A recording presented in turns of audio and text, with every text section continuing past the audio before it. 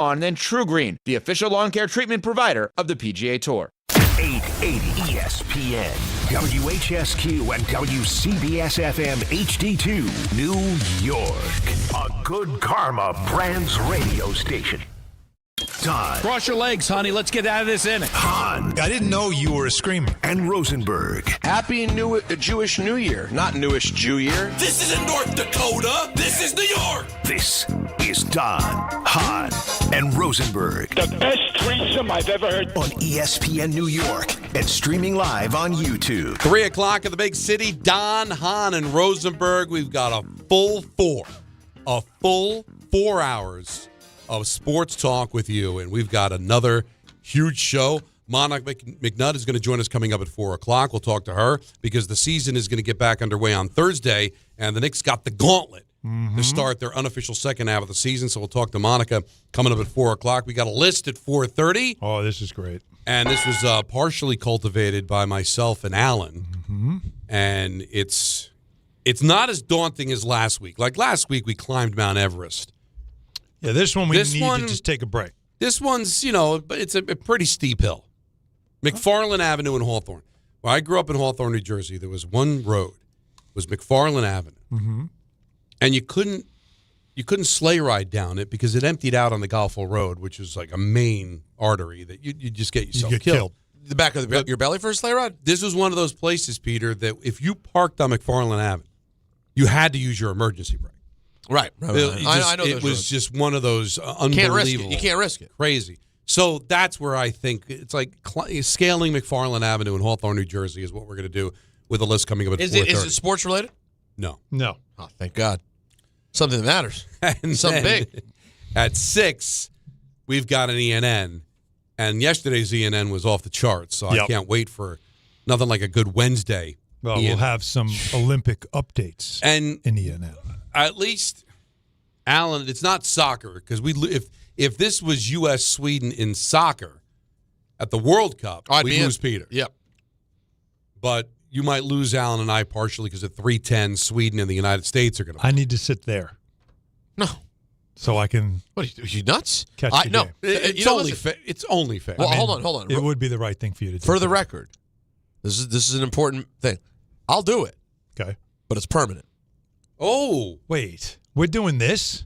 Listen, that's the better seat. Why is this the better seat? Because I am It's not. blue. I am blue in my seat. You don't have wide orbit in Alan's seat. You can't sit there. Yeah. On a regular basis. Mm-hmm. Just one day. I don't know. I'm gonna have to. This is the third wheel seat. That's what this is. We've been very This aggressive. is you barely have internet. Be happy you're in the room seat. Now, Okay. do you have internet on there though? I do. So I could also just, if you want, since you're a sad sort of fellow, I could always just pull up my Peacock on your computer. Excuse me. Whip it right out. I'll whip that Peacock right out, drop it on the right on the table, and you can More like this. Can I watch it? Yeah, you can watch it on your pooter. All right. Then we don't have to move. Your Peacock on my pooter. That's exactly right. My Peacock, your pooter, call it a date. This is veered off All right. the road. Let's go. It is Let's veered do off the this. road. We'll work it out. But I'm going to be interested. What round is this? Oh, boy. This would be considered the quarterfinals. We're in the elimination. Semifinals are Friday, and then the gold medal game would be Sunday. Canada's already advanced to the semifinals with an overtime win. What a game. Crazy game. And then, Suzuki scores to tie it. 6 guys on the ice for Canada. The 6 guys celebrate. I mean, they made it obvious, but whatever. That's the officials. And listen, we all want USA Canada, but USA's got to hold up their end of the bargain against a really good Swedish team. So this should be very, very interesting at 3:10. Sweden. Let's see. Love it. Finland. Oh, that's the other one in that movie. So we've got lots to get into, but we're going to get Alan and I are going to get riled up early. We did a lot of Yankees yesterday. Yeah, with Judge's comments, and then Giancarlo Stanton had some comments as well. Mm-hmm. And it's been something that's been bothering me for a long time. Oh, and I've brought it up quite a bit during the course of the several years working with Michael and dealing with Yankee fans, who I do love. I mean, growing up in North Jersey, I was surrounded by Yankee fans. My next door neighbor, Glenn Wojciechowski, God rest his soul, passed away a while ago. Big Yankee fan. When you lived in North Jersey, you were in Yankee land. Just like I'm sure if you lived out on Long Island, like where Alan grew up, a lot of Met fans. Yep. But I grew up with a lot of Yankee fans. You know, in North Jersey, you hopped on 208 Route 4, crossed the George Washington Bridge. There was Yankee Stadium. Yep. So I dealt with Yankee fans my whole life. So even though I don't like the Yankees, didn't grow up a Yankee fan, I respect the organization. Working with Michael for a long time. I went out with my friend Sam last night. We broke bread over at the Stage House. Nice. He's a huge Yankee fan. I was like, you know what? Working with Michael, I know way more Yankees than I do Mets. Got to know David Cohn, got to know Paul O'Neill, got to know Alex Rodriguez. I performed a Black Sabbath song, right? Fairies Wear Boots, and Bertie Williams was playing guitar. Oh, yeah, sure. I remember that. I remember it well. So to say I'm a grown man. I'm a grown-ass man. That's right. As some would say. To just say I hate the Yankees, stop it. I'm a grown-up now. I don't root for them, but I have no hatred in my heart for them. Right. How could you? But I still think that there's a standard that is getting to the point of ridiculousness. And it was reiterated earlier by Giancarlo Stanton. Reflection on the legacy with the Yankees. His legacy. With the New York Yankees. Remember he came here in, I guess it was December of 2017, set up the 2018 season, coming off an MVP with the Marlins. Oh, I remember it. League. Mashed. And it was 50 homers. And I remember because I was in the NICU with the kids at the time listening to the show, and Peter and Michael were doing the show in the trade house. And it was like just when Alex Rodriguez came, it's like, it's not if we win, it's like how many championships we're going to win. We just got Giancarlo Stanton for a song. Him and Judge together should have been Mantle and Maris. And you remember, Yes had a commercial that involved all of the people that were on Yes. And Michael, it was like slow motion, all the announcers. And he was like, oh, yeah. And then Michael going like, oh, yeah. You know, because everybody was feeling it. Doing the bull dance, feeling the flow. And, right, all hopped up on Mountain Dew. That's right. Right, and we're still waiting for the championship, although they did go to the World Series. And you can't blame Stanton, because Stanton has raked in the postseason, no question. But it's reflection on the legacy with the New York Yankees. The story's still being written, but at the end of the day, if you look back from now, the point of being the Yankees being a champion. So if you really, there's always going to be a stain there without that, whether good or bad, great or okay times, there'll be something to the side if that's not completed. And I understand as a player. He's right. You know that there's that legacy. And Alan is right to say and point out that Giancarlo is right. Because Judge is going to feel it way more than Stanton. But Stanton comes here, goes 0 for 4 with like 4 strikeouts in his first game, and he gets booed unmercifully because you're supposed to hit a home run every time you come up when you become a New York Yankee. You're supposed to win a bunch of titles. Judge hasn't won. Can't be considered great. Derek Jeter, as far like from a talent standpoint, to me is not in the same stratosphere as Judge, but every Yankee fan thinks he's better because he have rings and Judge doesn't. And I just keep thinking how unfair that stigma is, though. It's what the fans demand. It's what the organization demands. It's what everybody demands because it's what George said a long time ago and a standard that was created. But we're talking about a team that has won once in 25 years. If Dak Prescott were to say the same thing about the Cowboys, you'd be like, Dak, you haven't won a championship since 96.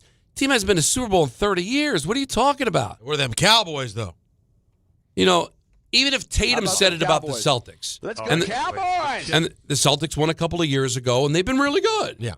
But they're not winning at the Bill Russell clip. Not if quite. Nick Suzuki said it with the Canadians, you'd be like, Nick, you haven't won since 93. You got 24 cups, but none of them come after 1993. So the Yankees are in much better shape than those forever teams. But they're not the Warriors. They're not the Chiefs. They're not the Eagles. Right, but here's the thing. You don't say that when you're a Chief because it's recent. You don't say that as a Warrior because it's recent. The guys who come in, if you're going to the Chiefs and you're a well-known player, you know what you're there for. Yeah, if you got Mahomes, and then when Mahomes leaves, it goes away. No, but that's the point is, though, is we have one of the best guys in the league. Do the Yankees have one of the best guys in the league? No, they do, but they haven't won with him yet. Right, but I'm saying that's the point, the Chiefs were an irrelevant franchise for the longest time. Patrick Mahomes wins them Super Bowls. Yep. They become winners, right? The Patriots, nothing. They get Tom Brady. They win 6 Super Bowls. But there was nothing before that, and there's been nothing after that. Oh, no. So it's only that time. You really think that Drake May can walk around and say, we're the Patriots, we're supposed to win. That all went away when Brady left. When Belichick left, it was gone. It's true. Right. That is true. But that's not the point. I know you keep equating this to the history of the franchise. I get that. But it actually also has to do with the expectations that a great player puts on himself when he puts on pinstripes. That's a real that's a real thing. Aaron Judge is one of the best players in the sport. When you're one of the best players in the sport, all you care about at that point is winning the ultimate prize. Of course. Because you have one of the MVPs. And Stanton, I think to his credit, is also amping up the volume on this just like Judge did, as if to say, which I don't think has been said enough in the last couple of years, but it's sort of putting the pressure in the clubhouse, bringing back the pressure that had gone away. Because I don't think the same thing was there, man. I don't think because I think you're right. I think guys came in here and it was always about the ghosts, and it was never about right now. Okay?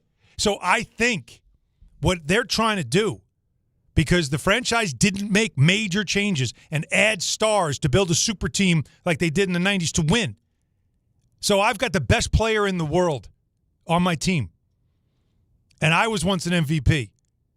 And we need to start talking. We need to start talking the talk because they don't do that enough. No, I know, but I'm saying that's the expectation. It's for now. This is not about ghost. I know, but it is because the pressure he feels being a Yankee is coming from the ghosts.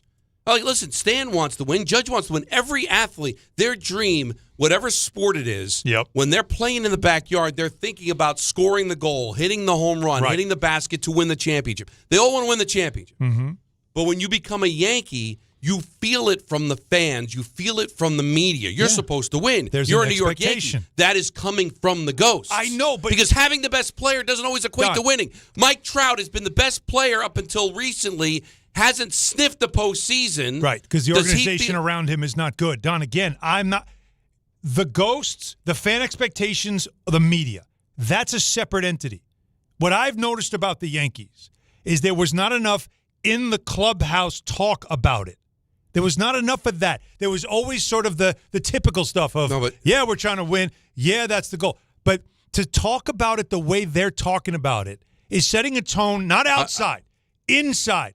That pressure out there, we need it in here. I get that, but I don't like where it comes from because it's coming from the ghost when he's like, the point of being a Yankee. When you're a Yankee, a point of being a Yankee is a championship. Why not just say, I look at that room, a lot of the same guys that were in the World Series 2 years ago, a lot of the same guys that were tied for the best record in the American League last year. All right? Forget DiMaggio, forget Berra, forget Jeter. This team right now is good enough to win. Let's go out and win. Forget the ghosts. Forget the name of the stadium. Forget all the retired numbers. Forget about Monument Park. That's the past. That's dead. Right now, we're good enough to win. Right. So stop feeling the pressure of the stigma of being a Yankee. It should be, okay. How about the current, whether you're the Yankees or the Yo-Yos, whatever your name is, that clubhouse should win because we've got enough to go out there and win. Let's go win. The Angels, they stunk under Mike Trout, right? Okay. So they didn't win. It had nothing to do with all the angels of the past. No, but the Yankees, for some reason, dragged their history into the current time. But they players feel the pressure. Haven't. And I think this is a sound off from two leaders in the clubhouse saying, we got to stop ducking this because it's outside the room. And that pressure needs to come in the room. So let's say things like this. Let's bring back the idea that we're the freaking Yankees. Let's start acting like it. Let's start owning it because they haven't. Let's be honest. Don, they haven't. We've been yelling about this. They aren't the Yankees anymore. Remember? We said that. They don't have this pursuit of excellence the way they used to. They don't go after the best players all the time. They have a style of play. No, but I'm saying the two leaders are like, enough. We got to stop ducking this and stop trying to soften the blow, which is what Cashman wants. We don't want any criticism. We can't rip our plate. None of that. And they're saying, no, we need to dial it up on ourselves because we need to try to get one. You know why? Is Stanton going to the Hall of Fame? Yes or yes? I think yes. Yeah, the answer is yes, right? Yeah. Well, if you're going to the Hall of Fame and you know that like I've got an MVP, I've done a lot, I'm going to be in the Hall of Fame. He's going to have 500 home runs before it's over with. You would think. What's left? Like his body's breaking down. It probably takes him an hour and a half to 2 hours just to get ready to play a baseball game now because his body is so broken down. So what's left to do? But I just win it all. I get it. So he's trying to send a message. Judge sent a message. No, I want more guys talking this way. But just talking about winning, not because you're a Yankee, but because you've got a team that's good enough to go out there and win. But if you are a Yankee, don't you use that? Of course, I guess you use it. But I just think it gets to be silly. Because you guys are having a semantic argument, though. Yeah, I agree. I agree with you. Alan's saying I think they're using it. They're using it because we're the Yankees. You're saying we're the Yankees doesn't mean anything anymore. Right, but in the that's room. Not a thing. But you're just a team. And that I'm not plays disagreeing with Don. Peter, I'm not disagreeing with Don. He's right. This thing has been gone for years. We know this. Right. And I blame Cashman for it. But to say that you can't use this is to dial up the room and say, guys, look what you're wearing. There's a history here we've got to start living up to. We can't boot balls around. We can't be dumb on the base paths. Right. We can't piss away games to bad teams. I'd want that motivation we gotta be locked to be in whatever this team. year. If they were an expansion team, if you're good enough to win, go out there and win. I get it, but if you feel have the pressure, but it's if you bad have enough. The crest, you can use it to your advantage against your own players. But it's bad enough. Like I almost feel bad for the Yankees in the sense that in no other franchise do you feel the pressure to win like you feel the pressure to win with the Yankees. And the thing that's odd about it is baseball's the toughest to do it as a player. You get 4 at-bats and you catch what's hit to you. Right? If you're a quarterback in the NFL, you know what? If you're the best quarterback, you should go out there and win. You're best player in a basketball if you're the best player in a basketball team, you better go out there and win. All right? So LeBron James needs rings. Jordan needs rings. Curry needs rings. It's odd if you're that good and don't win. But there's too many guys. So Tony Gwynn wasn't a great player. Ted Williams wasn't a great player. Mike Trout's not a great player. And so, but we look at Judge and just he happens to be a Yankee. He's putting up numbers everywhere else. Yeah, you'd like to see him win. Of course, those fan base would want to see him win. But now he's being devalued because he hasn't won. Mm-hmm. That's been a thing. That's a new thing. And I just think that's unfair. Now, he hasn't been good in the postseason up until this year. So that's one thing. Yep. If you want to say, listen, he spit the bit in those key situations, we can argue that. But to sit there and say he can't be considered a great player unless he wins, that's tough to do in baseball. Well, that's fair because there's way too many great players that haven't won in baseball. That's an opinion from the outside. But Stanton and Judge, that's their opinion from the inside. It's not about criticism and facing and saying, "Well, I got to win. I'm feeling pressure." No, this to me comes off as I want to win because that's what Stanton said. That's my legacy, and if I don't, it's a stain for me. He's telling you what he feels about himself. Right. I love this. I know, and but Judge also is dialing it up as well because he's letting you know. You know what? I've been here now. I've been here for a long time. It's almost 10 years. And I know what I see it. Being a Yankee, we're about winning. And I need to win because I've won MVPs. I'm considered one of the best players in the history of the franchise. But I know none of that's going to matter if I don't get a championship. And so I like the fact that he's putting it front. He's not backing up. He's not saying, we'll play our best and see where we end up and all that crap. No. He is. He's laying down the gauntlet right now. He is telling his room, if you're not about this, right. But you're out. I think you can do that without feeding the beast of we have to win because I'm a Yankee. Well, you have to win because you know what? I'm the best player. It's time for this team to win. We went to the World Series 2 years ago. We had the tie for the best record in the American League. So whatever logo is on your hat, whatever building you play in, there's always the pressure to go out there and win and represent yourself. Don't feed into, well, I'm a Yankee, I have to win. So if he was the same player in San Francisco, he wouldn't have to. He should feel the same pressure to win if he was in San Francisco. The Giants don't have a winning tradition? They haven't won World Series. They've won World Series. They're not a flagship franchise in baseball. But I don't think when you go to the Giants, the feeling is if I don't win, I'm nobody. Now, Barry Bonds is a very difficult conversation to have. Yep. Because of the steroids. Right. But if you found out, you know what?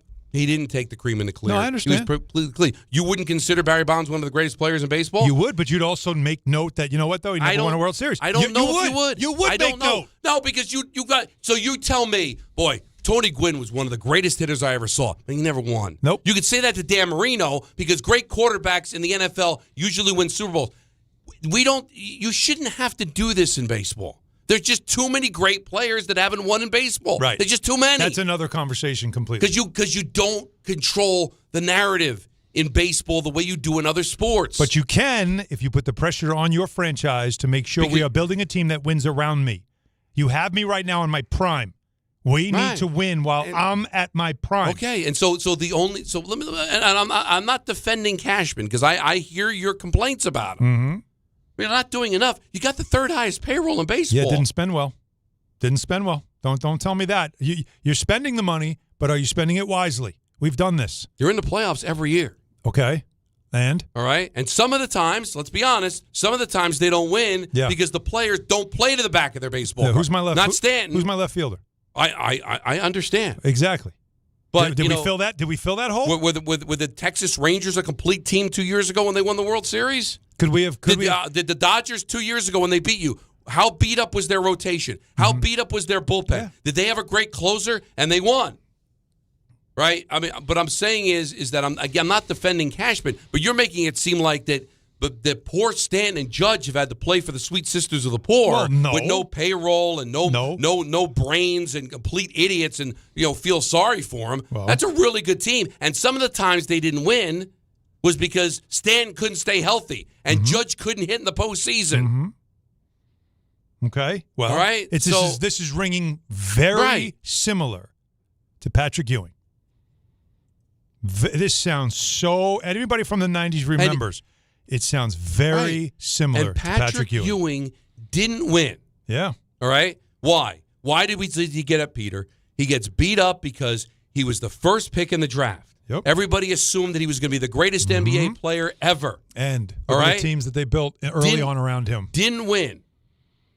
Went didn't through come a up million big. coaches. But never was the fact is he didn't win. He didn't live up to the Knicks had nothing to do with it. Right? He didn't win. Yeah. So, but there wasn't a built-in price. You got to win. You're a Knick. You got to win. It's the Knicks. You got to win. It's the Knicks. That wasn't the case. You got to win. You know why? Because great players in the NBA win. And great players in the NFL win. I don't know if that's a thing in baseball. Want to hear something crazy? Back then, how many years since the Yankee World Series? What's 09? So we're 16 talking years. about 17 years. Yeah. You know what it was with Patrick when he first started making playoffs? 17? No. No. 1973. Yeah. 1990. Crazy, right? But crazy, but that's reality. All I'm saying is that we talk about the Yankee way, and we're all about winning. You've won one championship in 25 years, okay? Sports are different now. The Yankees built all those championships, all right? I'm not taking anything away from them. A lot of those championships are won. Why? Because they were able to, back in the day, like I can go out and get Garrick. I can go trade for Babe Ruth. I'm New York. Because everybody wants to play in New York. Yes. There was no draft. Right. All right? Right. That's how the Canadians won all their championships. That's how the Celtics won all their championships. In the league. You had no teams. You went to the World Series. You won a championship. But now it's a lot harder to win. Yes. So don't hold the Yankees to the standard of Mickey Mantle and Joe DiMaggio. That's a joke. And even holding them to the standard of the 4 championships in 5 years, you were one of 4 teams that spent money, and you were able to take advantage of that. You still don't see my point? Like, the point I'm making is they're using it because it's the obvious. The brand does, no matter how long ago it was. This is one of the few brands in sports that feels like it's a winning brand, no matter how long it's been done. All right? The Yankee logo, Yankees, all that stuff just feels like that's winning. And they're using that, and I'm telling you, this is about in the room. There was a standard here. We need to get back to it. That's what I heard. But I just think you're a great player. You should want to win. Well, he does. And go out there and win. All right? but it just feeds the beast of we're supposed to win. It's hard to win. It is. And I'm not going to sit there and take anything away but it's the right from mentality. Don Mattingly because he didn't win, which is weird. The same fan base holds him in high regard and don't beat him up because he didn't win. That's a fair point. That's true. So there does seem to be a bit of a double standard there for sure. There's a lot of reasons why people buy in Ramsey Mazda. Man. It's their selection, it's Still their customer right in. service, and it's their savings. Lease a new 2026 Mazda CX 32.5 S Select Sport, all-wheel drive for $209 for 33 months. Start shopping now at RamseyMazda.com. Choose wisely. Choose Ramsey Mazda. Call 833-853-2970 for details. VIN TM105852. MSRP $29,530. Zero security deposit. Ends 3/2/26. Big show. Monica McNutt will join us at 4. Yeah. List at 4:30. ENN at 6. Full vehicle till 7 o'clock. And then it's Dan Grasso right here on ESPN New York. 15th-ranked St. John's goes for its 12th straight win when they visit Marquette. Coverage begins today at 8:40 on 880 ESPN and the ESPN New York app.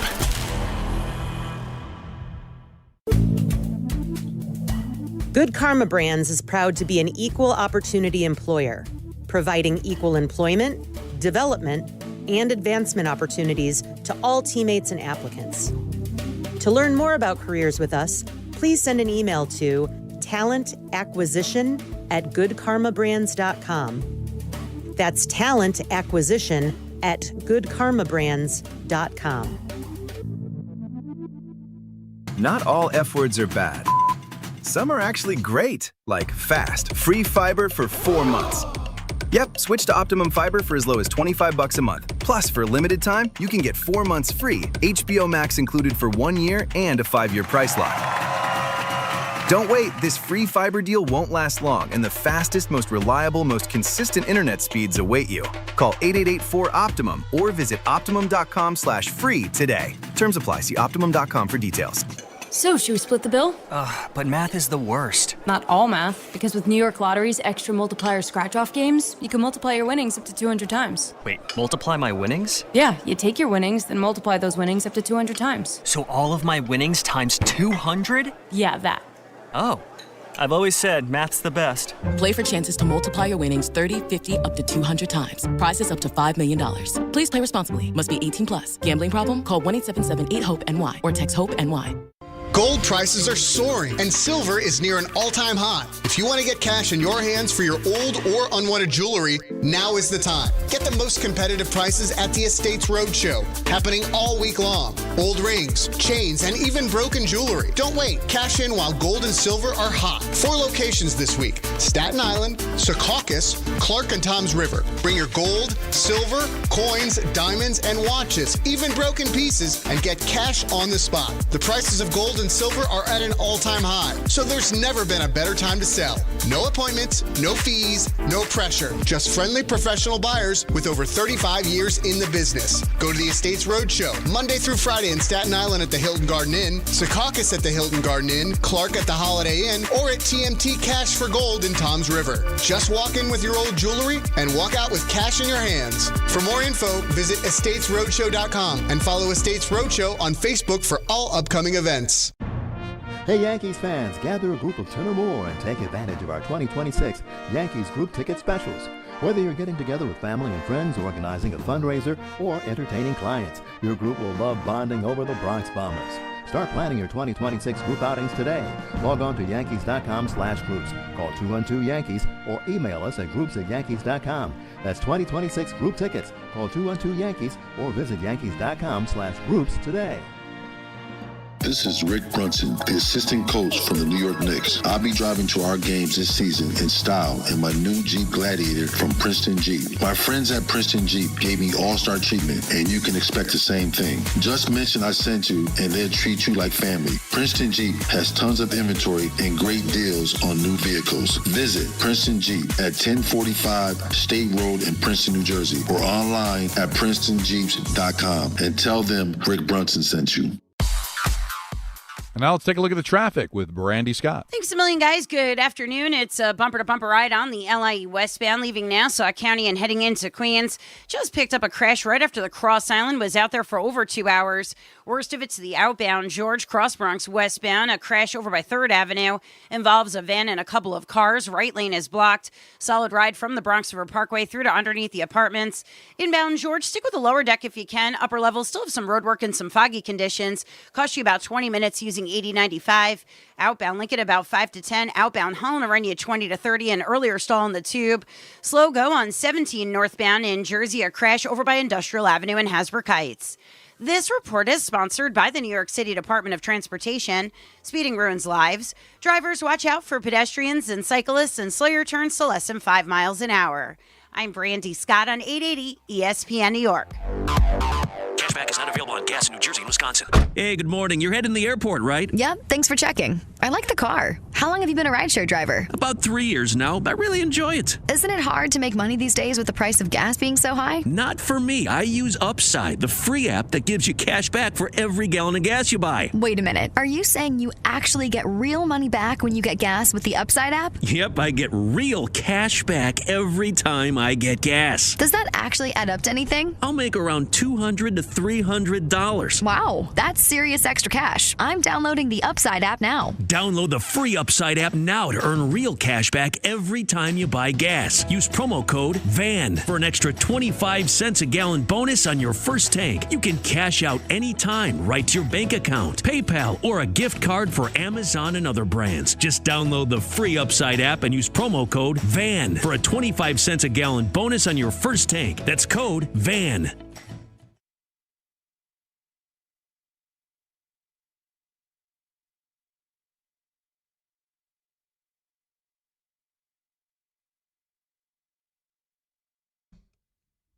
One 1-800-919-3776. Phone banks are lit. There is a line open if you want to jump aboard, talk about this, and, of course, the world of sports. Monica McNutt's going to be joining us coming up at 4 o'clock. We got the list at 4:30.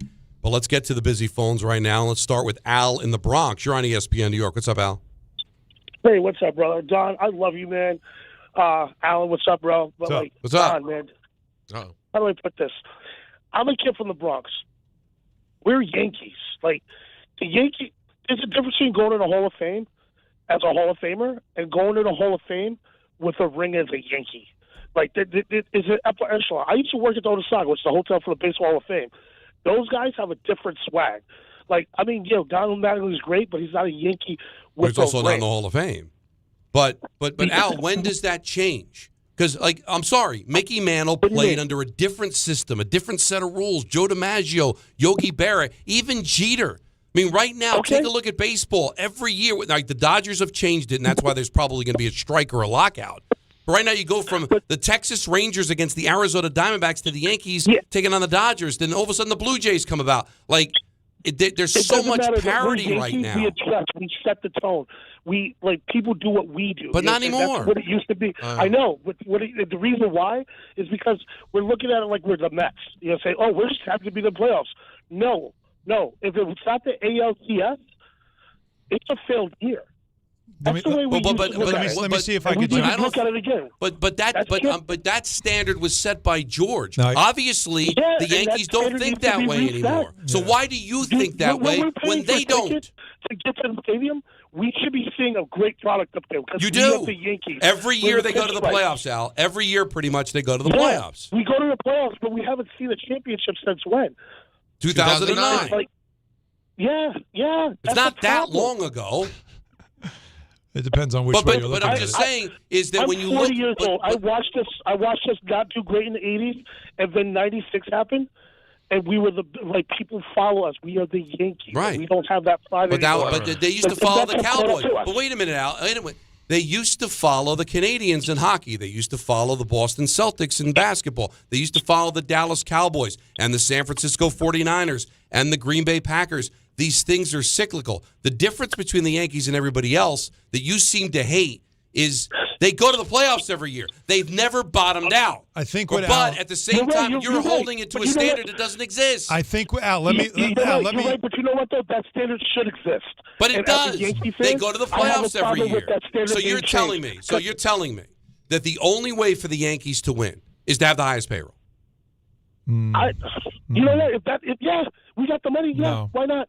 So you want to buy championships? No. No. Let me step in for a second, Al.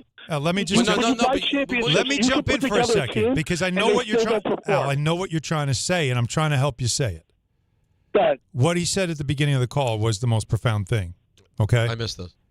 It was the idea that winning. He said, when you go into the Hall of Fame, you go in as a Yankee. It's different, and he's not from your perspective, not from a fan's perspective, from a player. Not because, it's the Yankees. Because think about the fraternity that you walk into. It's just different. It's just different. It's a different. You can put your name next to But at those what legends point? now. What I'm asking, That's guys, a big deal. But at what point do we say that standard has changed? Never, because those guys don't go away. So Reggie Jackson, right? Reggie Jackson. I served him at Saga. He has an aura about him that is so amazing. He's majestic. It's weird that I'm sitting there saying it. But like when he puts on that Yankee ring, he walks around with that. It's a different. Yeah, and by the way, and guess what? And Mark Teixeira won a championship, and guess what? He's a toolbox. So not everyone walks around with the aura I'm not sitting there saying that. I'm just sitting there saying. But not everyone. But I'm saying that you don't think that. Wait. Let's be fair. Let's be fair. But you don't think there was an aura around Ted Williams? Yes. No. Ted Williams. Ted Williams is a different story. That's something else too. That's something. You don't think Poppy's going to have an aura? Al's. All right, let's just. Was on the Mitchell report. Let's wrap that up. The best thing he said was the beginning, because to me, that's what it's about. That's still fan talk, though. But no, it's not. But when this does is it not. end? Like I said, that was the right. It never does. But because it's a I historic know, but now franchise. but I'm saying, like, you laughed at, like, that's the way it was with Canadians, and the thing you said, well, Canadians haven't won since 1993. Yeah.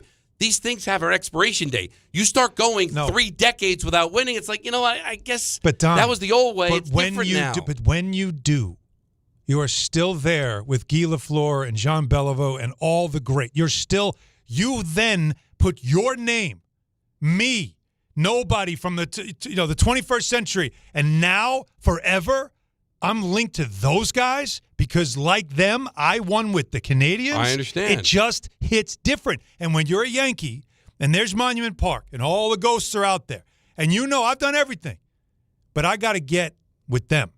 I know, because but those that guys cements your legacy as a Yankee. But those Canadians and those I'm sorry, I don't want to take anything away from Bill Russell, but it was easier to win back then. It was a handful of teams. It doesn't matter. It's still historic. But you're holding. But it's so hard to sit there and judge the current Yankees against the Yankees from 80 years ago, 70 years ago, 60 years ago. The rules are different. Because if Mickey Mantle played today, he might not have won. I understand. Now he's not Mickey Mantle anymore. That's all the same thing. I'm not arguing that. Yeah, Do you understand me, Peter? 100%. This is about being in a fraternity that happens to have history to it. A historic fraternity that's over 100 years old and has had a lot of success. And you're trying just one. If I get one, I'm in that. Well, let me ask the question to Don. It's different. Let me ask the question. And by the way, I still think there was some yo-yo in Al and some of the just my team's better than your team. After that, it's just there's a little bit of we're special, we're different. Right. But That's the Bronx talking. But I will say this part. Is Aaron Judge the same level of star, celebrity, viewed the same way if everything is the same, but he's a Chicago White Sox?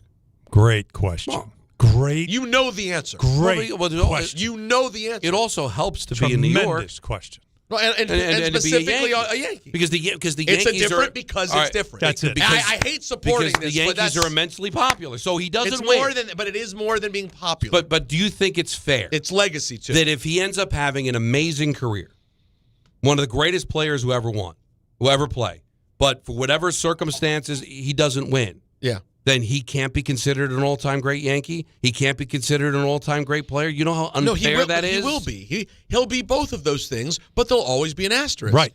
Is Charles Barkley not considered an all-time great? That's my point. I think it's so unfair in baseball because I could set up Charles Barkley taking the last shot. LeBron can take the last shot. If Judge is on deck and the guy before him strikes out and the game ends, he couldn't do anything about it. It's still, but I would argue it's still unfair to Dan Marino. It's still unfair to Charles Barkley. Yes, they affect more plays, but you're not the general manager. You do what you do. But you have a lot more control, and there's a way. Most of the great quarterbacks have won. Most of the great NBA players have won. But not most of the great baseball players won. Ernie Banks never won. Ted Williams never won. Tony Gwynn never won. You got guys like Roger Clemens and Wade Boggs that joined teams late in their career to finally win. So if Boggs stayed with the Red Sox his entire career, he would never won. But he'd be an all-time great where there's an asterisk that says it's a bummer he didn't win. And this is our argument. I don't think there ever should be an asterisk next to a baseball player for not winning. But you're changing the argument a bit. I'm not changing the argument. argument. I thought the argument was about the way Yankees. That's why when you named Ernie Banks and Tony Gwynn, again, did they play for the Dodgers or Yankees? No. So the standard is different. It's just different. I'm asking you, when does that standard change? You just said the standards change for the Canadians, right? Because you could be a great Canadian, not win. Nobody's going to kill you. They haven't won since '93. But if they do win, it becomes different. It just does because of the history. It's just a thing. It's just a real thing. I can agree with you that it's different. Right. But the way that it's painted as negative, that he can never be considered an all-time great player unless he wins. Well, that Jeter will always be considered a better ball player because he's got that's 5 rings. Opinion. But that's where that's it comes an opinion. from. But what the original part of this conversation is Judge and then the next day Stanton, both talking, amplifying the idea that we're Yankees, we're supposed to be about winning. And I feel like we haven't had that spirit here since 1969. You know the song. Like, they haven't been doing this. They have been very timid and some of it with is that because kind of talk. On how they've played. Which is why I like it. And you're saying, why does it matter that you're a Yankee? And I'm saying because it does. But I'm saying, but at what point when you've got one championship in 25 years, it's like all we do is win. Like, you don't always win. And now it's hard to win. Well, no one because said now all we do there are is win. teams that spend more money than you. No one said all we do is win. It was the point of being now you're getting a into Yankee. semantics because you're saying the standard. Well, the standard changes when it becomes harder to win. And it's way harder to win now. The point of being a Yankee is being a champion. That's what he's saying. What he's trying to do is bring the attitude back. Okay. Because we all can agree that attitude was tamped down. And it has been so tepid around here, it's maddening. And I don't think the Judge hasn't won because of his attitude. Or Stanton hasn't won because of his attitude. Again, not his attitude. The team, the group, the clubhouse, the franchise. Enough being timid. Start walking and talking like Yankees. That's what they're saying. Well, they think they are because everything Cashman's doing, Hal's not cheap. This is how they think you win. You might disagree with it, but it's not a lack of trying. You're not talking about the Yankees who've all of a sudden become the Florida or the Miami Marlins or the Tampa Bay Rays. We're talking about a Yankee team that's got the third highest payroll in baseball, right? Mm-hmm. They've got all-stars. And ran it back. And they ran it back. Instead of going after. They chose to run it back instead of saying, because you know what? Brian Cashman we thinks need to it's do good better. enough. We need to move some pieces around. You know what? What did the Mets do? They took a core, realized this ain't it. Your fans might love it, but this ain't it. But that's and true. They tore it up and rebuilt it. But now we're talking about strategy. Well, that's the problem here. Do you think Brian Cashman doesn't want to win? He wants to win, but he wants to win his way, Don. But he thinks his way is the way to win. Yeah. So the disagreement is strategy. It's not desire. You could look at some teams and go, I don't think that team wants to win. It's not, Don, again, this is a clubhouse, hey, guys, raise your games type of speech. That's what this felt like to me, by two guys in that room that are the two most respected players in that clubhouse. That's exactly what this feels to me. It's a tone setter. Right. And I'm here for it. 1-800-919-3776. More of your phone calls. Monica McNutt will join us coming up at 4 o'clock. Don, Hahn Rosenberg, ESPN New York. March the 20th of 2026, there's one place to be. And that place is Pickleball Heaven. Pickleball Heaven. It's a pickleball facility, massive facility in Medford, New York. We're going to do the show there that day from 6 to 10. Then there's a tournament. And then after we win the tournament, Rick, we'll stay and watch some basketball with the people. Now, the worst part of all this is the name. Listen, I got to participate in Rickleball Madness. What do you want from me? You're a teammate of Rickleball. Yeah, right. You're part of the event. You're the co-headliner. If my name was Dave Pickleball, it would still be Rickleball Madness. I think that's accurate. I don't want this kind of pressure. I would prefer it be named after you. No, you don't. You want all the shine. No, I don't. Call whatever you want. Dave's Pickleball Extravaganza. Sorry, Dave. We're still calling it Rickleball Madness. And it's Friday, March 20th at Pickleball Heaven in Medford, New York. To sign up and register to play, go to the ESPN New York app and click on the Rickleball tile. Want to know why betting the winter games on FanDuel makes sense? Well, from game lines to medal counts to finding your angle on the events you care about most, FanDuel gives you more ways to stay connected to the action. The winter games are on, and there's no better way to follow them than with a bet on FanDuel. Which winter event do you have a good feeling about? Figure skating, bobsled, skiing, snowboarding, curling matches that start slow and somehow get tense fast? Speed skating decided by inches, hockey games that just feel different from the opening face-off to final horn, and so much more. Want to know why betting the winter games on FanDuel makes sense? Well, from game lines to medal counts to finding your angle on the events you care about most, FanDuel gives you more ways to stay connected to the action. The winter games are on, and there's no better way to follow them than with a bet on FanDuel. Visit FanDuel.com/local to get started. FanDuel, play your game. 21 plus and physically present in New York.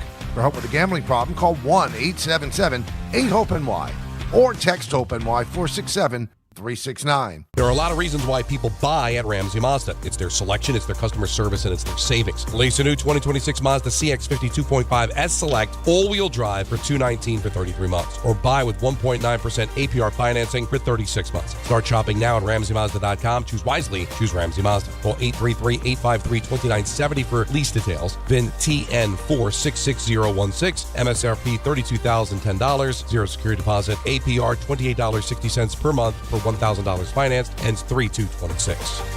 Not all F words are bad. Some are actually great, like fast, free fiber for 4 months. Yep, switch to Optimum Fiber for as low as $25 a month. Plus, for a limited time, you can get 4 months free, HBO Max included for 1 year, and a 5-year price lock. Don't wait, this free fiber deal won't last long, and the fastest, most reliable, most consistent internet speeds await you. Call 888-4-OPTIMUM or visit Optimum.com/free today. Terms apply. See Optimum.com for details. My name is Whitney Allen, and I'm a widow. My husband, Ryan, died. We never thought we'd ever have to use life insurance, but the unexpected happened. With Ethos, signing up was fast and 100% online. You can get a quote in seconds, apply in minutes, and get same-day coverage. No medical exams, and you can get up to $3 million worth of coverage. I'm grateful we were prepared. Get your free quote at ethos.com/game. That's ethos.com/game. Paid spokesperson. Time spent on application may vary. Online health questions required. Access to education changes lives. That's why National University provides flexible online and hybrid programs from associate to doctorate degrees. Since 1971, NU was built to serve non-traditional working and military learners nationwide. NU understands the demands of work, family, and service. Each year, more than 130,000 learners trust National University to move forward. Visit nu.edu to learn more. Texting enrolls you in recurring automated marketing text messages. Consent not required to purchase. Message and data rates may apply. The team's looking good this season. I think so.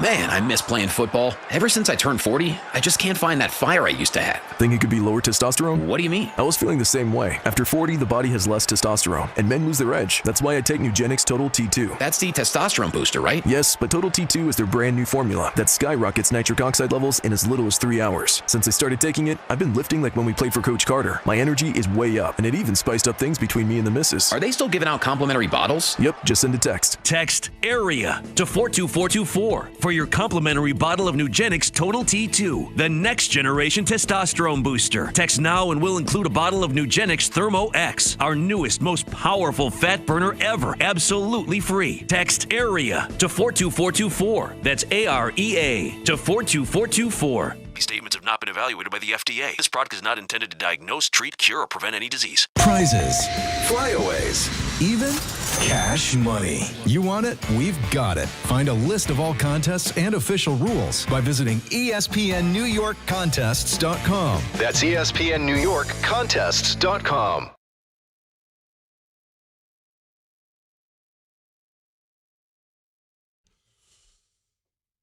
USA Sweden scoreless after 1 from Italy. So we're keeping an eye on that. Canada's already won their game. So the semifinals are coming up on Friday. And then this kind of stinks. So I might deviate. I don't know. I might be up. But 8 o'clock in the morning will be the gold medal game. On Sunday? Yeah. It's a little early. It's like a lot of, yeah. Because they do it in the afternoon. They got everything over and then they got the closing ceremonies. Because what time is it in Italy at 8 o'clock? What, 6-hour difference? It's a 6-hour difference, right? So what is that? That's 2 o'clock to you and me. It's 2. Game ends around. That's usually when they do the gold medal team events. The basketball finals, usually that time. Yeah.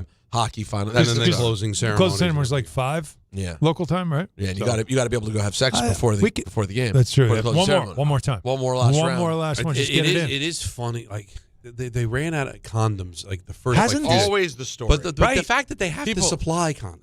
Like, again, they're athletes, man. They get after it. I know, but you're at the Olympics. I feel like it's all yo-yo. It's like just a good marketing story. I think that's a big part of it. You really? I mean, come on. People can't find. I get everyone's getting after it. At college, they don't have to do that. Okay? Well, I think maybe they should. But I mean, I feel like people can figure it out. But I think it's great marketing for the Olympics. It's like, hey, just a reminder, everyone, you may have not heard of the sports or the athletes, but it's young, attractive people who want to have sex. Yeah. I think it's like a little subtle marketing. So thing I don't hate it. And also like the fact that when you get like 2 hot pair figure skating, you're thinking, well, they ran out of condoms, so you know what they were doing before they got on the ice. Right.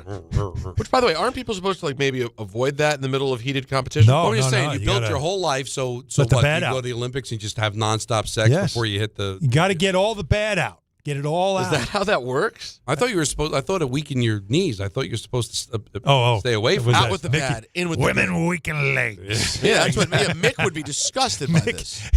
That's what That's why Mick didn't get the nod to be the Olympic boxing coach. He wouldn't accept those ways. He was too old school. Let's go to John in Queens. You're on ESPN New York. What's up, John? What's up, guys? How you doing? Good.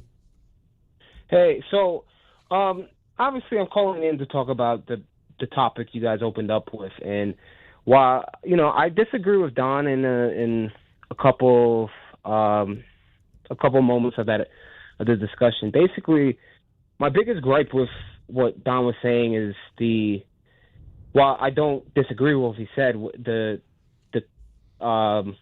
saying that, oh, we're the New York Yankees, we're supposed to have this standard of winning. Yeah. Right?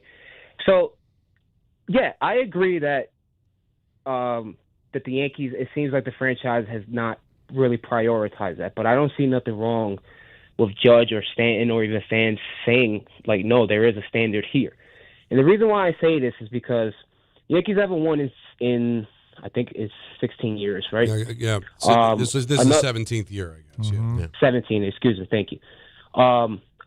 Their football counterpart, the Dallas Cowboys, they haven't won in 30 years. Right. Their basketball counterpart, the Lakers.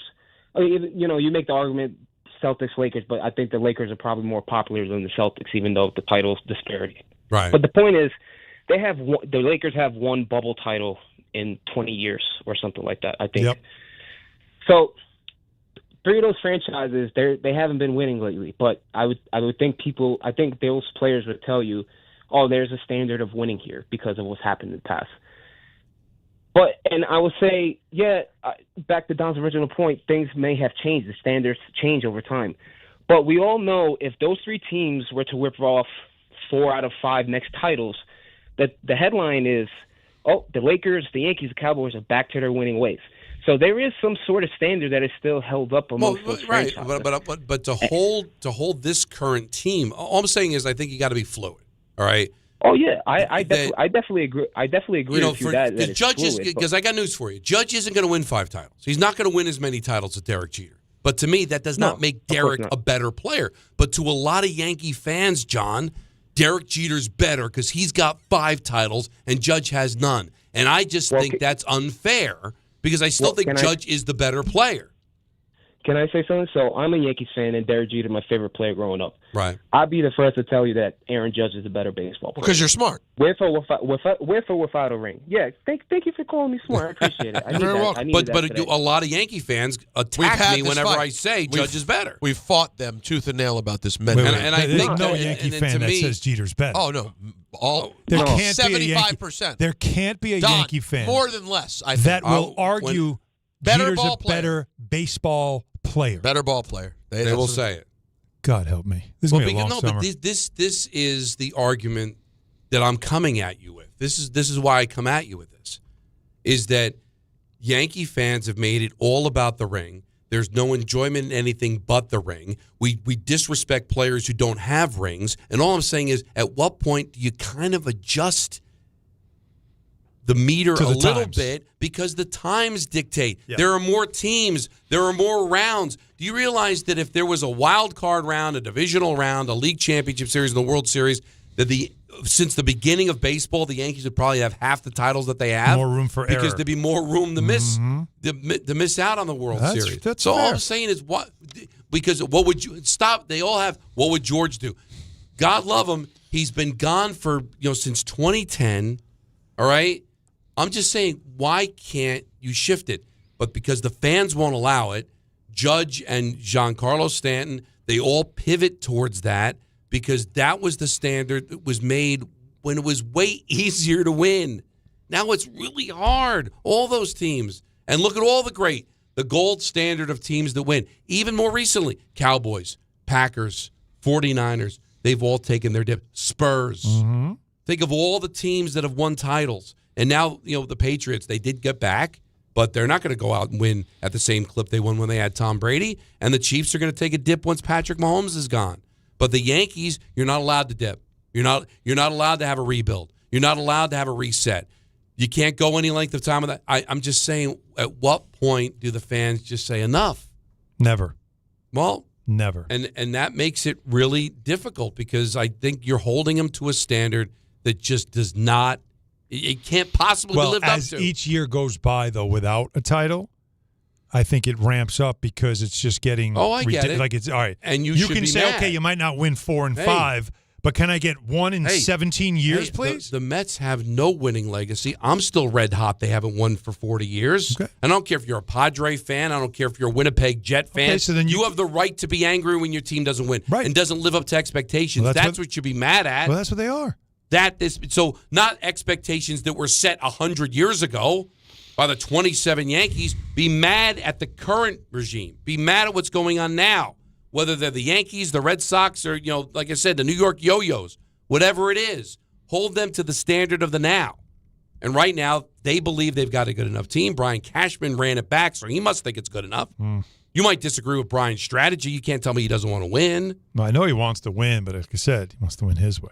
Right, but don't know if I agree with it. No, we'll see. Now, what if he does win? What if they win the World Series this year? Then he ends up being right.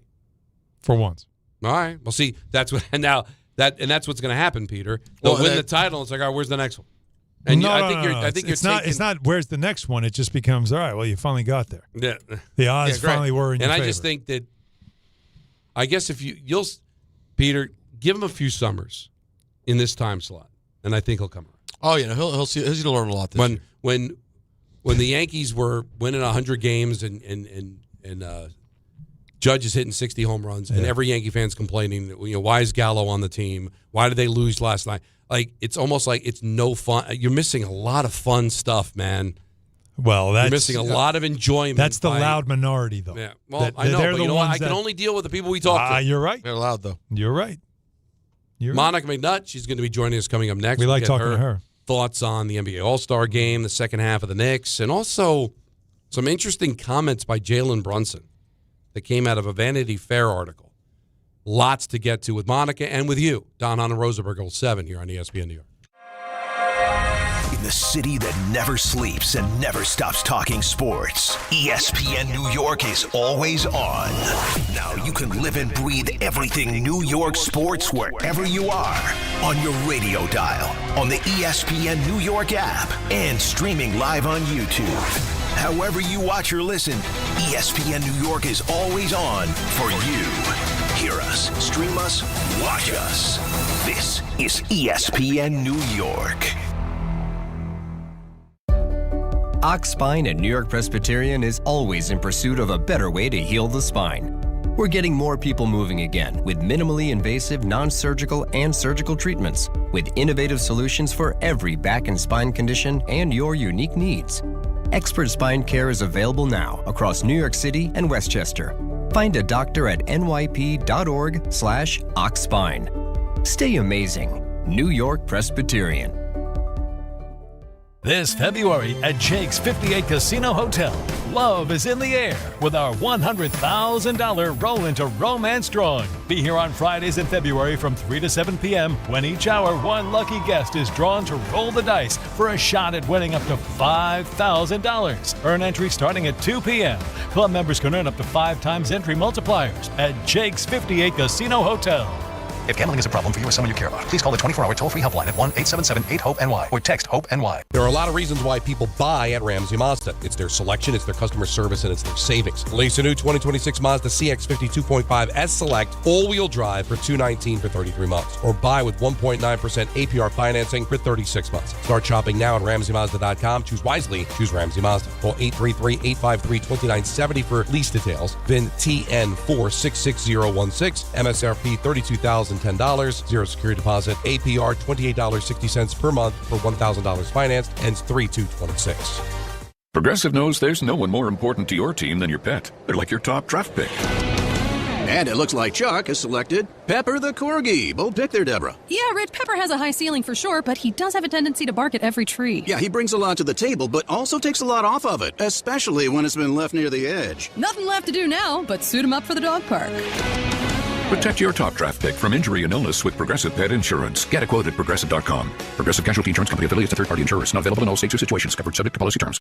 Get in the zone, AutoZone. Welcome to A to Z Savings, our biggest sale of the year. Happy to be here. Can I get some rotors? Would you like brake pads with that? How much are the brake pads? Free with Duralast rotors. Free? Really? Really? Free. I also need some oil. Would you like an oil filter with that? Yeah. How much is that? Free with the oil. Free? Really? Really. Free. It's part of A to Z Savings with hundreds of deals. From A to free.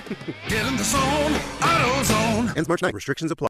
Hey, this is Jalen Brunson. Jalen Brunson for 3. And this is your home for New York Knicks basketball. This is 880 ESPN. WHSQ and WCBS FM HD2, New York.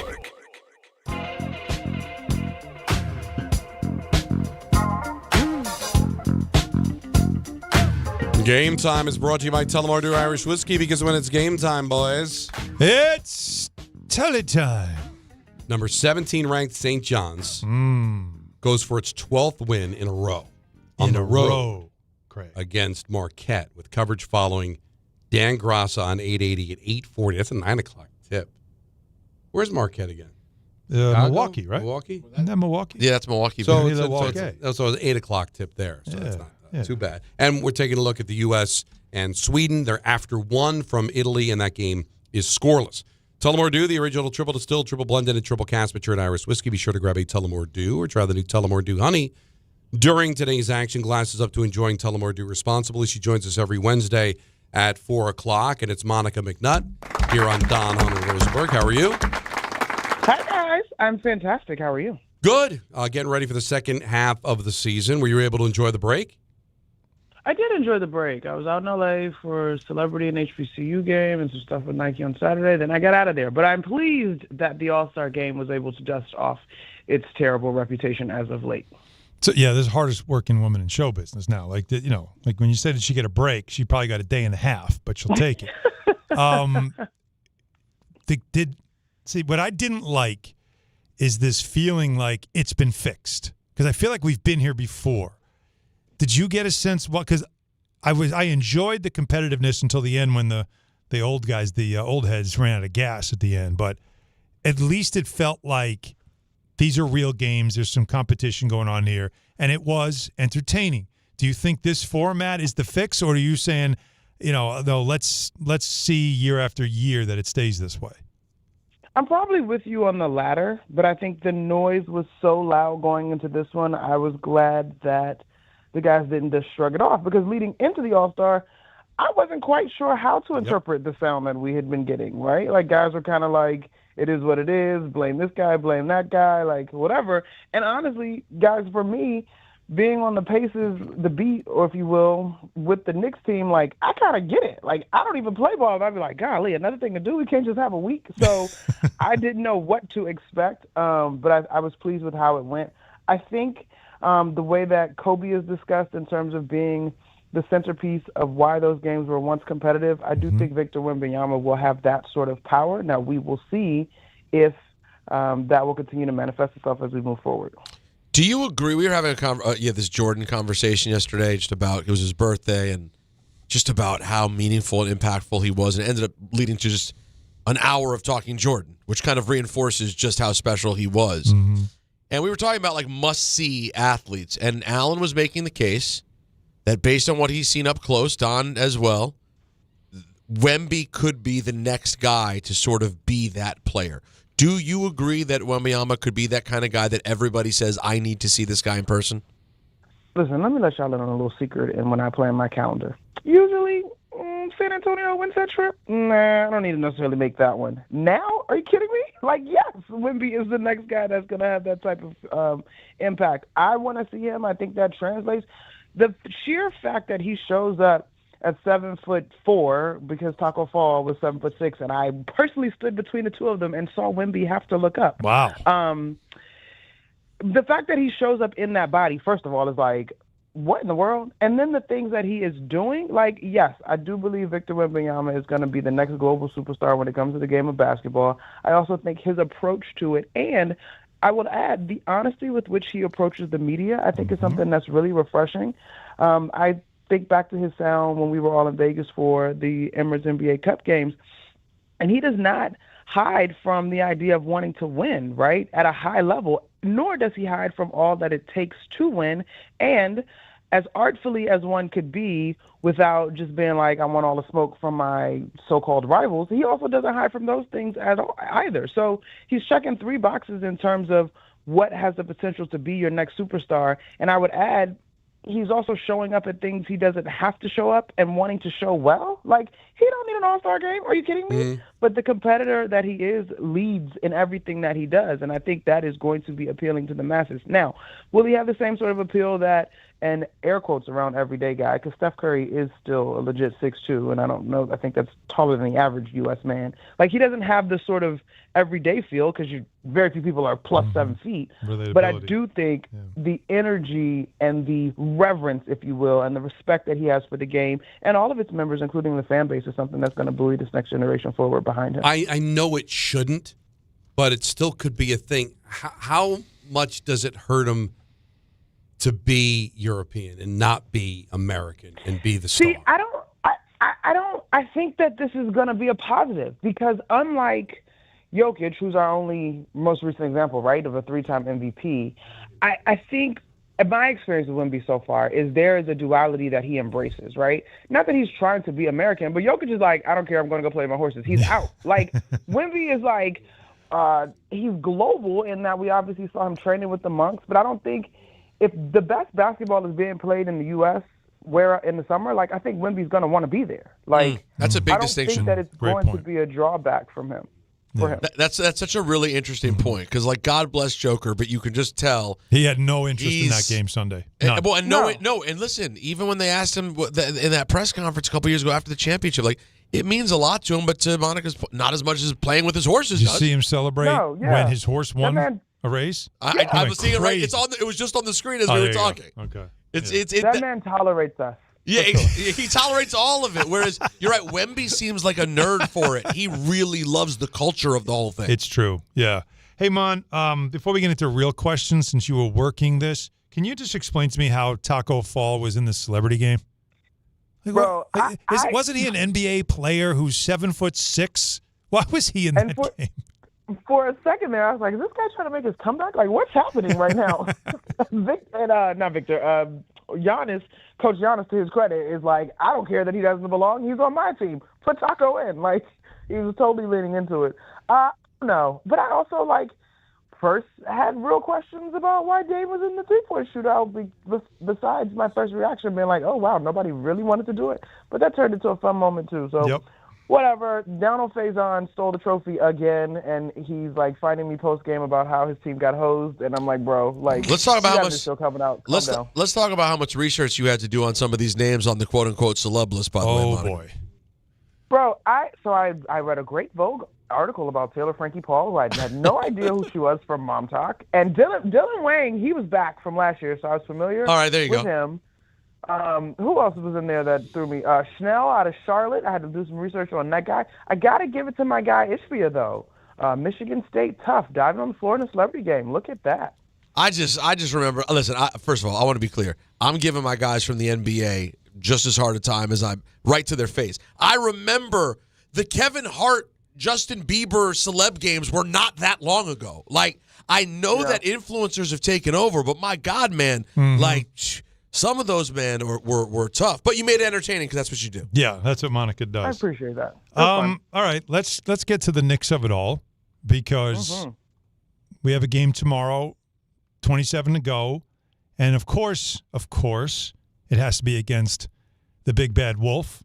The Pistons come into the Garden. The Knicks have been basically boat raced by them in the first two games.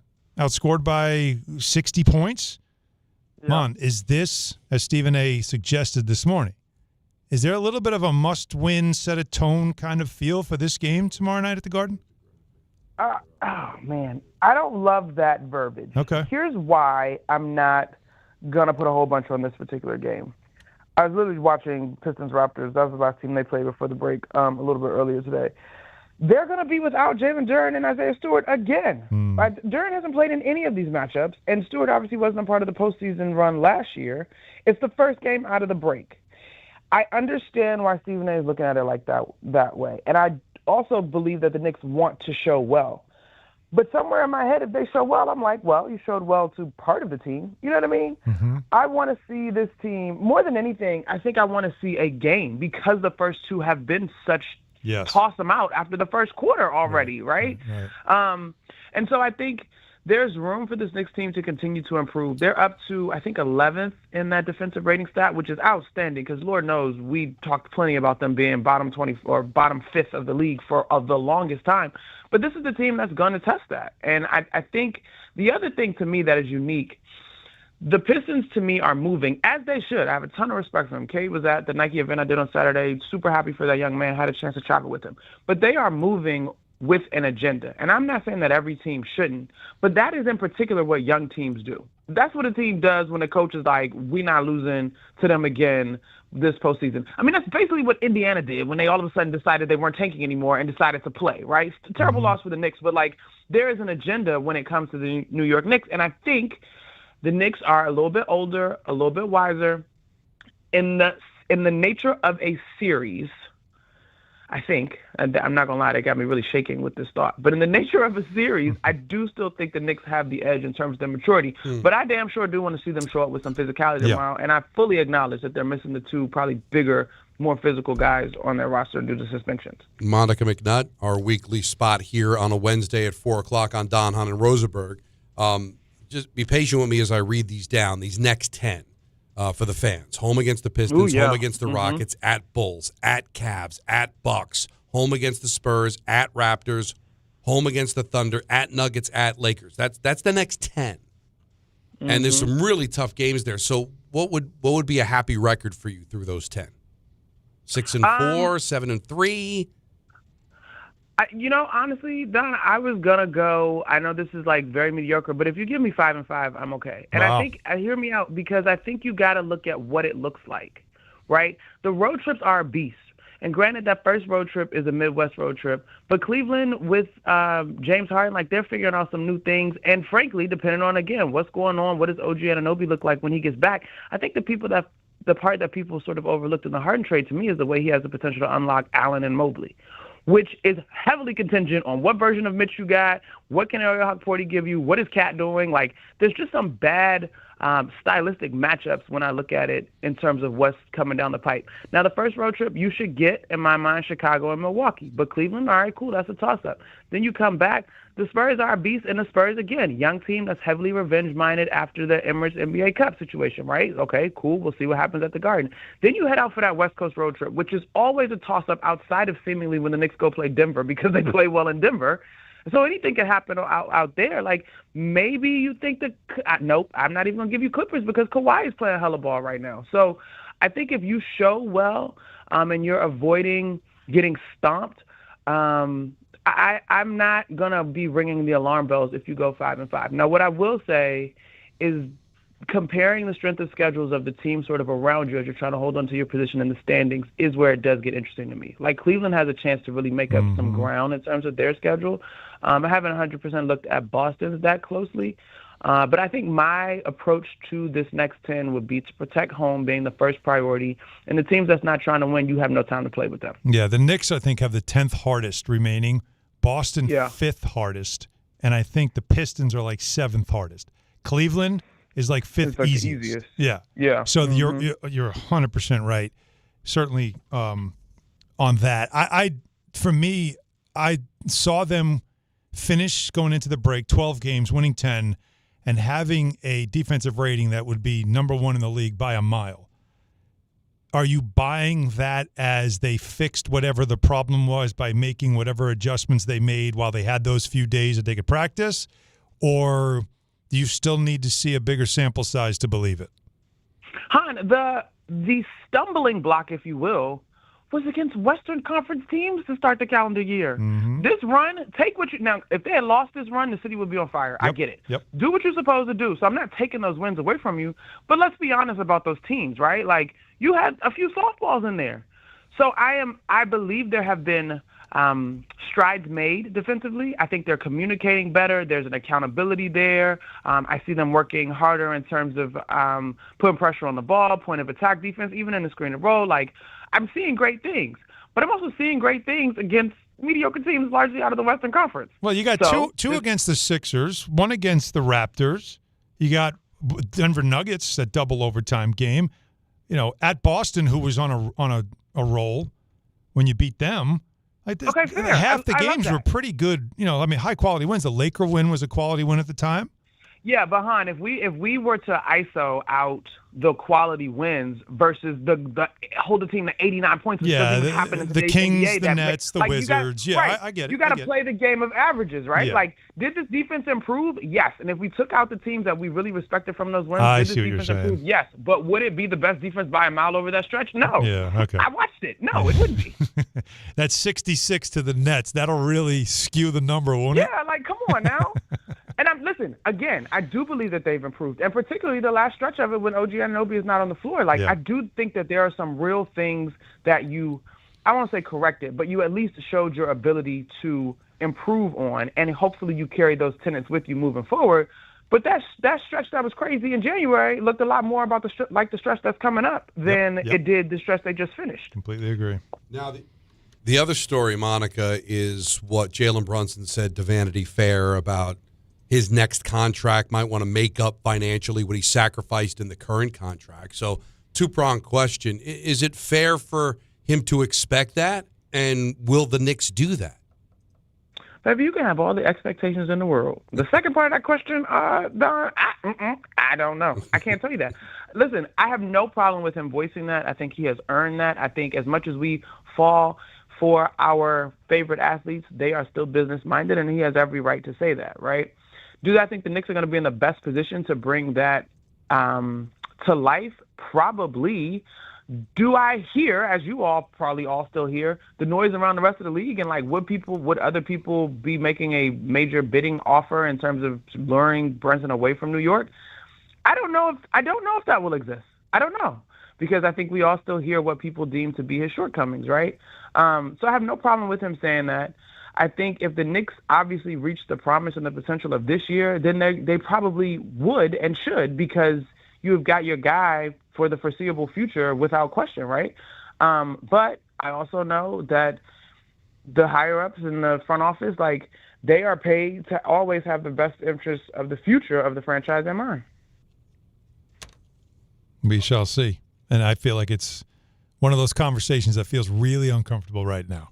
You know what I mean? Really I don't want to uncomfortable get mad at right him now. for the timing, but Yeah. I get it. But I think the best thing that you said there, Monica, is that you can expect anything. But now you can expect all you want. Now you're north of 31 years old, and you don't give out gold watches in a cap sport. Mm-hmm. It's really hard to do that. Exactly. Even if he does win.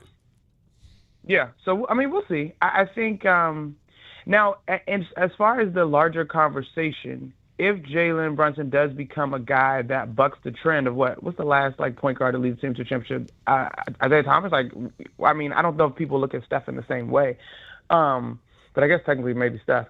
If he does that, I mean, the praise and the adulation will not be louder in any other city than New York, which I think would put a lot of pressure on the franchise. I think just getting to the finals again. Give me the other guard under 6'4" that did that, Allen Iverson, right? Like you get to a finals. It feels like the next step, right? All they keep asking us on Get Up and all the shows that you and I do, it's always the same thing, right? What do they have to do this, or is it a failure? And I just keep saying, you have to advance the cause. Each year they've advanced the cause. Get out of the first round. All right, now get out of the second round. Okay, you did that. Now you got to get to the finals. Yeah, it's not win the championship or bust, in my opinion. It's just advance the cause. And I think that's really what feels like is the pressure this season, is get there and then see what happens. I would agree with you on that, but I'm also fully aware that fan is short for fanatic. And so that is the appropriate, rational analyst approach. And the other part, though, too, as wise and sage as that is, Hahn, let's be honest, it will forever go down in lore. But what if you get to the finals and come up short? Well, of course. Because winning is so, you know what I'm saying? It's just you have a finite amount of opportunities. Mon, your fellow Hoya, Patrick Ewing, is somewhere just nodding his head going, yep, been there. He lived it. And so Brunson is kind of in the midst of a lot of what Patrick went through as well. So we'll see if he can break through. But it's always about what's around you. And we'll see if this is the right group around him. 100%. Well, get back to work, okay? We're looking forward to seeing it. Doesn't work enough. I'll see you tomorrow. That's so funny. All right, y'all. I'll talk to y'all later. All right, Monica McNutt joins us during the basketball season She's every good. Wednesday at 4 o'clock. Very good. A lot of fun. Talented. With the Steven comments, it's like I think everybody clearly looks at the Thunder as being the best team in the NBA. They're the defending champions. So you're telling me the Knicks window closes if they go to Game 7 and lose? Well, it's funny you say that because I feel like the window doesn't close. The window's renovated because if they don't get there, what happens this summer? They go out and they get Giannis.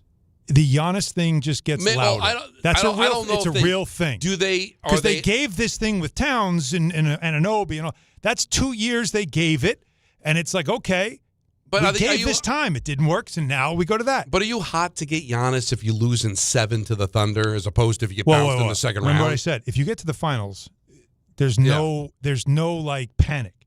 If you don't get to the conference final, panic. If you get to the conference final and lose again, there'll be enough concern to say, because now you're staying stagnant. Well, what if you get an easy path to the finals and get blown out in the finals? That's a good question. Detroit gets ousted, you cruise to the final, and you mean 4 games. You mean not 99? competitive. Because that was 99. Yeah, essentially. And then you get 99, there and they had the upset in the first round, and then the rest of it was a joke, right? They nobody remembers the second round of that, right? They leapfrogged right into the conference final that year because Atlanta was young and they smoked them. They beat them and they swept them. So it can happen. And then they played what was a series they should have dominated against the Pacers, and it took a little bit longer than it needed to, but they beat them. And the finals was the behemoth that is the Spurs. So right, and then you get there and get completely outclassed. Was it 5? That was 5, yes. Yeah. And that was that was Latrell, and Latrell would not lose, so they had to win one. He got one, but that they had no Patrick. They were just overwhelmed. But that's an interesting Larry conversation Johnson's to back have. gave out, and they just couldn't compete. Is there a world in which you somehow make the finals, but it still doesn't look that? Again, it's always how it looks. Of Right? course, you're absolutely right. Because but again, if Giannis is, and I'm sorry, but if Giannis is sitting there, and he's still doing interviews, by the way, still saying I'm here right now. So while he's doing all this, he's now what he's doing. I think, Dom, what you said he should do. which is sit tight and wait till the summer. Yeah. And see how you'll get what you want if it doesn't work out here in New York. And so he's sitting now to see if it works out. And that's going to be, to me, that's why the idea of a window closing doesn't make sense. But speaking of windows, I need some windows. I need a renovation in my house. Okay. You know what I mean? And so I have my friends at Rings End. That's good. And we're going to get some work done at the house. In fact, one of the guys is coming to the house on Friday. We're going to go over a couple ideas, but one of them involves window replacement windows that my wife says we desperately need. So we're going to see about that. Rings End is exactly who I want to go to, though, to do the work. You know why? They work with pro contractors who build and remodel for a living. The pros trust them, so that means I trust them. And, of course, you can, too. They have premium brands in windows, doors, decking, paint, lumber, kitchens, built to last, high-end product lines that contractors rely on. They have an extensive inventory with expertise and advice. They do it right. They don't do it over.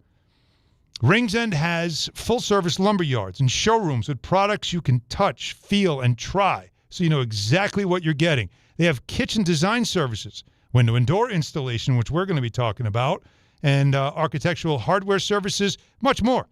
Can't make it to the store? You can shop online, ringsend.com. Now, they're not a national chain, so they have regional expertise with 8 full-service lumber yards in Connecticut and Westchester County and 12 freestanding paint centers.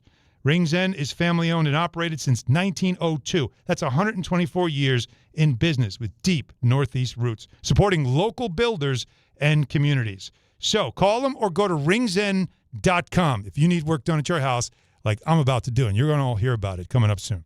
Dylan Larkin, with assists from the Hughes brothers, has given the USA a 1-0 lead. Cool deflection in front off a Jack Hughes shot. So the U.S. on the board with under 8 minutes to go in period number 2. We've got a list, and it's coming up next on Hahn and Rosenberg, ESPN New York. 17th-ranked St. John's goes for its 12th straight win when they visit Marquette. Coverage begins today at 8:40 on 880 ESPN and the ESPN New York app. Hi, this is John D'Agostino from D'Agostino & Associates, the injury firm. I've talked about how a construction accident took my father's leg. The heavy prosthetic he wore looked nothing like the high-tech limbs we have today. It was crude wood and metal, held together by bolts that dug into his skin and left painful ulcers. But the thing I remember about my dad is how he never complained. He put on his prosthetic leg and he went to work. He coached my baseball teams, danced, sang karaoke, and even loved to travel. He may have limped, but he always held his head up high and he lived with dignity. At D'Agostino & Associates, I spent over 35 years building a law firm that helps accident victims and those in need of their Social Security disability benefits. We fight till our clients get the money and dignity they deserve. So call us today at 1-800-BITE-BACK. That's 1-800-248-3222. We have offices throughout New York and New Jersey. So don't tell me personal injuries aren't personal. I know what they can cost a family. I've been there, and I'll be there for you. D'Agostino Law. Bite back. There are a lot of reasons why people buy at Ramsey Mazda. It's their selection, it's their customer service, and it's their savings. Lease a new 2026 Mazda CX-50 2.5 S Select all-wheel drive for $219 for 33 months. Or buy with 1.9% APR financing for 36 months. Start shopping now at RamseyMazda.com. Choose wisely. Choose Ramsey Mazda. Call 833-853-2970 for lease details. VIN TN466016. MSRP $32,010. Zero security deposit. APR $28.60 per month for $1,000 finance. Ends 3/2/26. At Uline, they know firsthand the road to success is an uphill climb. Uline started in the family basement and through hard work is now North America's most trusted shipping and industrial supplier. They get what it means to have the support of reliable, hardworking partners. So they keep 41,000 items ready to ship. Whether your company is still in a basement office or expanding cross-country, Uline will be there on your road to success. Visit uline.com. Do you owe $10,000 or more in credit card debt or personal loans? With credit card debt at all-time highs, Debt Relief Advocates is urgently notifying consumers of debt relief now being made available, designed to aid consumers with out-of-control credit card debt. Those who qualify and enroll for this relief program will only have to pay back a fraction of what they owe. This is not bankruptcy or a debt consolidation loan. This is a relief program that credit card companies would rather you not know about, as it ends your debt nightmare and saves you lots of money. Consumers owing at least $10,000 in credit card debt or personal loans can now take advantage of this debt relief as the cost of living skyrockets. Debt Relief Advocates has established a relief hotline for you to call to learn what debt reduction you may qualify for, so don't wait. For this free information, call the Relief Hotline at 800-606-8737. 800-606-8737. 800-606-8737. Now let's take a look at the traffic with Brandy Scott. Thanks so much, guys. Just a bad ride heading over to the outbound George Police Department. Activity on the lower deck, shutting things down for a bit. Just moved out of the way. Everything's back open, but the damage is done. Cross Bronx westbound at a standstill from White Plains Road on through. Also, as you jammed on the Deegan, both up and down, heading over to the Cross Bronx. Best ride to the outbound George Westside Highway northbound. You're hitting the brakes there from the 79th Street Boat Basin. Inbound George, not too bad for both the upper and lower decks. Outbound Lincoln already at 20 to 30. Outbound Holland 30 to 40. Bumper to bumper on the belt westbound. Heading over to the Verrazano in Brooklyn. A crash just picked up on that ramp. Still have some solid delays from Coney Island Avenue. This report is sponsored by Mothers Against Drunk Driving. For victims of drunk and drug driving, your grief is unique, but you're not alone. You always have a place at MAD. Visit MAD.org. I'm Brandy Scott on 880 ESPN New York. Billy, your gas light's on. We need to stop and fill up. No way, Jen. Gas around here is too expensive. We can make it a little further. Billy, listen to your big sister. You don't need to drive all over searching for the lowest gas prices. Do what I do and use Upside. Upside? Do you live under a rock, Billy? Upside is the hottest cash back app out there. It's free to download, and you get real cash back for every gallon of gas you buy. Top users make between $200 to $300 per month. You can make that kind of cash back just for buying the gas you have to buy anyway? Yes, I'm looking at the Upside app now, and there's a gas station at the next exit offering 25 cents per gallon cash back. Okay, I'm stopping to download Upside and fill up my tank. Download the free Upside app now to earn cash back every time you buy gas. Use promo code GOOD25 to get an extra 25 cents per gallon on your first tank. You can cash out anytime right to your bank, to PayPal, or a gift card for Amazon and other brands. Just download the free Upside app and use promo code GOOD25 for a 25 cents per gallon bonus on your first tank. That's code GOOD25 for a 25 cents per gallon bonus. Just made the list, buddy. This is The List with Don, Hahn, and Rosenberg. All right, it's not to the level of last week as far as daunting is concerned, but listen, this is a tough one, and I'm not going to put it in order like last week. I think these are the 5. Okay? No, you didn't do order last week. Yeah, we didn't do order. We didn't do order. I said, No. I'm just like last week. I'm not going to do order. Oh, because, okay. But these are in my opinion, and I think Alan agrees to a certain extent, the 5 best Robert Duvall characters. Again, daunting because he's been in so many good things. Probably the greatest character actor of all time. Right? The Great Santini's probably the only movie in which he was the star. Otherwise, he's a character actor. He's a very important part, but never the star. But interesting. A lot of good work. I don't know that I'm going to be able to name 5. Really? So you're not a fan?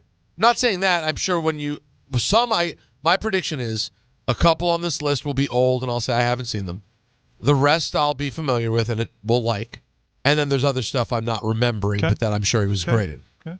Now, to me, even though he's not in the movie long, but everybody remembers Lieutenant Colonel Bill Kilgore from Apocalypse Now because of this. Smell it! Hey, fun, son! Nothing else in the world smells like that!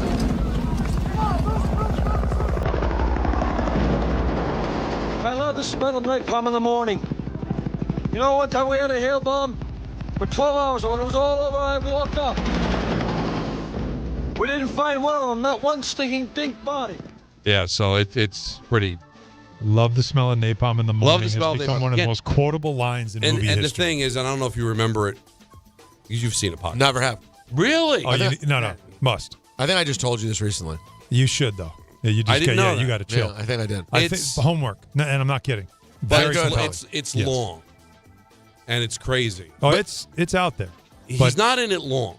He's just as they're going down the river, they're just running into different people, and they run into this lieutenant colonel that wants to surf. He wants to find and he doesn't want the war to end. Yeah, because it's his life. It's who he is. The end of the quote, because I forgot. I don't want to get Jacob in trouble. Because he does some dicey stuff, yeah. language. Yeah. At one point, so the great thing about this scene, you got to see it for this scene. So he's looking for places to surf. Guys are surfing. Bombs are going off around them as they're surfing. Right. They're diving in the foxholes as bombs are. He doesn't flinch when these bombs go off behind him. When he's giving that speech. Then he looks at one of the soldiers who's like shaking in the sand. He goes, one day this war is going to end. Yeah, that's the line. That's the line. That's the line. I thought it was like, I don't want it to end, but yeah, no, that's the line. They're all hoping, and he's like, and he's got his, the hat on. It's such a great character. Yeah. It really is. Yeah. Oh gosh. Again, not in it long, but it's one of the best parts. You put it. It's on your list. It's on the list. Okay. Apocalypse Now. You got to do it. And listen, I love. It's one of my favorite sports movies, and people kind of forget that he's in it. But he's Max Mercy, the sports writer in The Natural. Did you ever play ball, Max?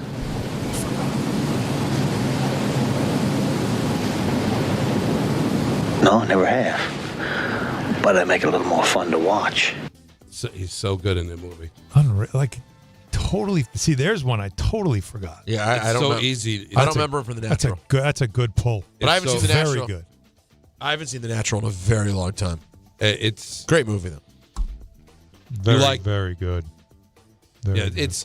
And the fact is he's in it from the very beginning because he sees him when he's a kid and he first comes in, then he gets shot, he disappears, so he kind of recognizes him. I need to watch that again. And I haven't knows watched that he in exists. years. Yeah. 1984. And Robert Redford's like in his mid-40s in the movie, so Sounds it's a about bit of a right. stretch that he's playing, but he's still very, very athletic, still works. And, so 1984, so how old is, he's probably around the same age, in mid-40s for Robert Duvall, probably late 40s, right? Because he lived till he was 95 years old. Wow. The reason he's not in The Godfather 3 is because of Days of Thunder. He's Harry in Days of Thunder. I think he's terrific. Now, Cole, there is something else. Tires is what wins a race. Yeah, what the hell are you talking about? If we can't figure a way to run so you don't melt the damn tires, we can't finish a race. So what do you want? Tell you what, you run 50 laps any way you like, then 50 laps like I want you to. Give me an honest run. If you do, I'm going to beat you. It's a really good movie. He's so good. I don't know if you ever saw Days of Thunder. I've never seen Days of Thunder. I didn't even know it was regarded as like a particularly good movie. I love it. I think it's a really outstanding movie. You're right. I don't know from a critical standpoint. I enjoyed the ride very much at Paramount. There's the typical 80s adrenaline stuff that goes with anything with Tom Cruise. That's what it felt like to But it does have a story, and there is like a compelling story to it. And he's like, again, what he always seems to play, the mentor type character that is smart. I'm interested now in Days of Thunder. And from a NASCAR, like I'm not really a fan anymore, but I was into it. It's pretty realistic. Yeah, very. Well, the ride at Paramount King's Dominion was tremendous. And we couldn't find a perfect cut for it, but this is in honor of Alan Hahn. Oh. Because he was Pendergast in Falling Down, which I think is such an underrated movie. Falling Down. Who's the character Pendergast? He's the cop. He's the cop. He's the detective. I don't remember his name. Remember, it's like he's just the cop. They put him on the desk. His wife was crazy. Oh, no.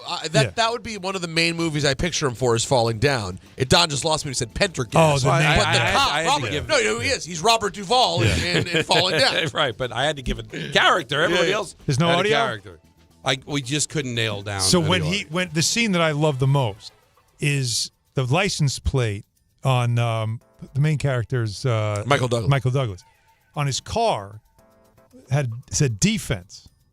And so he remembered the plate, and he's just yelling it. He's like, defense! Like, he keeps yelling it. Yeah. And it's just like it was Eureka moment for him. Yeah.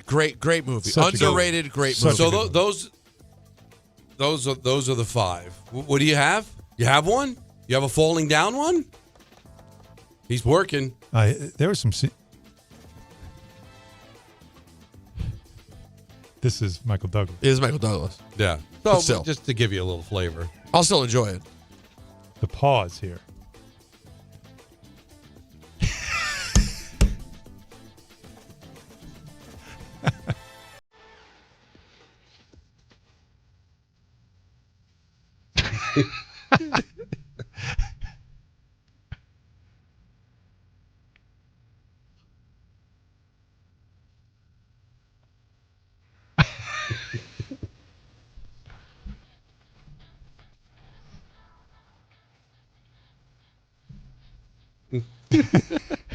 Now the actor. The movie hits different oh, now. Oh man. Given what's happened in the world, It does. It really hits does. a bit But when different. it came out, it was like we all could relate To his what- frustration. Yeah, Well, we no, all no. stop ourselves, but like wondered what would happen. This movie told us what would happen. And it was everyone could relate to.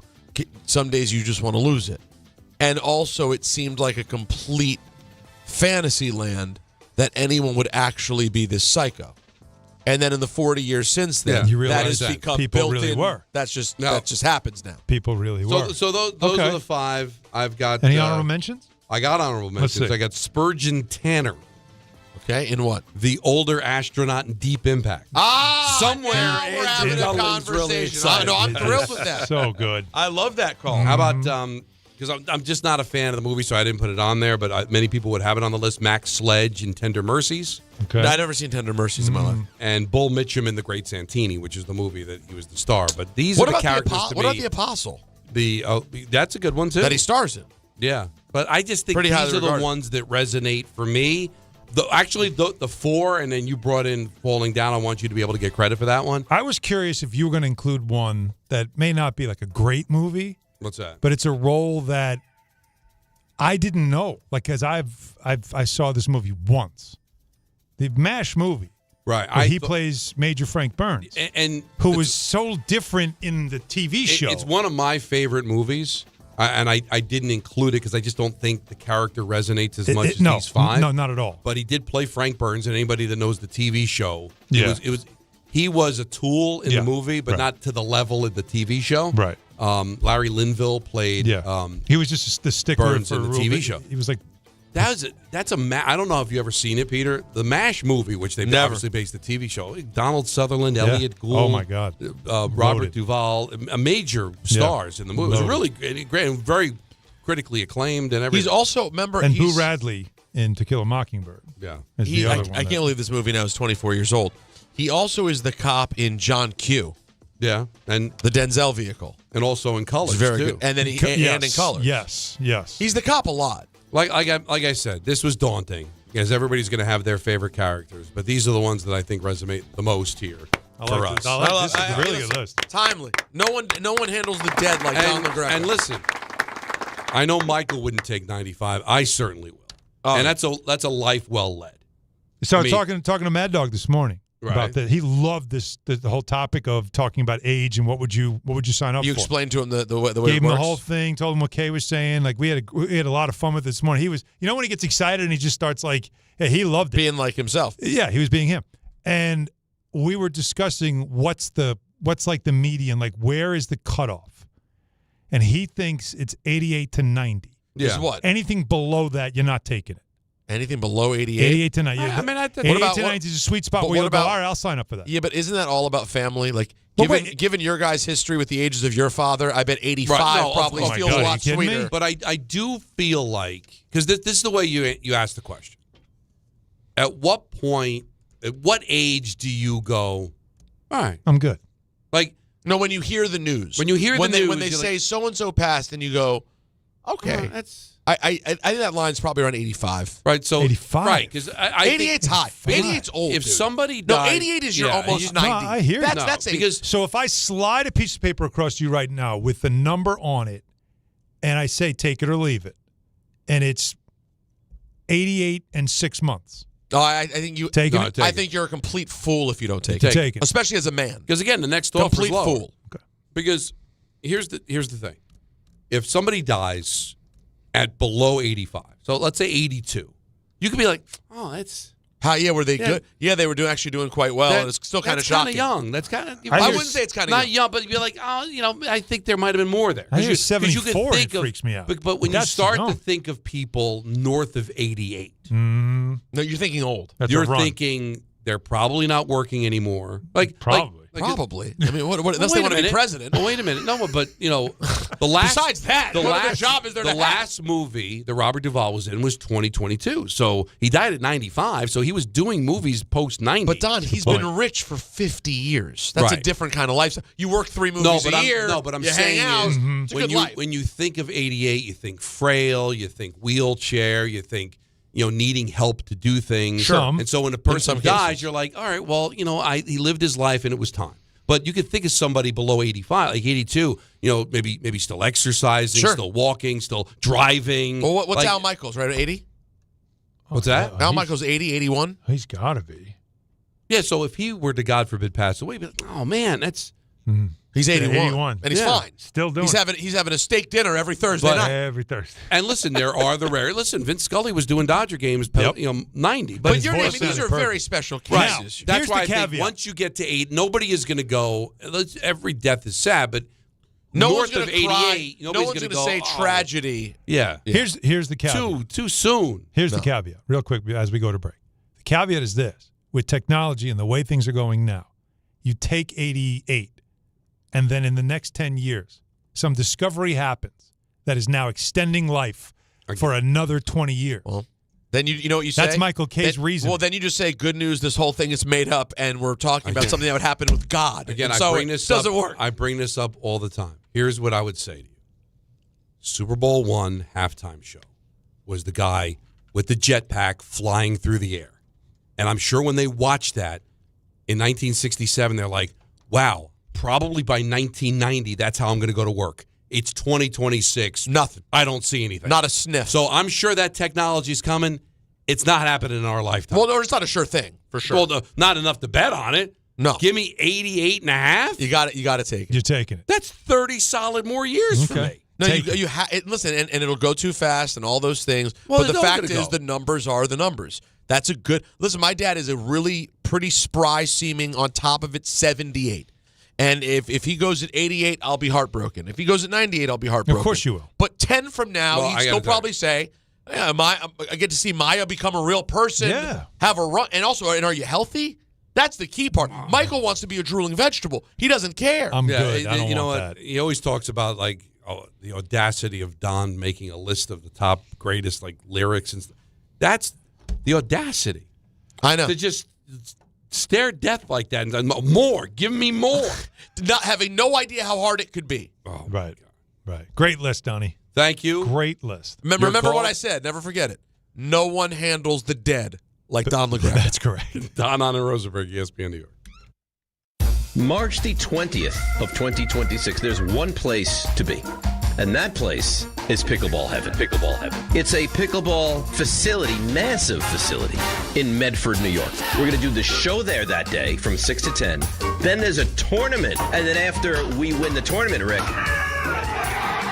we'll stay and watch some basketball with the people. Now, the worst part of all this is the name. Listen, I got to participate in Rickleball Madness. What do you want from me? You're a teammate of Rickleball. Yeah, right. You're part of the event. You're the co-headliner. If my name was Dave Pickleball, it would still be Rickleball Madness. I think that's accurate. I don't want this kind of pressure. I would prefer it be named after you. No, you don't. You want all the shine. No, I don't. Call whatever you want. Dave's Pickleball Extravaganza. Sorry, Dave. We're still calling it Rickleball Madness. And it's Friday, March 20th at Pickleball Heaven in Medford, New York. To sign up and register to play, go to the ESPN New York app and click on the Rickleball tile. Not all F words are bad. Some are actually great, like fast, free fiber for 4 months. Yep, switch to Optimum Fiber for as low as $25 a month. Plus, for a limited time, you can get 4 months free, HBO Max included for 1 year, and a 5-year price lock. Don't wait, this free fiber deal won't last long, and the fastest, most reliable, most consistent internet speeds await you. Call 888-4-OPTIMUM or visit Optimum.com/free today. Terms apply. See Optimum.com for details. Wild Turkey Bourbon and ESPN New York are bringing you the ultimate New York game day. 2 games, 1 damn day. We're kicking things off on Saturday at Warehouse Wine and Spirits by GoPuff at 735 Broadway starting at 5 p.m. Stop by for wild turkey tastings, exclusive giveaways, and your chance to win an epic New York sports experience. Opening day energy in the Bronx, Knicks at night vibes, all in one unforgettable day. So grab your crew and experience wild turkey at Warehouse Wine and Spirits by GoPuff this Saturday. Must be 21 or older. Drink responsibly. DraftKings Sportsbook puts you right in the middle of basketball's biggest star-driven moments. Bet player props, bet live, and when a game turns fast, DraftKings has your back with early exit. If your player gets injured anytime in the first half, your bet stays alive. And once it settles, you still get paid in cash. That's built-in protection for star-driven bets. Backed by DraftKings. Download the DraftKings Sportsbook app and use code WHSQ. New customers bet just $5, and if your bet wins, you'll get $200 in bonus bets instantly with code WHSQ. In partnership with DraftKings, the crown is yours. Gambling problem? Call 877-8-HOPE-NY or text HOPE-NY 467-369. 21 plus, New York only. Eligibility and restrictions apply. Bet must win to receive bonus bets which expire in 7 days. Minimum odds required. For additional terms and responsible gaming resources, see dkng.co/audio. Limited time offer. Wendy here. If you're looking to add a star player to your financial roster, you should take a look at SoFi's personal loans. SoFi's got some amazing moves that would be a valued addition to any team, like low fixed rates when you consolidate your debt, no fees required, and as soon as same-day funding. View your rate at SoFi.com/roster to get started. Loans originated by SoFi Bank, N.A. member FDIC. Terms and conditions apply at SoFi.com/roster. NMLS 696891. Time is valuable. That's why Lowe's Blueprint Takeoffs turn blueprints into quotes faster. Bring us your plans, and we'll generate itemized material lists to make quoting easier so you can get back to building. Plus, at the Lowe's Pro Desk, you get access to thousands of building materials not sold in store. And when your order's ready, we'll deliver everything to the job site. Improving is easy at Lowe's. NBA fans don't just watch the game, they live it. So stream like you're courtside with NBA League Pass, your ticket to all the action. Watch your favorite team shine and catch the league's brightest stars and rising stars at the same time with multi-view on your favorite devices. From the plays you can't believe to the most live games and the drama that comes with it. If it happens on the court, it's happening on NBA League Pass. Only select out-of-market games available. Blackout restrictions apply. Additional charges and other conditions may apply. Visit NBA.com/subscriber agreement for full terms and conditions.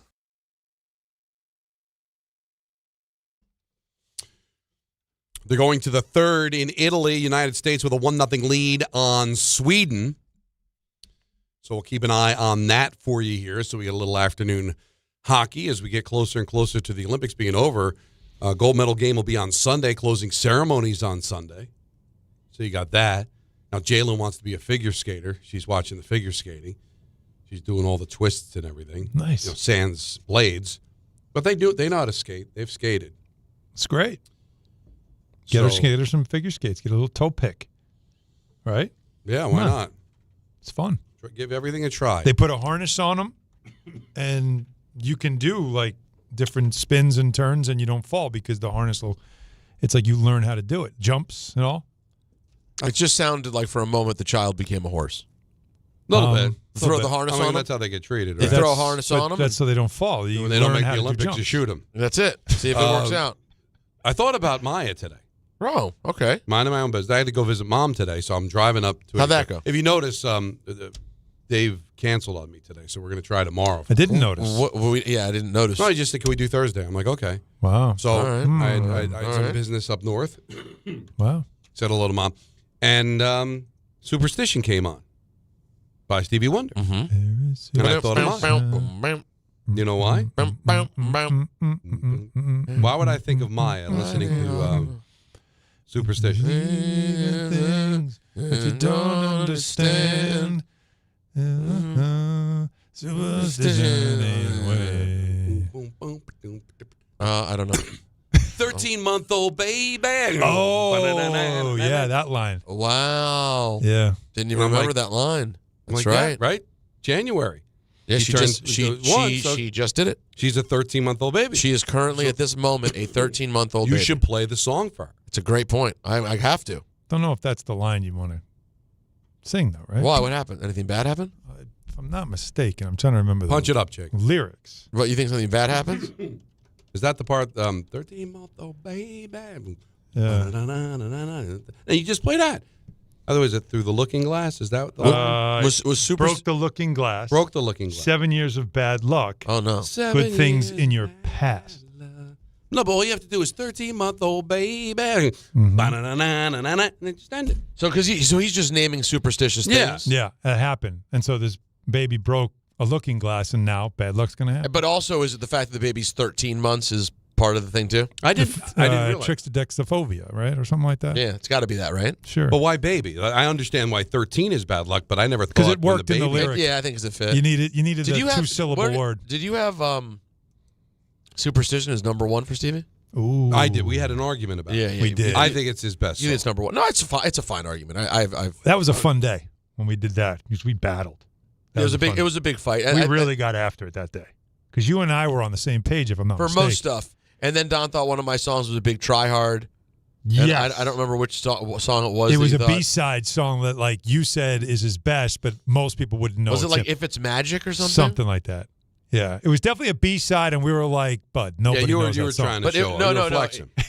The truth is, I thought it was a bigger song than it was. It's the opposite. I didn't think it was such a. Now, if he had said, "I just called to say I love you," then we would have walked out. We would have walked out. Well, of the room. that's then you're going Cusack. Yeah. Now, we're gonna. We got a 5 o'clock hour coming up. We got Well, Ian you dream Anderson. about. Yeah. But I think with the Yankee stuff, and we opened the show with what Giancarlo said, legacy of being a Yankee. Right. So I'm looking at a tweet I got from Bronx Bombers Beat. Okay. I guess responding to what the video that we sent out on the open. Right. And how I said that you got to change the standard. It's harder to win now. Mm-hmm. And I guess the reason I come at it so hard is, here's what Bronx Bombers Beat said. The players shouldn't change their views on it because the owner, GM, and manager are losers. Like, tell me you're not a spoiled brat if that's your opinion. The owner is not a loser. You could be critical of Hal and Brian and certainly of Boone, but they're losers. Go to the playoffs pretty much every year. They've come up short, went to the World. But for you as a Yankee fan, you're breathing air into ignorance. To look at that, no. And I understand you're the Yankees and they're the gold standard and the standard of win. But when you go as far as they're losers, yeah, that's. I'm sorry, that's where you lose me. Well, that's exactly right, and that's you give Yankee fans a bad name. You give Yankee fans a bad name. Bad name. I think that's how Bon Jovi sang it, right? Also, as time goes on, I'm starting to feel that the Bon Jovi thing's more fraudulent than we give it credit for. Really? You think it's worse? It's like, I get it. They're friends. I get it. They're friends. He's but like not emotionally attached. But you've really become like this Jersey mascot. It's tough. Did he do it to the Super Bowls when they played the Giants? Then that'd be fraudulent. I know, but I'm just saying. Well, remember, though, it was Parcells and Belichick who he was really loyal to. So when they went to New England. No, I hear you. Right? But, like, not everyone is so associated with where they're from. He is. More than any. Sayreville, New Jersey. He is more New Jersey than Paul Simon is Queens. He is New Jersey. During a Ranger broadcast years ago, I'd asked a question by Dave Maloney that it was one of the toughest questions I ever. Really? Oh, I can't wait to hear this. Okay. Bon Jovi, Bruce Springsteen, Frank Sinatra. Which represents New Jersey? Wow. Well, I'm out because I'm not a New Jersey guy. Yeah, I can't call but you still have an opinion. Because you said, like, Sayreville, Bruce represents Jersey. Yeah. So Frank is Jersey City. I'd say I'm putting Frank as last. Yes, I agree. Because I think he's number one. New He's York Hoboken. area. Number one, it's Hoboken. It's New York adjacent. And then he was out. Number two, he was out. And he Vegas. was Vegas. Yeah, it's not New Jersey. It's Jersey. It is, but it's right there. But when Vegas came a calling, yeah. No, well, in New York, Jersey was you picture him at New York restaurants in Las Vegas, in Atlantic City. You don't picture all Atlantic City is New Jersey. You don't picture him like hanging out in Hoboken. He wasn't wrapped in the flag, right? No, he wasn't wrapped in the flag. Yeah. Now, he's the number one mascot for, like, Italian Americans in entertainment. Sure. Different story. Yeah. But New Jersey, no. So we're putting him last. Okay. So it's between it's between Bruce and... Do you feel Bruce represents Jersey or represents America? The middle America kind of middle class? Yeah, I think Bruce goes more to that. He's transcendent. I don't think he's... He doesn't sound like he's from New Jersey, right? He doesn't have... any of that because he's got an album named Nebraska. No, but he also has an album named Atlantic City. When you hear him sing, even when you hear him talk, it doesn't sound like Jersey. No, I think what we're telling you is there is a piece of Jersey that's actually south of the Mason-Dixon line. Well, okay. Not that he was living there. The Mason-Dixon line. There is? If you want, the Mason-Dixon line? Really? Sure. No. Now is that true? Now, I don't know how that makes sense. The latitude longitude here.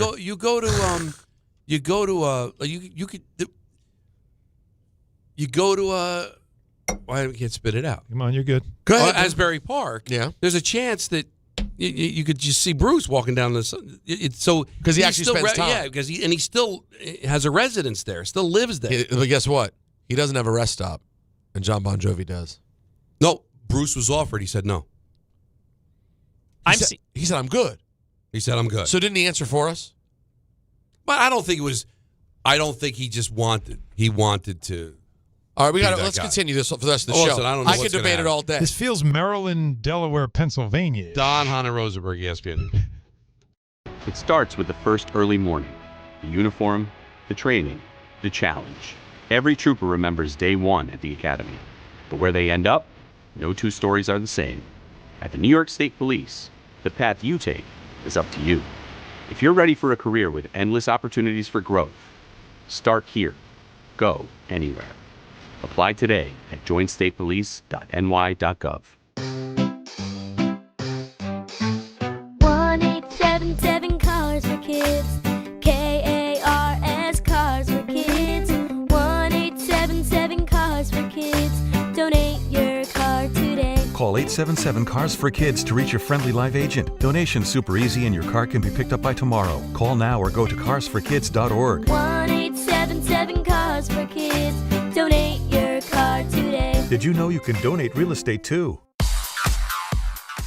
And now it's time for traffic. Here's Brandy Scott. Thanks, guys. Can't catch a break on the belt westbound. Heading over to the Verrazano in Brooklyn. Looks like we've got a new crash over by Bay Parkway. Bumper-to-bumper ride there. You're backed up to Flatbush Avenue. Then some pockets of company on the Staten Island Expressway westbound. Heading over to the West Shore. Only easy ride to the outbound George Henry Hudson, and that's a bit slow.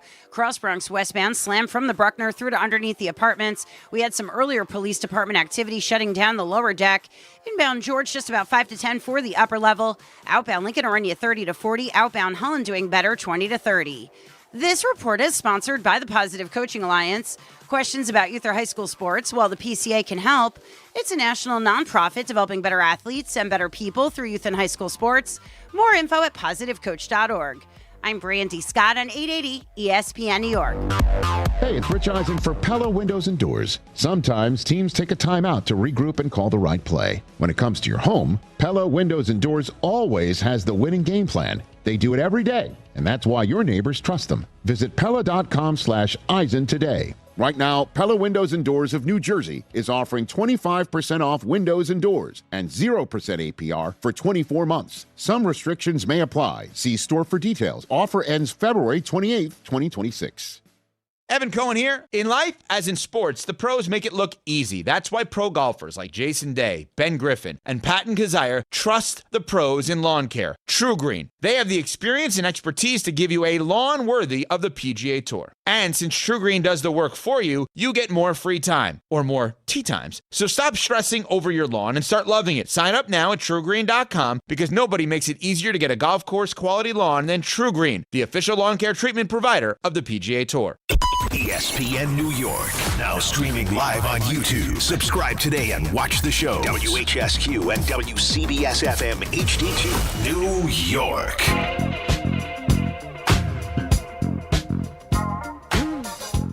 Game Time is brought to you by Tullamore Dew Irish Whiskey, because when it's game time, folks.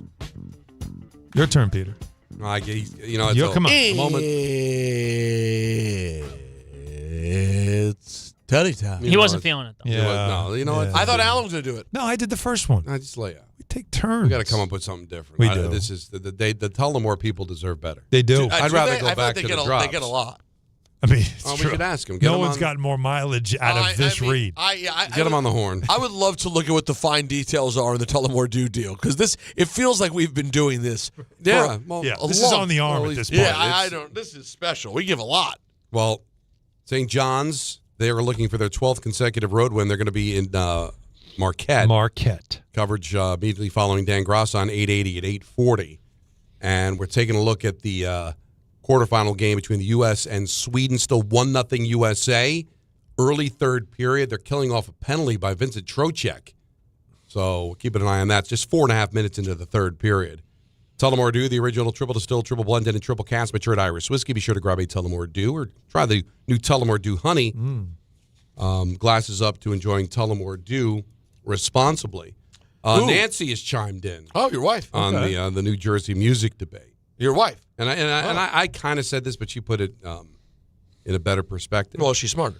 She said Sinatra left New Jersey. Bon Jovi left New Jersey. Springsteen has never, ever left New Jersey. Wow. It's got to be Bruce, as much as this topic kills me.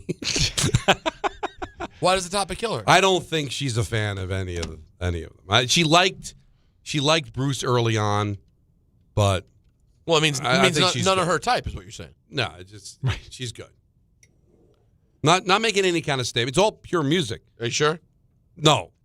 Yeah, well, what are you doing? Why are you being that guy? I'm telling you, it's not political. No, I was afraid of having this conversation to begin with. Alan, no, you were trying to twist it Alan, into what? That conversation. Alan, was I talking about politics? No, you were not. No, what I were was you not. saying? You were talking about.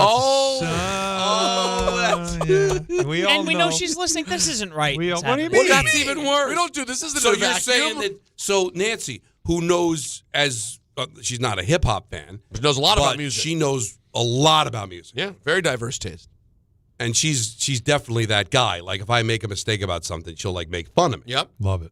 She loves. But I also know that her she's favorite. not I'm telling you. All right. The reindeer games of her favorite baseball team or hockey team. Those are reindeer games. Music. You think she's motivated by music by looks? Who's her? Let's tell us who her number one is, and then we'll get into it. Fleetwood Mac. Okay. All right. There's not a lot of handsome there. No, there is not. Lindsey Buckingham. Not a lot of things. Not who else? Who else at the top? Yeah, and Mick Fleetwood. Mick Fleetwood. Forget Come on. it. We'll fight. Who else at the top? Who else up there? Besides Fleetwood Mac, who else? Anyone else at the top? What else we got? It's Chris Isaac. And I don't think that's by.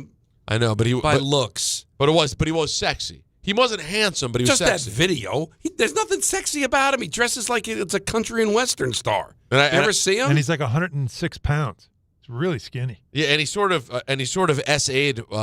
Who was that on stage that he made? Oh, that was brutal. Forcibly made out with. Yeah.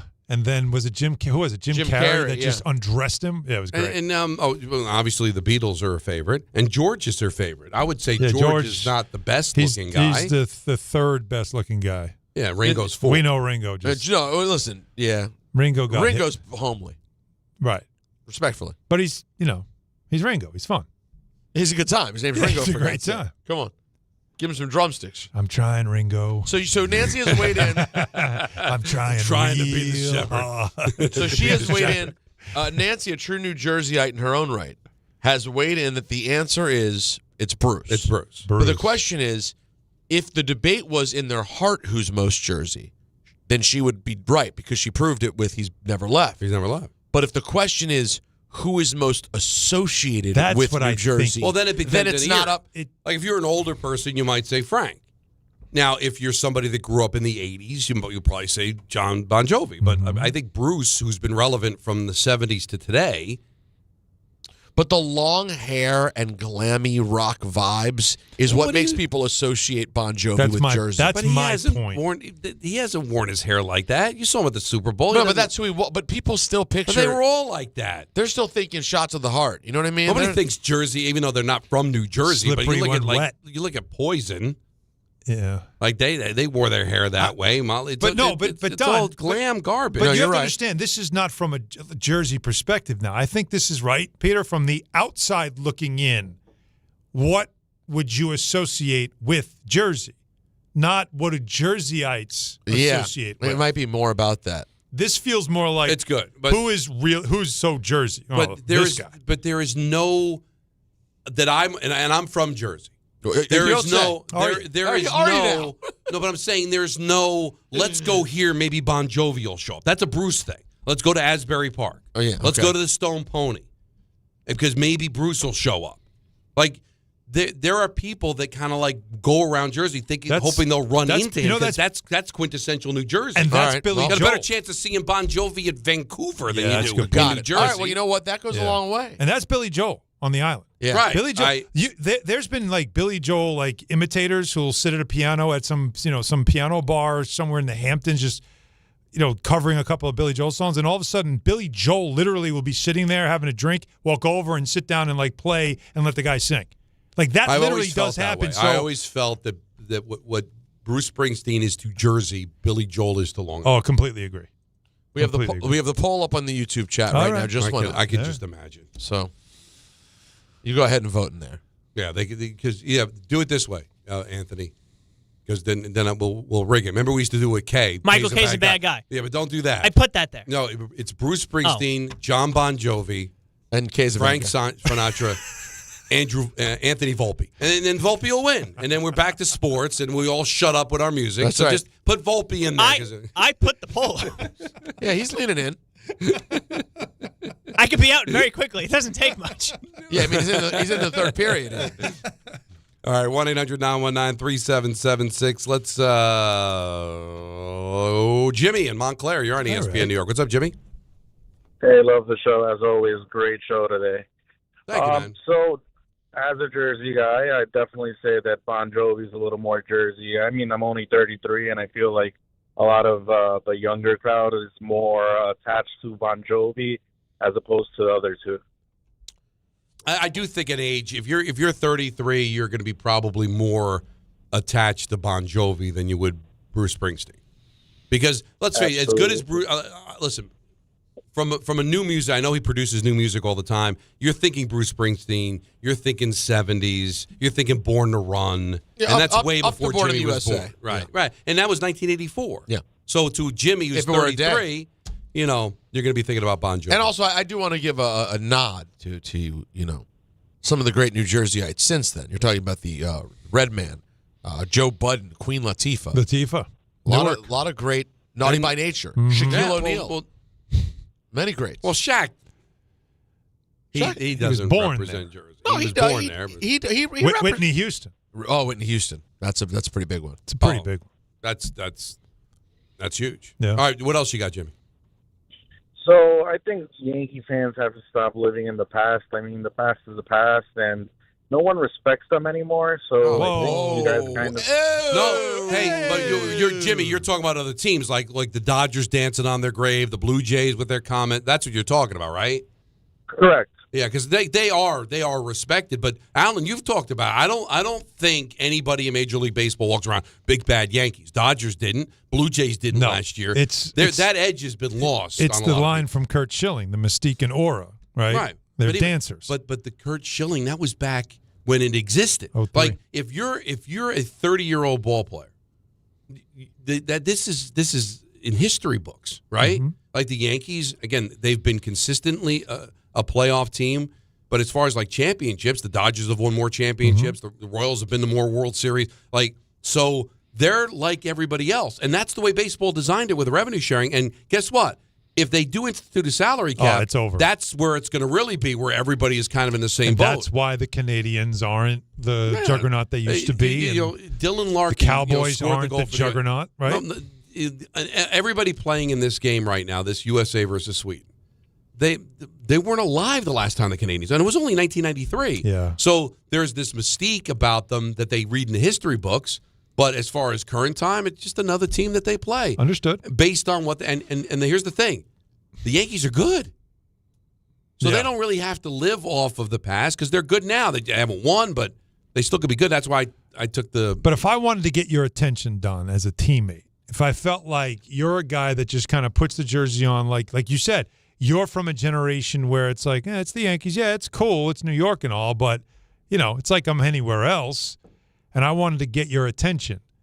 What Judge and Stanton did is the way to do it. Yeah. Is to just kind of remind you of the jersey you're putting on and the fraternity you're in.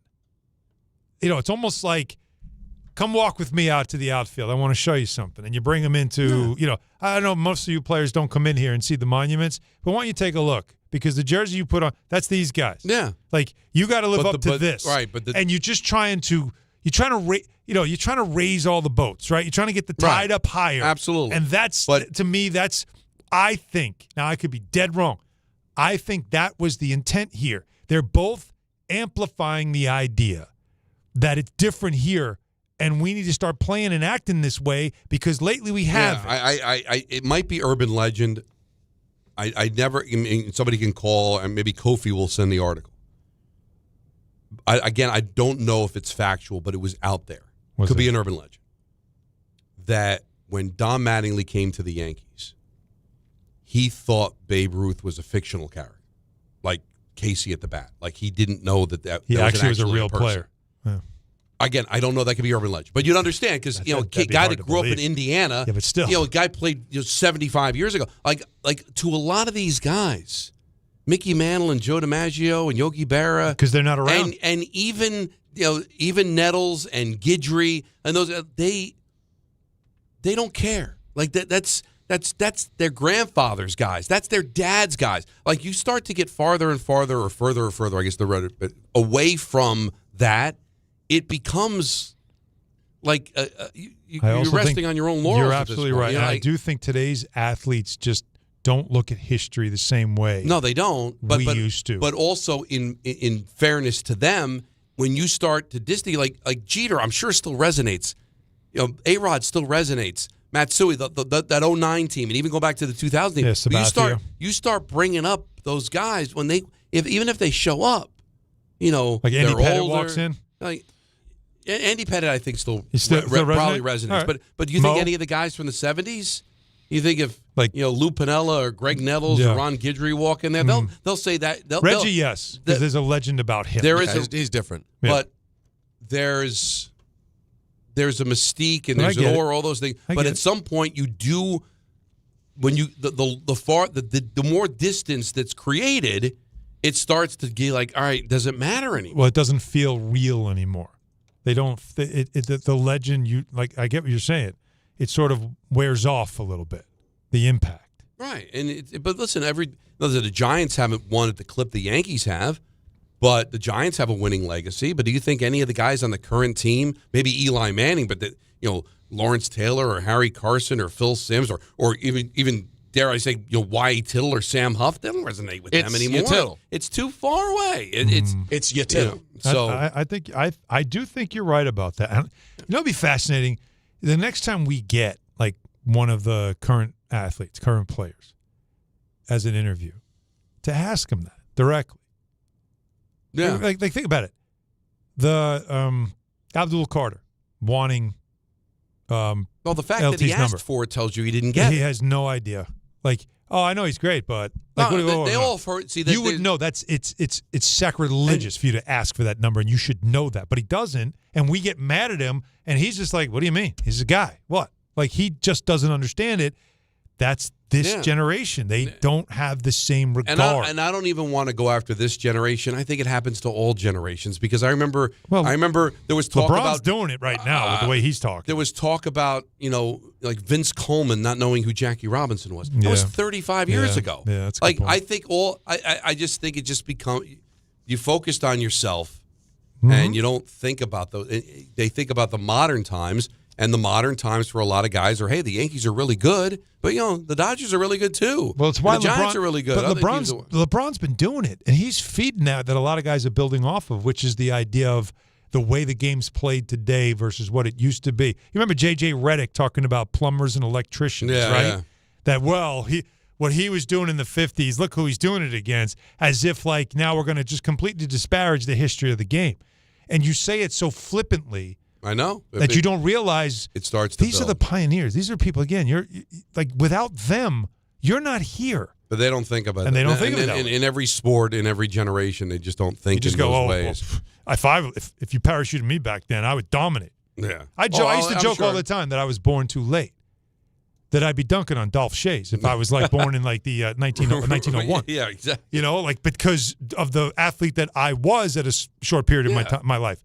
But you don't realize that if I did live in that time, I probably wouldn't have been any good because of anything else that was available to me to become whatever the hell I was for a minute. Let's go to Cody in San Diego. You're on ESPN New York. What's up, Cody? Hey, boys. How are you guys? Good. Good.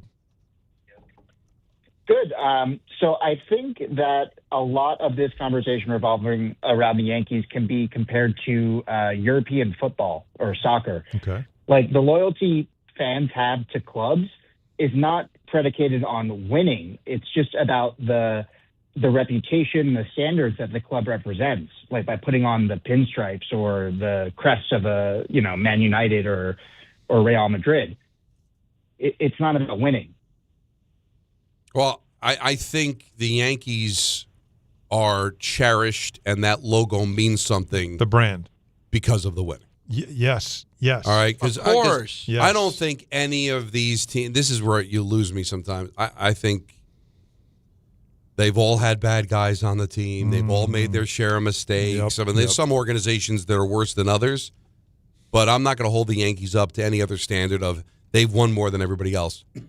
And that's why – the Lakers are popular. That's why the Yankees are popular. For a while, the Cowboys are very popular, all based on the fact that, hey, for a long period of time, they won and they set a standard, and then the legend grows from there. Right. They do it the right way, and they wouldn't tolerate this. And, listen, they know they've how had to their win. share of bad guys. Listen, the Yankees are no different than anybody else, okay?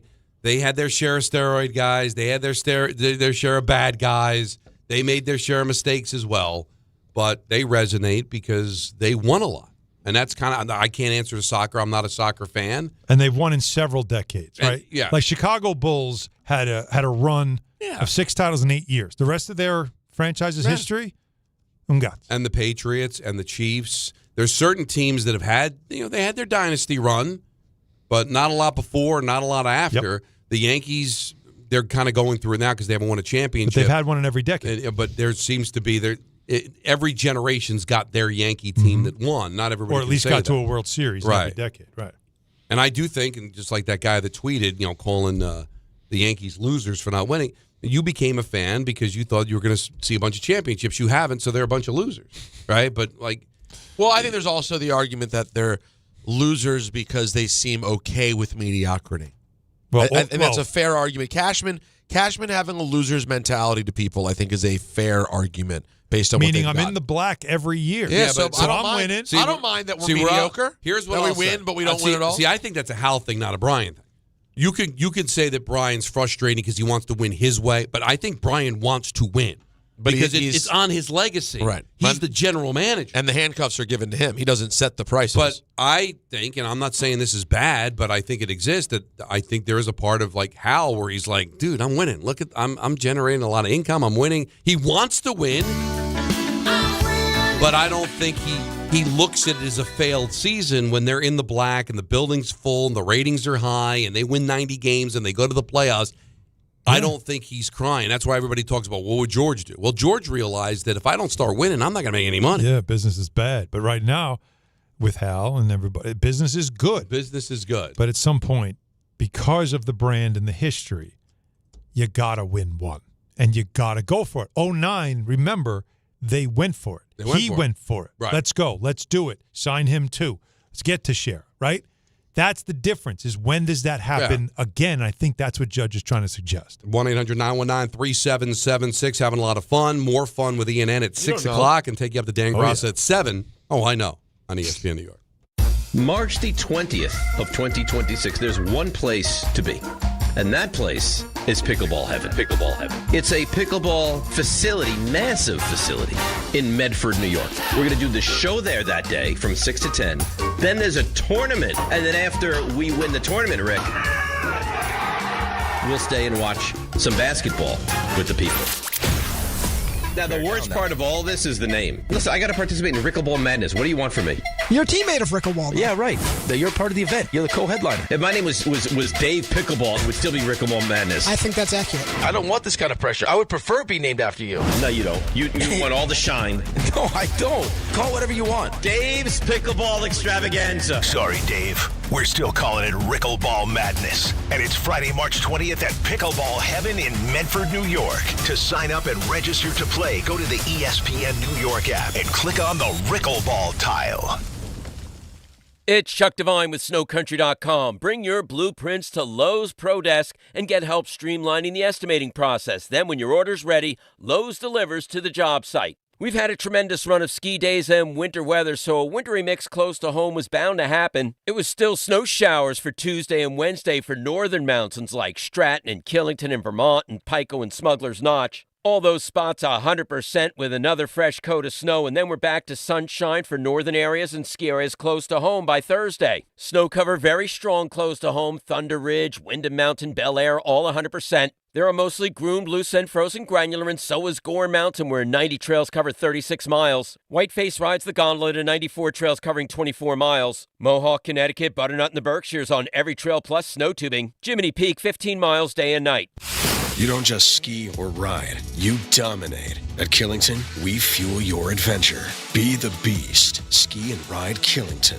There are a lot of reasons why people buy at Ramsey Mazda. It's their selection, it's their customer service, and it's their savings. Release a new 2026 Mazda CX-50 2.5 S Select all-wheel drive for $219 for 33 months. Or buy with 1.9% APR financing for 36 months. Start shopping now at RamseyMazda.com. Choose wisely. Choose Ramsey Mazda. Call 833-853-2970 for lease details. VIN TN466016. MSRP $32,010. Zero security deposit. APR $28.60 per month for $1,000 finance. Ends 3/2/26. More people trust their hearts to New York Presbyterian than any other hospital in New York. It's because New York Presbyterian has the most experienced cardiovascular doctors, treating a full range of heart conditions, from heart failure to valve repair, with the most advanced treatments. Find a doctor at nyp.org/heart. New York Presbyterian. New York Presbyterian Hospital, based on U.S. News & World Report 2025 to 2026 cardiology, heart, and vascular surgery rankings.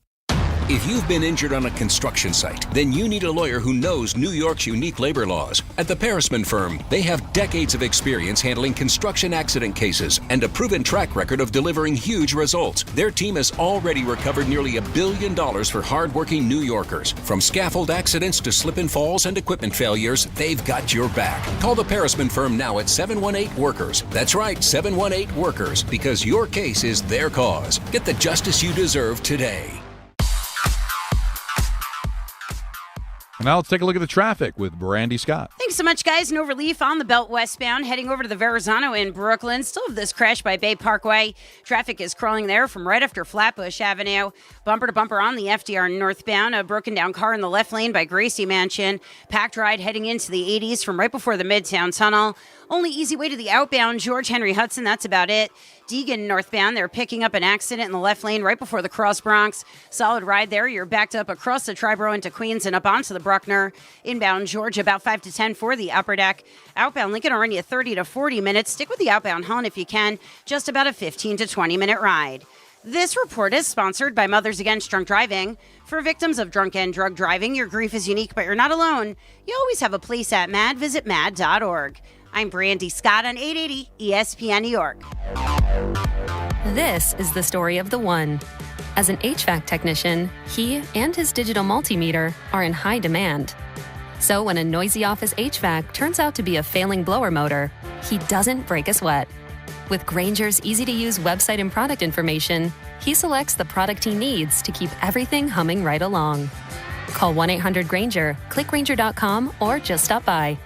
Grainger, for the ones who get it done. Wesley Financial Group is not a law firm, and Chuck McDowell definitely not an attorney. This is Chuck. If someone talked you into buying something really silly and you want to get out of that silly little thing, my advice, get the facts. Call me and I'll send you our timeshare exit kit absolutely free. Inside, you'll learn how timeshare works and all your options for cancellation. Call Wesley now for your free exit info kit. 800-317-2277. That's 800-317-2277.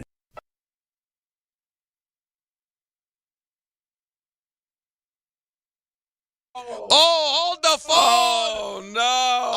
Sweden puts the biscuit in the basket. Boy. Under 2 minutes to the play, Donnie. Tell us what happened. Oh, looks like no. Mika Zibanejad. Oh, of all people. Who Anytime goal. Andrew You'll get there. Don't worry. Anthony Pusick was like, I can't bet him anytime goal scorer. That would be unpatriotic. Well, now how do you feel? How do you feel? Tell me you did it. Patriotic. What's patriotic is win some money. That's America. That's America. That's America. Let's see. Wow. I don't. By the way, it's the U.S. versus Sweden. It's under 2 minutes to play. He hit his Anthony. head, too. The U.S. has been up 1-0 the entire game. I don't think they pulled Markstrom yet, did they? It said empty net, but it did. If they did, it was very early. Wow, this is amazing. So with I don't a like little that, over 2 by the minutes way. to go. Can I see that goal again? How do you This feel? Is Hellebuck, What's right? the issue? I gotta ask. What is your problem with Hellebuck? He doesn't win when it matters. He's just not a big game player. Let's it doesn't see this. Feel Did like. you see Jeremy Swayman in the Dude, second that game? wasn't 2 minutes. A minute and a half. Yeesh. A minute and a half. Come on, man. In this edition of the All Pucks So if podcast. you're a Ranger fan, do you like to be like, oh well, at least it was a Ranger that tied it, or are you disgusted? No. Pusic's disgusted. I don't care about that, to be honest. Listen, he's had a good year. This isn't going to wake him up. I'd like Vincent Trocheck or JT Miller to score a goal. That might wake them up. Well, maybe. I mean, when Trocheck goes to Minnesota, Let me see of this. course. Oh, it was a hell of a shot. Now, real quick, too. they lose. Yeah, short side. Now, real quick, they lose. Look at this. No Little Guys, no, look at this. It's radio. They can't see. Please let me have a conversation. I was answering you, Peter. I'm Thanks, sorry. Ryan. I'm sorry. All right. I'm locked in. If they lose, Well, blank. just That's turn all your I've mic got. off. This is my country Just right turn now. your mic off. I got it. So what I was going to ask you was, they lose today. That's it. No medal and no medaling. It's a pretty embarrassing, if we're going to be honest. Yeah, Who we because playing, Rammer? Once they get to the semis, a loss, then you move on to the bronze medal. That's right. This doesn't bode well, considering all the teams that have tied it late today have come back in the overtime and won. Canada, Finland. Well, because I got to tell you, because I saw this with the Devils when they were, trapping back in the 90s. You get that 1-0 lead, you hold on for dear life, and the other team ties it. It's like you can't ratchet back up offense that you were kind of dormant. It's like playing the prevent defense. And then you just got to wake up again and restart the game. So there's 48.7 seconds to go in regulation. Looks like they're going to overtime. And the overtime rules are the same as the NHL. They'll play 3-on-3. So it could be over pretty quick, but it just happened as we were coming back from break. I told you I didn't like what I was seeing. Oh, boy. So we'll see, man. But this is very, very Captain interesting. America, what are you about? So we're keeping an eye on There's this. pressure on them, just like the Canadians. There was tons of pressure. And this is on NBC, right? This is on the. Yes. They're not sticking NBC this- proper, yes. It's on NBC proper. Like as we you dream to say. about. Yeah. So I'm a big Connor Hellebuck fan, but Are you? Alan's not wrong. What about Clutterbuck? He did go to a Big conference Clutterbuck final back in 2018, but he's not known as a money goalie. That's been the knock, is that he's It's really been the good knock. until I still think he's the best of their options. Yes. They got a Here we go, chance here we here. go. We're under Your 20. guy, Werenski. Werenski, who I had as an anytime goal scorer, Under plus 15 480. seconds. Can they get one last rush here, Donnie? No, they're not going to. No, so they're going to go to overtime, play a little 3-on-3 overtime hockey. White knuckle time. Now, wait, hold on. What are the rules here in the 3-on-3? 3-on-3. Just like the NHL, a little 3-on-3. 3-on-3. Sudden death. Sudden victory. Oh, yeah, that sounds. Why don't they say sudden victory? Yeah, that's been a change. Sudden death We've just sounds more morbid. final. Yeah. Well, it's more violent. Finish Scarier. him. Yeah, exactly. Gives us something negative. Oh. Hey, I didn't mention to you guys. I was mentioning off the air. All right. How familiar are you guys with Turin, Italy? Just that's Torino. where the 06. That's the Gran Torino. Isn't there an event there? Maybe that is. Yeah, it's Torino. Right. Are you sure? Well, great. Yeah. Yeah. I don't know if it's all. I don't think connects. they filmed the movie Gran Torino. Grant. That would have been odd. That would have been odd. What's it about though? That is the yeah. Gran Torino's about the car. Yeah. That's the Clint Eastwood vehicle. Yes. Where he plays the bigot on his lawn. Right. Right. And for some reason, they decided Get off my lawn. We got better taxes. We can let's shoot the whole thing in Italy. In Turin. So WWE announced that they're having an event there in May. Oh. Okay. And I am a big Italy fan. Never been to Turin. I didn't know how it looks cool. I'm looking at the pictures of it. But like Natalie and I, remember last year was France year. Yes. It's feeling like Italy year now. Nice. Get some Now, how far is that food. from Milan? Milan is 90 minutes.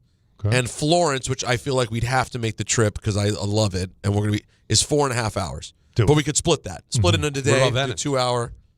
Venice I've never done. Let's see. That looks cool. I really want to go to Venice. Yeah. Yeah, Natalie's been to Venice. Natalie's been everywhere. But Venice is it's 4 hours also. It's unfortunately a different direction than Florence. Don, have you done Italy at all? No, I've never done Europe.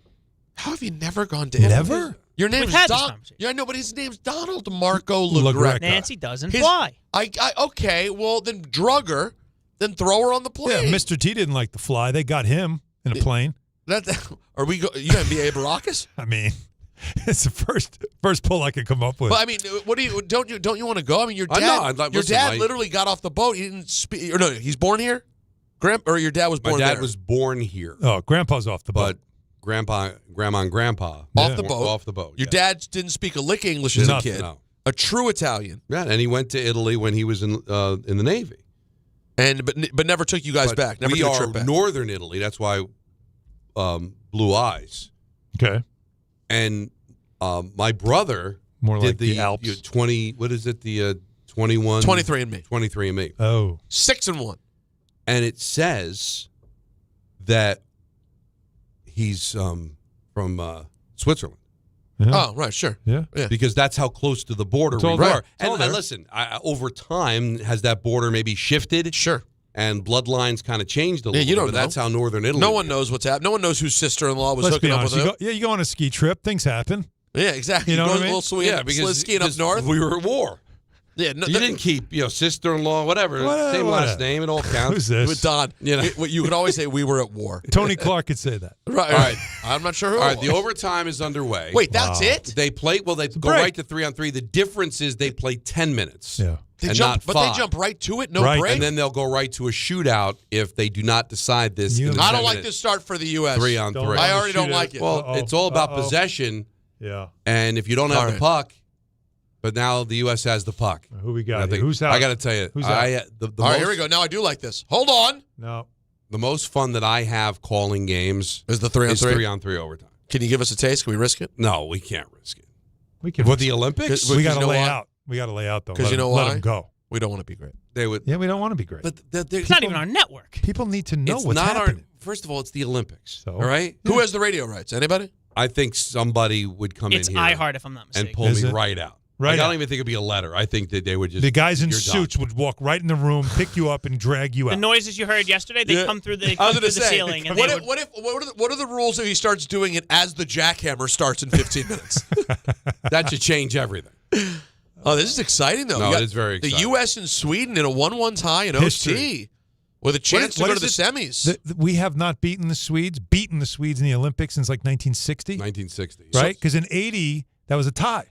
Berensky had him as anytime goal scorer. You can't. Where are you? I thought you can't call it, though. Well, you said a name. I just said a name. I can't say a name. But in hockey, saying a name means a lot. It does. It's not the same as commentary in another sport. You say the name. I got to tell you. You don't like how it looks, right? No. He fell. I just can't.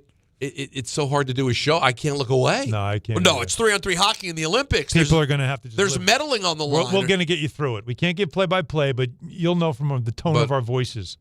All right, this should be illegal. Agree or disagree? Well, kick them out of the zone and reset. What Alan's talking about is usually see on 3-on-3 hockey, the team with the puck will take it out of the zone and kind of start over. And then do a And the line NHL is considering making that illegal. Yeah, backcourt. Because it does kill a lot. It also takes a lot of the fun out of it. And it kills time, which we don't want to do that. Zibanejad, who tied the game late, has the puck back behind. I think you're not allowed to do that. You can't stop I'm not yourself. doing it in the But traditional you did it. sense. No, you did it. Oh, I'm You talking said- right now. I'm Go, breaking go, it go, up go. a little bit. See, you got to do what he's doing. You got to do what Allen's Larkin has the puck. I didn't tell you where Drop he it. has it, what he There did he is, with there it. he is. Why are we going 5-hole? doing. Oh, you got a good look at it. Why? That's the second Now, time. Peter, your thoughts on a red line backcourt violation just for overtime? I like Well, in now, this type of So, setup. it's interesting you say that. So it's only done in the 3-on-3?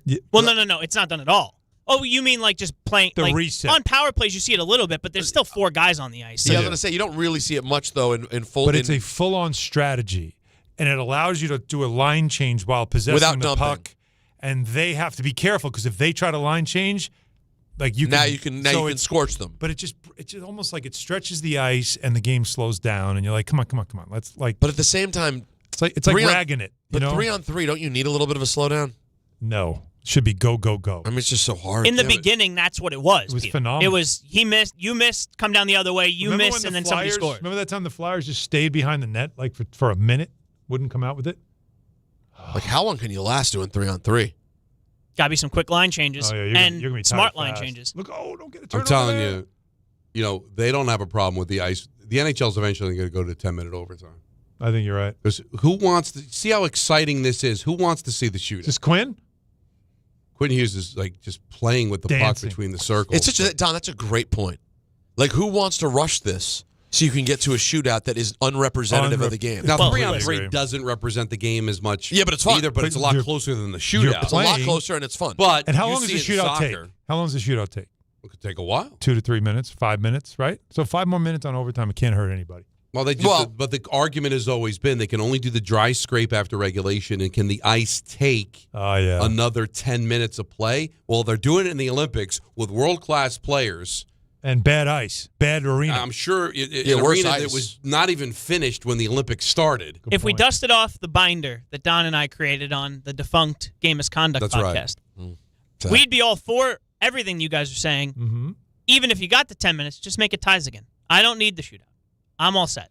I don't want to see the shootout. We want ties. Yeah, the shootout. It's. I don't want to see games end in a skills competition. Now you can make an argument this is a skills competition because it's really not traditional hockey. But it's still hockey. But You're it's still still hockey. passing. You're still checking. Oh no, you're- this is definitely you're still still hockey. shooting. It's so much closer to in what a hockey traditional is. sense. Oh, Out now, of the zone. now Allen's sick that the U.S. went out of the zone. Sick.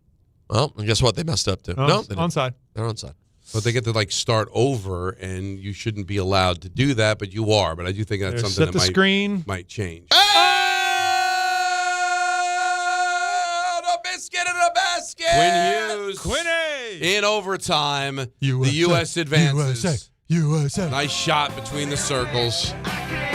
Let's go. 6:33 left in OT.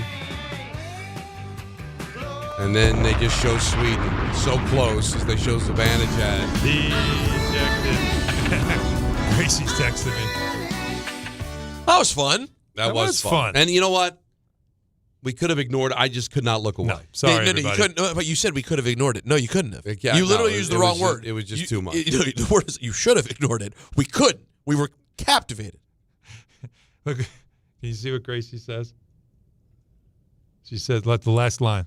Yeah, poor Marky. Poor Marky. Because she's a Devil Devils fan, fan. and Jacob Markstrom's the Devil goaltender that gave up the goal. He Well, gave up it's 2 tough. goals. He couldn't have done anything about that. It's 3-on-3. Quinn Hughes is a world-class player.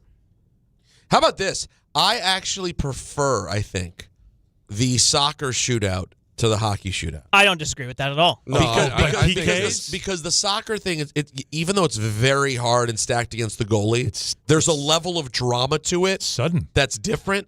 And also, soccer, simply your body can only take so much. And now you're getting to the point where they just cannot go on. Can't run, right? Yeah. So- Like you had 30 minutes to 90 minutes. These guys have now run 12 miles. Right. You have to do something. In hockey, as hard as it is, there are line changes. You can keep going and make this work. 10 minutes is not that long. Quinn Hughes gets his first of the tournament. Oh, that's a pretty good one. Matt Boldy and Austin Matthews get the assists at 3:27 of overtime, and the USA advances. There you go. Oh. So the U.S. went to the semis. Goes glove. Well, you called it. Now You we'll said, see. "Why does he keep going 5-hole?" Went glove side and gets Marky, the dub. you gotta know your scout. That's right. You gotta know Marky. Now, Peter, your guy, a lot of concern. Why? Sid left the game. Yeah. Did they won? They won, but he left and he's going under imaging. They don't know what's going on with him. The knee bent under his leg when it was who took him down? It was Gudis. It was Gudis, right? Yeah. That's not what you want. Oh wow. So now we have U.S. No, I keep getting it mixed up. It's Slovakia. U.S. Slovakia because 2 plays 3 and 1 plays 4. He's a Charger. Okay. Canada, Finland, which is not going to be. Finland's not going to be easy. Finland. Canada.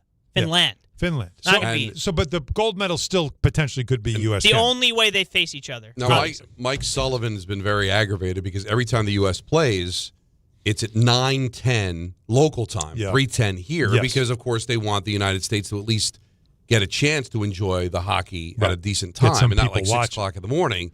But Mike Sullivan thinks it's been like exhausting for them to play so late in the day. Because they don't go to bed until really late. Is a pretty late time, but I'm assuming that it's going to be 10:30 and 3:10 again. When is that, Friday? We have the times, 3:10.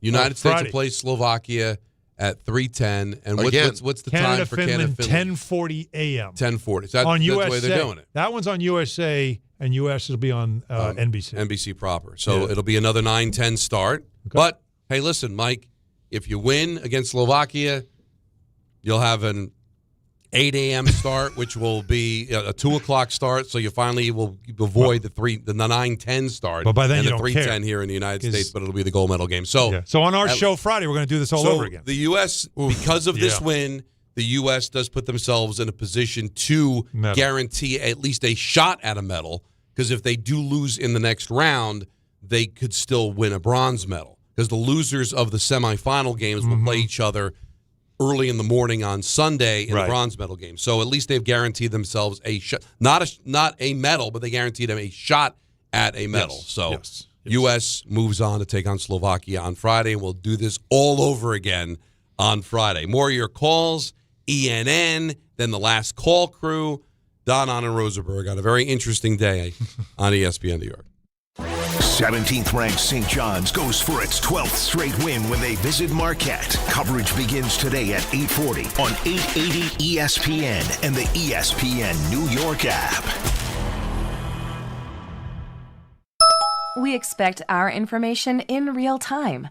US Med carries continuous glucose monitors, which provide real-time readings of blood glucose levels. US Med is an approved provider for Medicare and over 500 private insurers.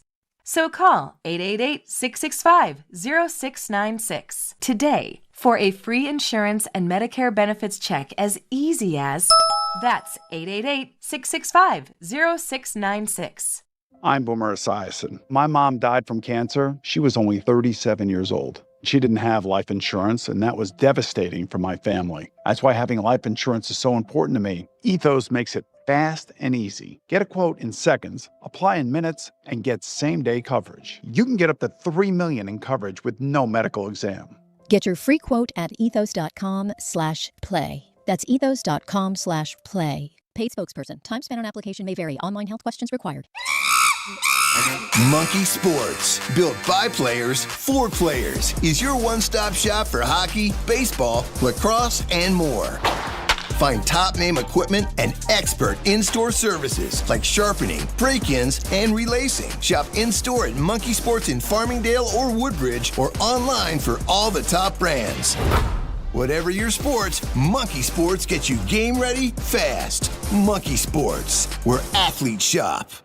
If you've been injured in an accident that wasn't your fault, then you need a lawyer who knows New York's unique personal injury and workers' compensation laws. At the Parisman Firm, they have decades of experience handling all types of accident cases and a proven track record of delivering huge results. Their team has already recovered nearly $1 billion for injured New Yorkers. From construction to car accidents and slips and falls, they've got you covered. Call the Parisman Firm now at 718-WORKERS, where your case is their cause. Get the justice you deserve today.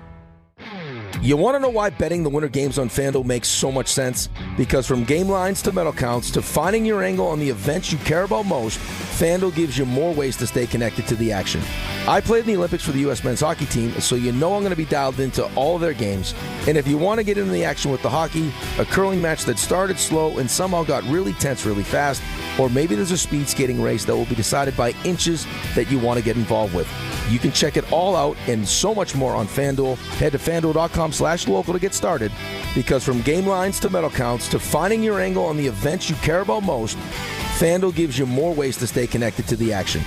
The winter games are on, and there's no better way to follow them than with a bet on FanDuel. Check out FanDuel and play your game. Must be 21 and older and physically present in New York. For help with a gambling problem, call 1-877-8-HOPE-NY or text HOPE-NY at 467369.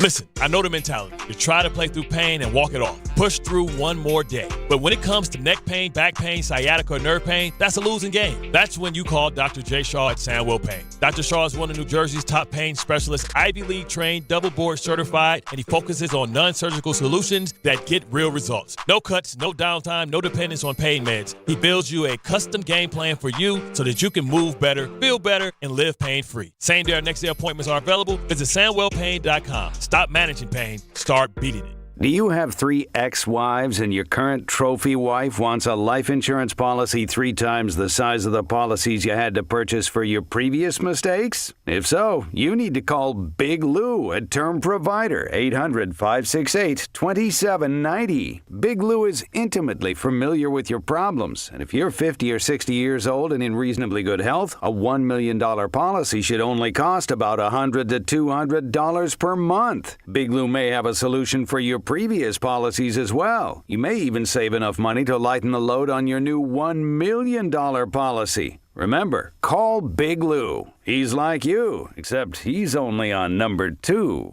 Call Term Provider at 800-568-2790. That's 800-568-2790. For $1 million in term life insurance that you can live with, call Big Lou at 800-568-2790. March the 20th of 2026, there's one place to be, and that place is Pickleball Heaven. Pickleball Heaven. It's a pickleball facility, massive facility, in Medford, New York. We're going to do the show there that day from 6 to 10. Then there's a tournament, and then after we win the tournament, Rick, we'll stay and watch some basketball with the people. Now, the worst part of all this is the name. Listen, I got to participate in Rickleball Madness. What do you want from me? You're a teammate of Rickleball. Yeah, right. You're part of the event. You're the co-headliner. If my name was Dave Pickleball, it would still be Rickleball Madness. I think that's accurate. I don't want this kind of pressure. I would prefer it be named after you. No, you don't. You want all the shine. No, I don't. Call whatever you want. Dave's Pickleball Extravaganza. Sorry, Dave. We're still calling it Rickleball Madness. And it's Friday, March 20th at Pickleball Heaven in Medford, New York. To sign up and register to play, go to the ESPN New York app and click on the Rickleball tile.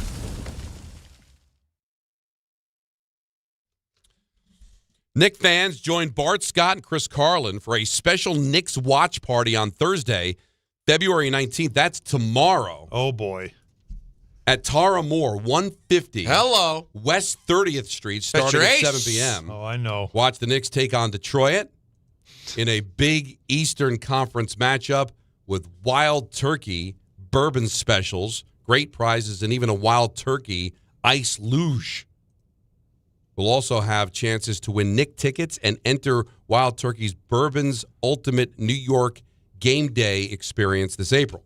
Join Bart and Carlin at Tara Moore this Thursday. That's tomorrow. Tip-off is set for 7:30. Good to get basketball back into the fold. And that's brought to you by Wild Turkey Bourbon. When you know it's right, don't change a damn thing. Must be 21 or over. Enjoy Wild Turkey responsibly. So Bart at a watch party with the Pistons playing the Knicks. That's he will be insufferable. Yeah. But I would hope that we pack this bar so that if the Knicks get a little bit of revenge here after 2 blowout losses in Detroit, that Knicks fans can let Bart have it. Let him hear it. Because he's been chirping, man.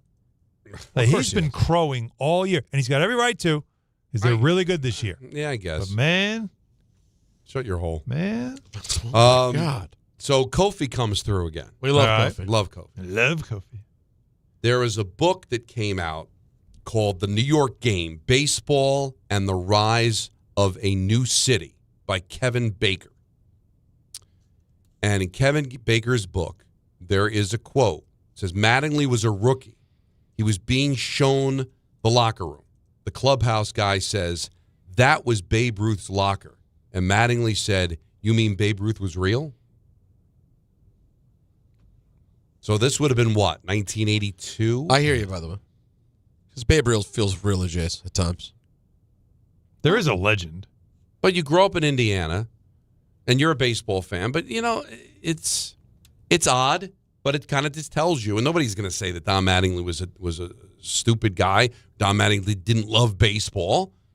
But these things, I shouldn't say they don't age well, but it's like, when you don't have a lot of footage and you have pictures and then, the Casey at the bat, like things can just get like, I don't know, is it real? What's real? What's not real?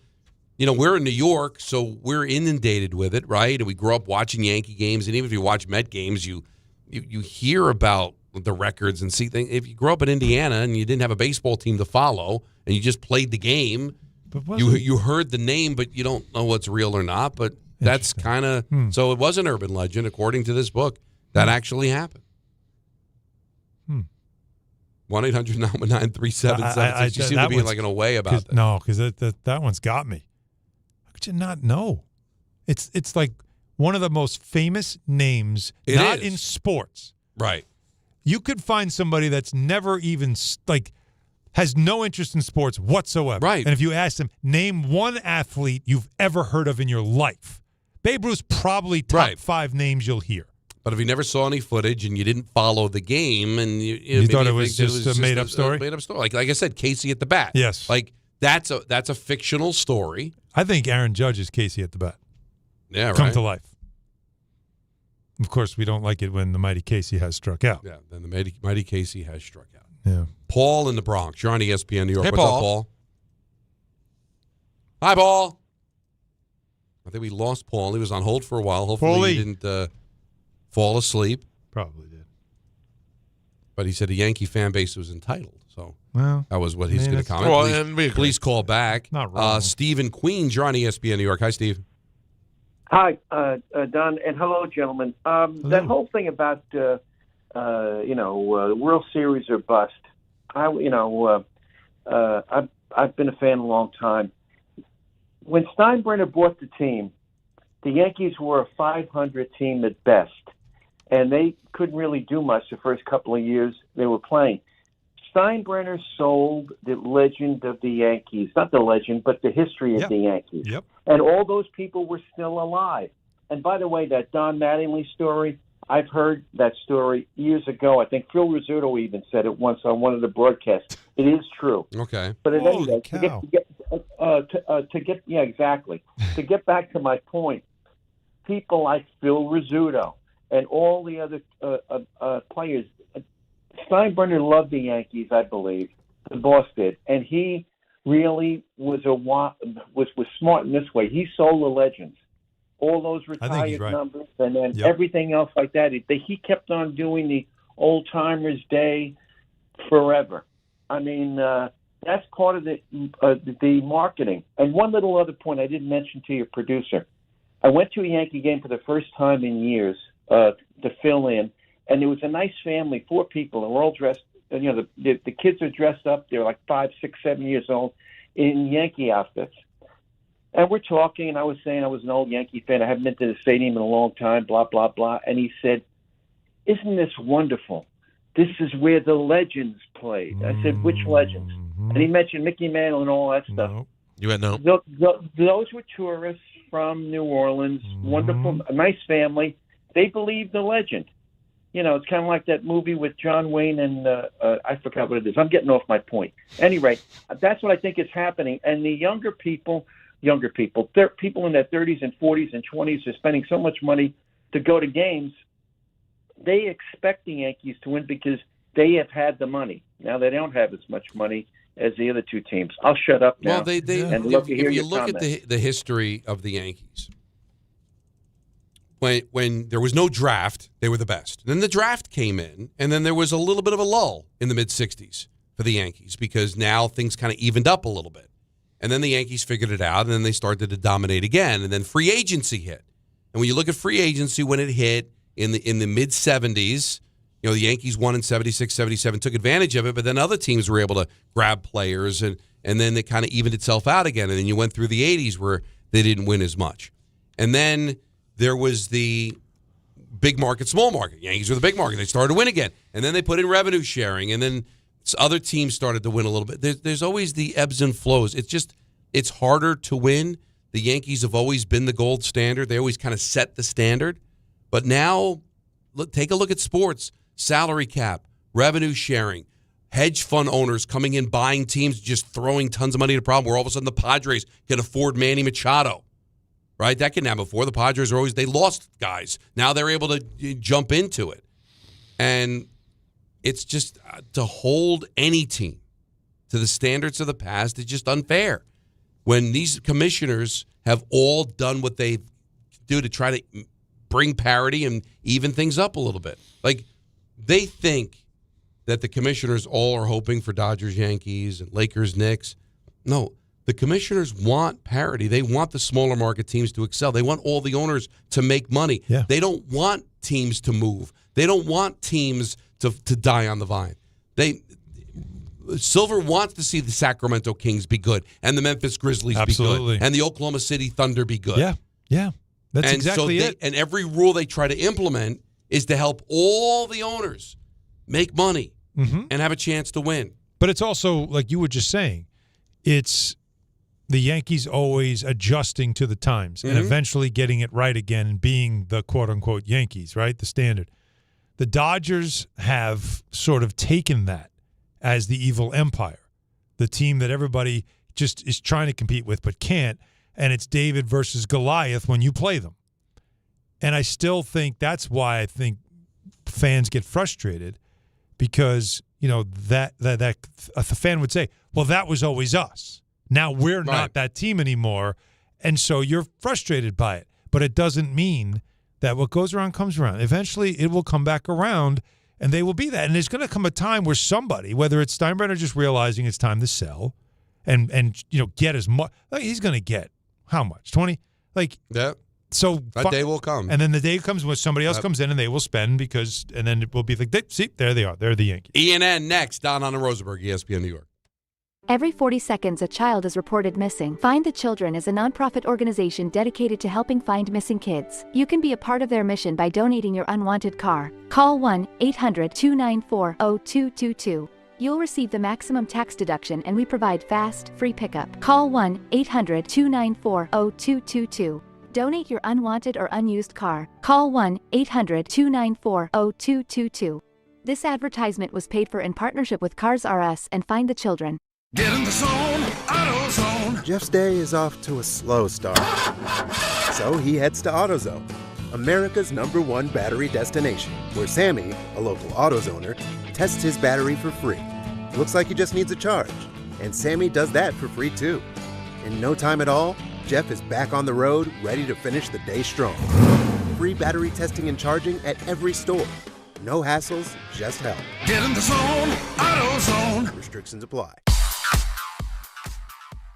And now let's take a look at the traffic with Brandy Scott. Thanks a million, guys. I hope you have an awesome rest of the night. We're going to start off in Jersey. Seton Hall Pirates taking on DePaul at the Rock in Newark. Tip-off still a couple of hours away, but probably want to give yourself a generous head start. 21 just crawling in both directions, heading over to the Prudential Center. Inbound, George looking good for both the upper and lower decks. Best of it's the outbound side, Henry Hudson. Second choice, southbound Deegan. Just some minor pockets of slowdowns from the Mosholu on down. Outbound, Lincoln going to earn you 30 to 40. Stick with the outbound Hahn if you can. Just about a 15 to 20 minute wait. Finally picked up that crash on the belt westbound right before the Verrazano in Brooklyn. Still hitting the brakes, heading over to Bay 8th. Delays there from Flatbush Avenue. Rough ride on the LIE eastbound in Nassau County over by Willis Avenue. Crash blocking the left and HOV lanes. You're jammed there from New Hyde Park Road. I'm Brandy Scott on 880 ESPN New York. Not all F words are bad. Some are actually great, like fast, free fiber for 4 months. Yep, switch to Optimum Fiber for as low as $25 a month. Plus, for a limited time, you can get 4 months free, HBO Max included for 1 year, and a 5-year price lock. Don't wait, this free fiber deal won't last long, and the fastest, most reliable, most consistent internet speeds await you. Call 888-4-OPTIMUM or visit Optimum.com/free today. Terms apply. See Optimum.com for details. At City Harvest, we believe no New Yorker has to go hungry. With your help, we're on the road 365 days a year, rescuing over 77 million pounds of nutritious food and delivering it free to millions of New Yorkers, transforming surplus food into sustenance, sustainability, and smiles, rallying thousands of New Yorkers to power a network of nourishment across our city. One day, one meal, and one New Yorker at a time. That's how we feed good. Donate at cityharvest.org. Empower. Ellie here is getting the sleeve she's always dreamed of. She worked with Empower and planned for her next move, so she got good at money. Now she can be a little bad. Oh, by the way, you spelled journey wrong. No worries. She can afford the cover-up, too. Ooh, check out my tat. It says, invest well, live a little. Start today at empower.com. Access to education changes lives. That's why National University provides flexible online and hybrid programs from associate to doctorate degrees. Since 1971, NU was built to serve non-traditional working and military learners nationwide. NU understands the demands of work, family, and service. Each year, more than 130,000 learners trust National University to move forward. Visit nu.edu to learn more. 880 ESPN, WHSQ, and WCBS-FM HD2, New York. A Good Karma Brands radio station. This is an ENN Special Report. Now reporting... The very handsome Jewish man, Peter Rosenberg. We should talk some sports. Do what you want. It's ENN.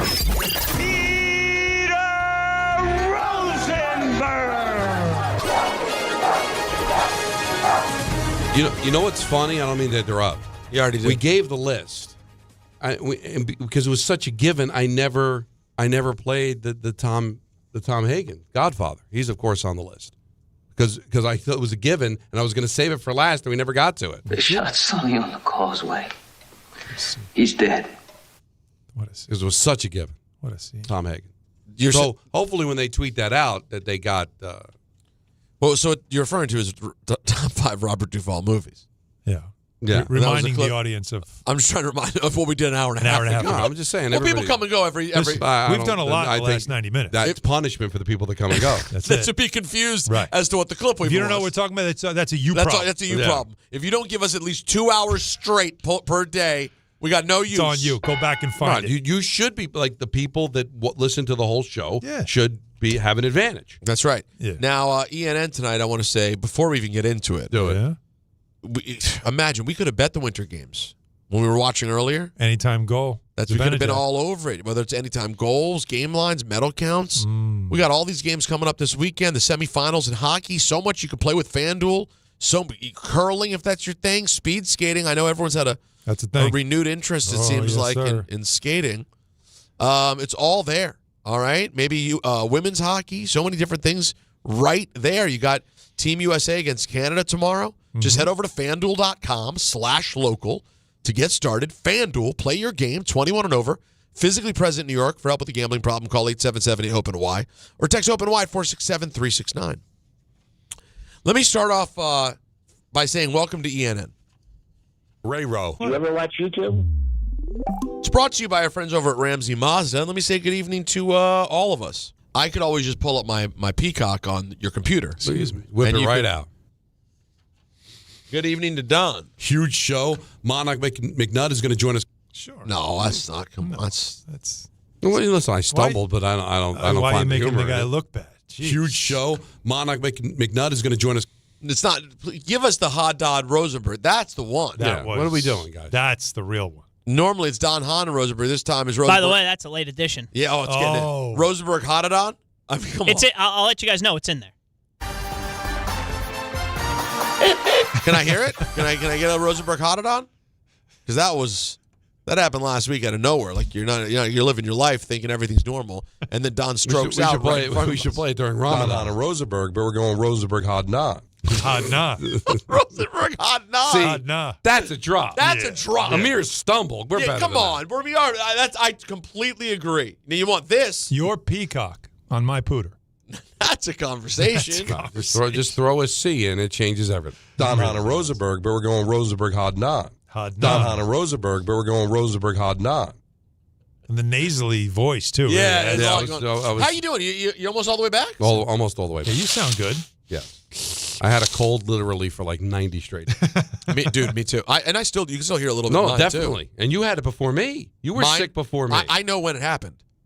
It was the day that things ended at Hot 97 was just the Friday, December 12th. We were doing the holiday show. I went away the following week. It hit me. That was a Friday. I got hit with the sickness the first time, like Thursday or Friday the next week. So we're at like December 18th or 19th that I started getting stuffed up. And it has been, I'd say, 90% of the days since then, it's been some version of this. Some version of a full clog. Wow. I got to go get some more spray. Have you found? I have found that with the what's the Arm & Hammer spray that I'm using? The what's it called again? Arm & Hammer? What's it called? Saline? The saline spray? Simple saline? I've found that sometimes at the end, you're still spraying in the nose, but like the saline's kind of gone. You know what I'm saying? Like liquid's going in your nose, but there's you're just getting water up there. Like you need it to, because that extra strength one, it hits with a little bit of menthol. Oh, yeah. It gives you a burn. Forget it. Yeah. You feel it. The burn tells you it's working. So I might have to stop by and get some more tonight. I think it's time. Also, if anyone's interested, because I think it's good we talk about colonoscopies. Mm-hmm. Yep. I reached out today to the doctor I got my colonoscopy with last time. Right. Because my brother told me that he had his 5 years ago, so he's like, you're up. And, my cousin is dealing with colorectal, so it's obviously on my mind. And so I reached out. They said I got it in June of 22. So she said it's probably going to be 5 years. I said, well, can you go to the doctor and ask, given the situation, my first cousin, like, if it doesn't hurt, let's make it 4 years, shall we? So she said, let me get back to you. And she called me back, and she said the doctor is fine with it being 5 years. Come see us in June of 27. Because if you were clean, it's not going to be that dramatic. But how did they know? How do they know 5 years you're good? They know. Where's the line? They went to school. See, that's the problem. You can't listen. I love doctors, but they're mechanics. You go to one car mechanic, they say, "Oh, all you got to do is adjust the whatchamahoochie." Yeah. You go to the other place, they go, "This car's shot. Burn the whole thing. Yeah. Don't set foot in this I'd car sell again." it now. I'd get rid of it. So I just, I have no choice but to trust them. But I'm sure insurance probably says, "No, you're not due yet, so we're not covering." See, now this. we're having a conversation. You know that's what that's about. We're not going to be able to get you covered for it until it's 5 years. You have to pay out of pocket. I can do it, but you got to pay out of pocket. So why would you do that? I'm just curious about it. When was your last one, Don? I was just thinking about it. It was maybe 3 years ago. What about you, Alan? 2. Oh, so you guys are all good. I'm looking forward to the next one. Yeah, me too. I think it's fantastic. I could use a good nap. I tried to tell them, like, listen, I have a new daughter. I want to get in there. My wife's nervous. We got stuff going on, but this is what they told me. So hopefully the 5 years is fine. But listen, what if it's not, God forbid? And I come back to you and go, hey, remember last year when I called you? Right. It's like, wow, boy, if we had caught this maybe a year ago, that's scary. That's the last thing you want to hear. But I'm going to guess that you're going to believe in the system. Yeah, you got to. I keep reminding everybody. They refer to it as the practice of medicine. Yes. So it means that it's all experimentation, and they've determined that you should be good for 5 years. But also, it's America, and because it's based around the business, some determinations are made on what makes the business sense. Mm-hmm. You know, we're not a country that believes in preventative medicine. Right, but I do. I think they base it on 5 seems to be the average. There could be people that it's earlier. So do you skew it for the few that something can happen in 3, 4? I understand the challenge. What if you went to visit and just, with the gastro doc and just have conversation? Just, there's other things I'm sure that he could probably do to quell your concerns. No, listen, I'm okay. I'm gonna. You're losing Dr. Max April. He doesn't like this doctor talk from you. What did I say? And he's been nothing but good to you. Well, I love Dr. Leave the doctoring to the doctors. Wow. And I don't disagree. Well, listen, but Dr. April's very special. Wait a minute. Not every doctor is the same. Is this a shut up and dribble? Because we don't leave the basketballing to the basketballers. That's a great. We don't leave the baseballing to the baseballers. Our job is to question everything. Yeah, but doctor's a quack. Now, Dr. April, though, who's a great doctor, him of all people knows some people are quacks. You got to find good ones. That's the key, is finding the good ones. April's a good one. But the quacks I didn't come up with every 5 years. It was a collective. I hear you. All right. I just know that people get there. We just know that medicine in our country, unfortunately, is a for-profit business, and that comes with certain issues. You know, Dr. April's great. Dr. April is one of the true great privileges I have in my life, thanks to Michael, that I know someone who, when I have a concern about a certain health area, I'm able to text. That's a real luxury. You know how annoying it is to deal with the portal? I credit Ryan Rucco. Rucco's who connected? Yeah. Maybe a big Rucco guy. Rucco reacted to our... Rucco keeps him on retainer. Rucco reacted to our K conversation. Yeah, and then what did K... Then K jumped in late. What did K say? He was... Well, Rucco was saying I would never, because we were joking about how, The bit yesterday when Michael was on the air with us was... Right. If we were Ryan Rucco, we would want it... And Michael keeps doing this job and getting older. You want to off him. Yeah. And, of course, Ryan, sweetheart that he is, hits us up and says, this is hilarious. Yeah. I love my lot in life. I got no issues with Michael. No interest in killing Michael K. No Michael K. And I said, you would pull the plug and you know it. Just to stir the pot. God. And he kept coming back with more like... But did you see, where did Michael, what's the last thing Michael said? Michael... Assuming it's air appropriate. I'm hurt to an extent I can't even explain. Oh, okay. Why? I have helped Ryan every step of the way, putting him in a position to be one heartbeat away. A heartbeat I hope takes decades and decades to happen. I would never want anything bad to happen to Rai. Even if the roles reversed, Peter. No. And then he said, I think you're transferring your awful thoughts onto me. This is just so disingenuous. He is the most vindictive. We know this for a fact. He keeps a laminated list in his pocket. If Michael was in Ryan's position, thinking that his opportunity to be the voice of the Yankees... You just slice him right in the Achilles, you see, then they can't have a backswing. That's it. Mm-hmm. If he thought it lived and died with Ryan Rucco, well, then Ryan Rucco would have to take a vacation. Yeah. And you know how many times on the air Michael would say, have you ever thought about, poisoning Kenny Albert's food just so that's a great point by you. How many times on the air? What a great point by you. And he wants to see how you react. And what would my response be? Like, of course not. He's like, you sure? But there's always that one day that you might say, I've thought about it, and then he got you. And yet I'm the bad guy because I simply point out to Michael that we know if this were in reverse, you'd be gunning for the guy. Yeah, you did say that. Although Rucco also, by the way, Don, he did say that it was beautiful crying with you watching Rocky. I didn't have any problem with it. He found it was a beautiful moment. A moment in time. Yeah, so. We'll always have that. And we still have ENN. This is ENN. Yeah. Don't you know? Second that music starts, everything that follows everything that is happens, ENN. the magic that happens, as I'm seeing now, the highlight, Sidney Crosby has to get imaging on his lower body. That knee twist, man, not good. He was getting beat. Who did he play? Chechnya?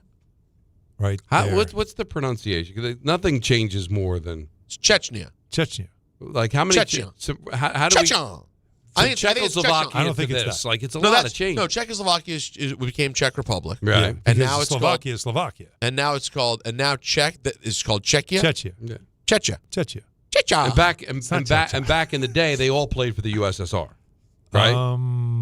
Is that right? I think he's right. No, they didn't all have they all own. Well, when did USSR become a thing? Was 1980 was Russia, right? They were Russia. They were USSR. They were. Yeah, we call it Russia. Czechoslovakia. That was right on the jersey. But Czechoslovakia. We were at war.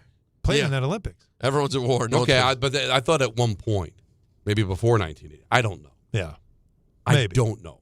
Because the whole because that's why Yager wore 68, because 1968 was the where I think they. Well, there you go. That's why So before, I guess before 60. Well before that. And I, it's hard for me because I used to spend a lot of time in Czech Republic, and now it's no longer Czech Republic. Where were you now? In Prague. Praha. So what's Prague? That's now? Praha. Czechia? That's Praha to you and me. Yeah. So Prague is where? In, I guess, Czechia. Yes, it is. It was the capital of Czech Republic. Very fashion city. Oh, it was a lot very, of very, models. very cool town. Yeah, I had a good time in Prague. Bet you did. Well, I was visiting my high school girlfriend, so bet your God ace. bless. Think about it. And you didn't go that far for nothing. Oh, my God. Right? What? Nice dinner. It's a magnet. It wasn't You know about it. that. Oh, I But brought a Sure gift. it wasn't. I mean, You didn't go in empty-handed, did you? You better no, not. I went to Prague? Yeah. You would have No. left. You would have left. No, because I would go there Not for Christmas. empty-handed. I would go there for Christmas, so I had to bring for presents. Christmas. And then Really? I'd stay with her family and Nice. this whole thing. Wow. One time we took a trip all across Europe, drove in the back of her family station wagon. Her German dad on the Autobahn driving a good 110 miles an hour. Terrifying. This is a Her book. dad was so my high school girlfriend's dad was so intimidating. God bless his soul. He was a great man. You know what this man's name was? He's about 6'3", German guy, big mustache. His name was Volker. Oh yeah. Terrifying. Of course it was. Volker was Volker. Volker had no use for me. Peter. Volker had no use. Because he knew your intentions. Nobody. No, listen, I'm sure she was a lovely girl. Yeah, You're not she was. flying all the way to Prague to shake hands. Right. Well, You're at a that- filth bag. Well, I mean, we both were. We were teenagers doing long-distance Right. relationships. Oh, yeah. So, I mean, Please. Yeah. there was a lot of sneaking around happening in the house there. But This is I feel like this is a book you should write. it was dramatic. This is pre-internet. Oh, come on. So our letter writing and like once a week phone calls. But the phone calls were these are when calls would be completely likely that a call would be $1.79 a minute. Mm-hmm. Oh, yeah. So my parents would let me call her for like 3 minutes. 5 minutes, Yeah. 10 minutes, and then they'd get the phone bill and be like, Peter! I would try to do a thing where it's like, I'll call you at 9 o'clock your time. I'll let the phone ring once and hang up. But then every once in a while, we had to do so much stuff. The things that we used to have to do back in the day. They'll never understand. No. Email only existed by the time we got to like our senior year. We were like emailing in a real way. Like Prior to that, she didn't have email. What is She that, didn't like have AOL. 93? No, my senior year was 97. You have no So idea. by then, we had email. The phone was such a big deal. Yeah. Like, I remember like going out with Nancy back in the day, and like if she was out, my mom, I'd have my phone, but I had like a tabletop phone. It would ring. You'd hear it throughout the whole house. Yeah, there's no hiding it. So there was a way like she would call quick, or like ring like half a time to not wake everybody up. Then I knew she was home, and then I'd be able to call her. That's crazy. And then the emergency breakthrough, which we talked about before, where you'd make the emergency break. I forget what you hit star something. Right. Get an operator. Say I want to make an emergency breakthrough. They'd record your name from Don. So Nancy would be on the phone with somebody, and then all of a sudden the operator would come, emergency breakthrough from, and then you hear me go, Don. And then you figure out, instead of saying Don, I'd say, call me when you get off the phone. Well, that So was emergency collect call. breakthrough from, call me if you get off the phone. But wasn't that a collect? You could do a collect call that way too. Oh, and then remember the phone Oh, cards? yeah, Come pick me up, and then you hang up. And the phone cards, too. Yeah, oh yeah. Whenever phone, you were phone away. cards, listen, you go watch an old episode of Monday Night Raw from like the mid '90s, and phone cards are half the commercials. Phone cards were big. So I had one in my like early days as a sports writer, like covering high school games where you needed to use payphones, and it's like it was an AT&T number, and I gave it to my friend when he went to Alabama, and so we would talk for hours on this thing from Alabama, and they never checked it. Wow. I think the statute of limitations for me are okay. Yeah, you're That's fine. one. You're good now. All right, Alan sent this to the group yesterday. A lot of people chatting about this. UCLA head coach Mick Cronin, not kind to a reporter after UCLA's game against Michigan State. True toughness is how you compete and how you go to work every day. Steve's a good kid. He made a bad decision. You know, if you want to be a tough guy, you need to do it during the game for a block out, for a rebound. So I was thoroughly disappointed. The guy was defenseless in the air. I know Steve was trying to block the shot, but you don't. The game's a 25-point game. You don't do that. All right, now things continue. Now, just context. Yeah, please. Blowout, right? They're just getting smoked. Fast break, dunk attempt. One of his players, who actually I think played at that school the year before, went up to block the dunk, and it was a pretty dirty play. Now, he did go for the ball. But it was a hard foul. Completely unnecessary. And they get face-to-face. And Cronin doesn't even stop. He just, I think it was Michigan State, right? UCLA? Yeah, it was Michigan State. So Cronin just takes him out of the game, grabs him, points to somebody, he's out. He's out. Like, you're publicly embarrassing the kid, just sending him off. And so, of course, Michigan State's fans now are just chanting his name, mocking it, the whole thing. So it leads to this exchange with this reporter. What was your thoughts on the student section chanting Booker's name? I could give a rat's about the other team's student section. Overall, the way that you I would like to give you a kudos for the worst question I've ever been asked. Did you like You should take it. the preparation of the... You really think I care about the other team's No, I don't think you care about the other Are you raising your voice at me? No, I'm just... Yeah, you are. Yeah, you are. Come on, dude. I'm not raising Come on. Yes, you are. Everybody's standing here listening to you. Everybody. This is on camera. They can hear you. I answered the question. I could give a rat's about the other team's student section. I coach UCLA. I don't care about Michigan State students. I mean, who cares? I mean, first of all, wow, grown man, head coach, calling a student. This is a student newspaper, so it's a student. Calling him dude. Let's start there.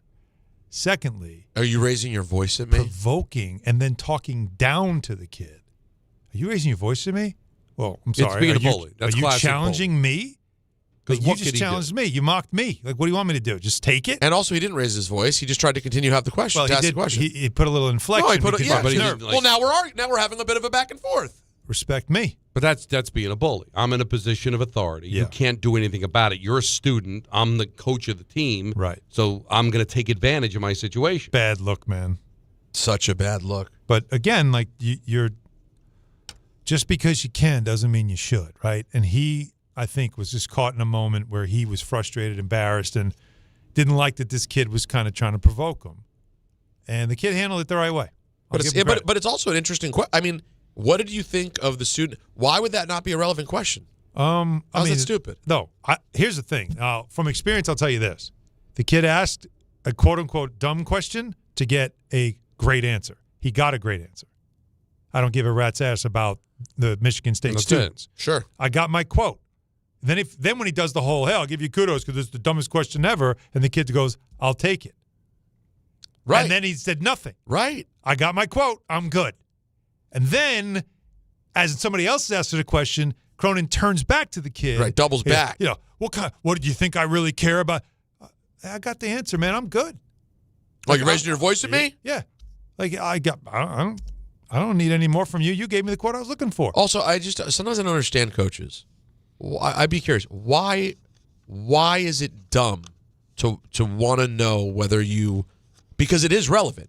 You kind of embarrassed your player. Yeah. And then the student section leaned in and really made it bad for your player because you did that. Yeah. What are your thoughts on that? Yeah. Well, obviously, it's an unfortunate situation. I felt like it was what we needed to do. He'll get over it. It'll be okay. That's, their job is to root against us. There's a million ways you could answer it. Instead, you have to go full nozzle and say that's the dumbest question I've ever heard. You gave me the money quote that I can use and that will only dial it up even more because now Michigan State, the next time you see them, going to have something for you. Wow. See, you want to get into the Big Ten? I just don't like the bullying. We all go through it. And listen, if I'm grown, a grown ass man, and I've been in the media. Oh, here comes the train. 625 locomotive. I'm doing my job. You're doing your job. We're getting into it. Whatever. I'm a grown man. I've been into it. But when you treat like a student, it's stupid. Because if it's a kid, you let it go. Not and what do you think's going to happen if the coach decides to go to the university and have an issue? That kid's gone. He won't cover another game again. Scarlet letter on him. Why be a bully?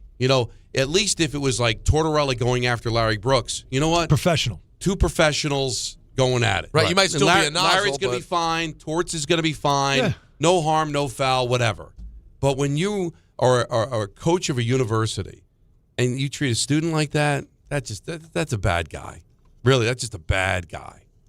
I give the kid credit because that's a nervous moment, right? Here's a decorated head coach coming at you when you got to stand your ground. Not easy. Here's Tom Izzo on the reaction to Mick Cronin ejecting his own player. I felt for Mick, his team's a lot better than that. And I guess he upgraded that to a flagrant 2, huh? That's the first time I saw a coach do it, but that sounds like Mick, so he'll get that straightened out. Izzo is like the godfather now of college coaches. He really is. He can say whatever How old he wants. How old is Tom Izzo? 75? Gotta be. I would probably go north of 70, right? I would think so now. Been coaching since the 90s. Yeah. God. 71. There you go. If he's a day. Took over for Heathcote, right? I don't know. He's been there. They've had like 2 coaches in the last 50 years. He's been there since 95. Yeah, 95. And I believe it was Judd Heathcote. He took over. I would guess that Tom Izzo, Mateen Cleaves might have been there when he got there. That's the Flintstones. That's the Michigan, the Flint, Michigan kids. And is that his first team? One of his first good teams, yeah. That'll do it, ladies and gentlemen, for Yep, ENN. All right. It's brought to you by Ramsey Mazda. Get more for your money, Ramsey Mazda. Look at the 2026 Mazda CX-50 or the Mazda CX-90. Choose wisely.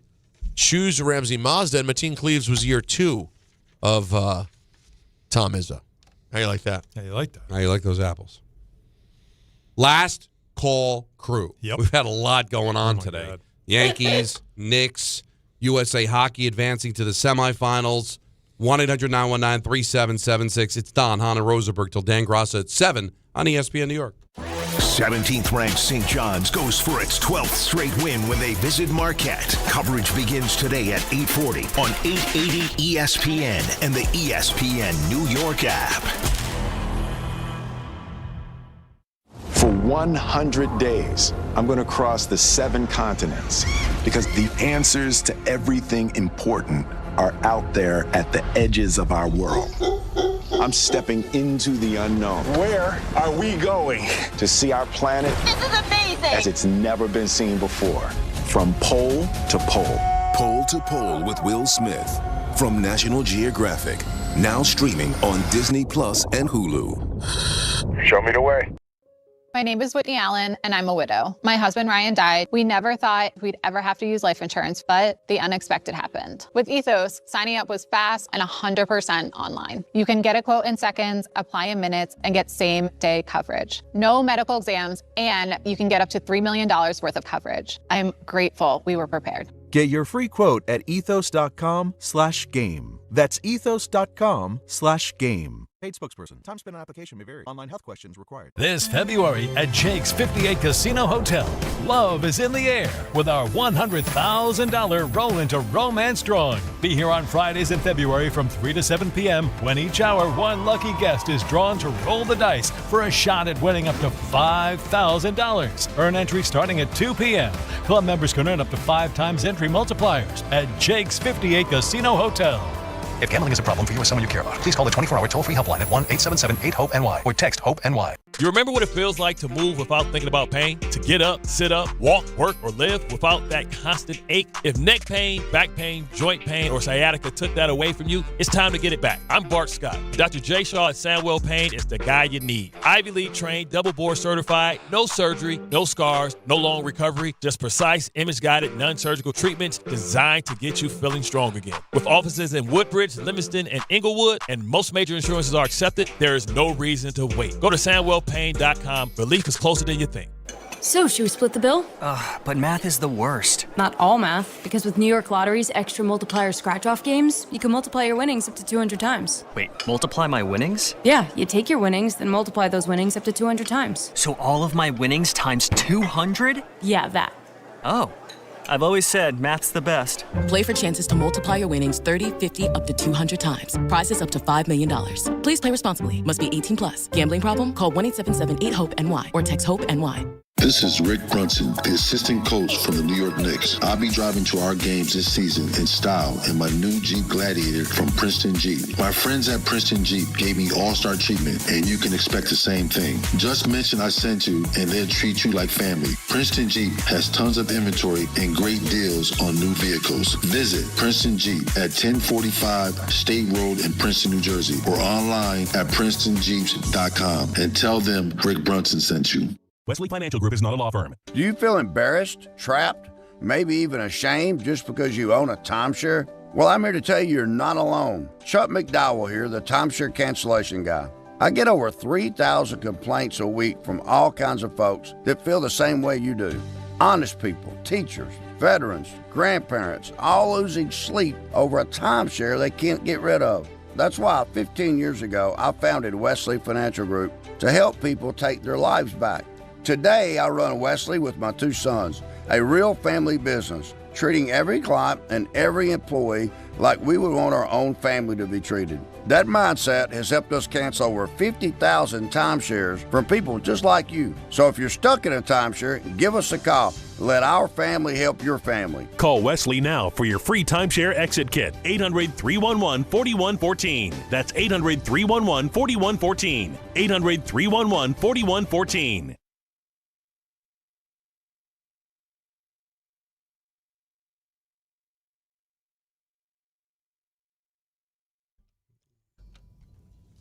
It's like a lullaby Bruce Springsteen song.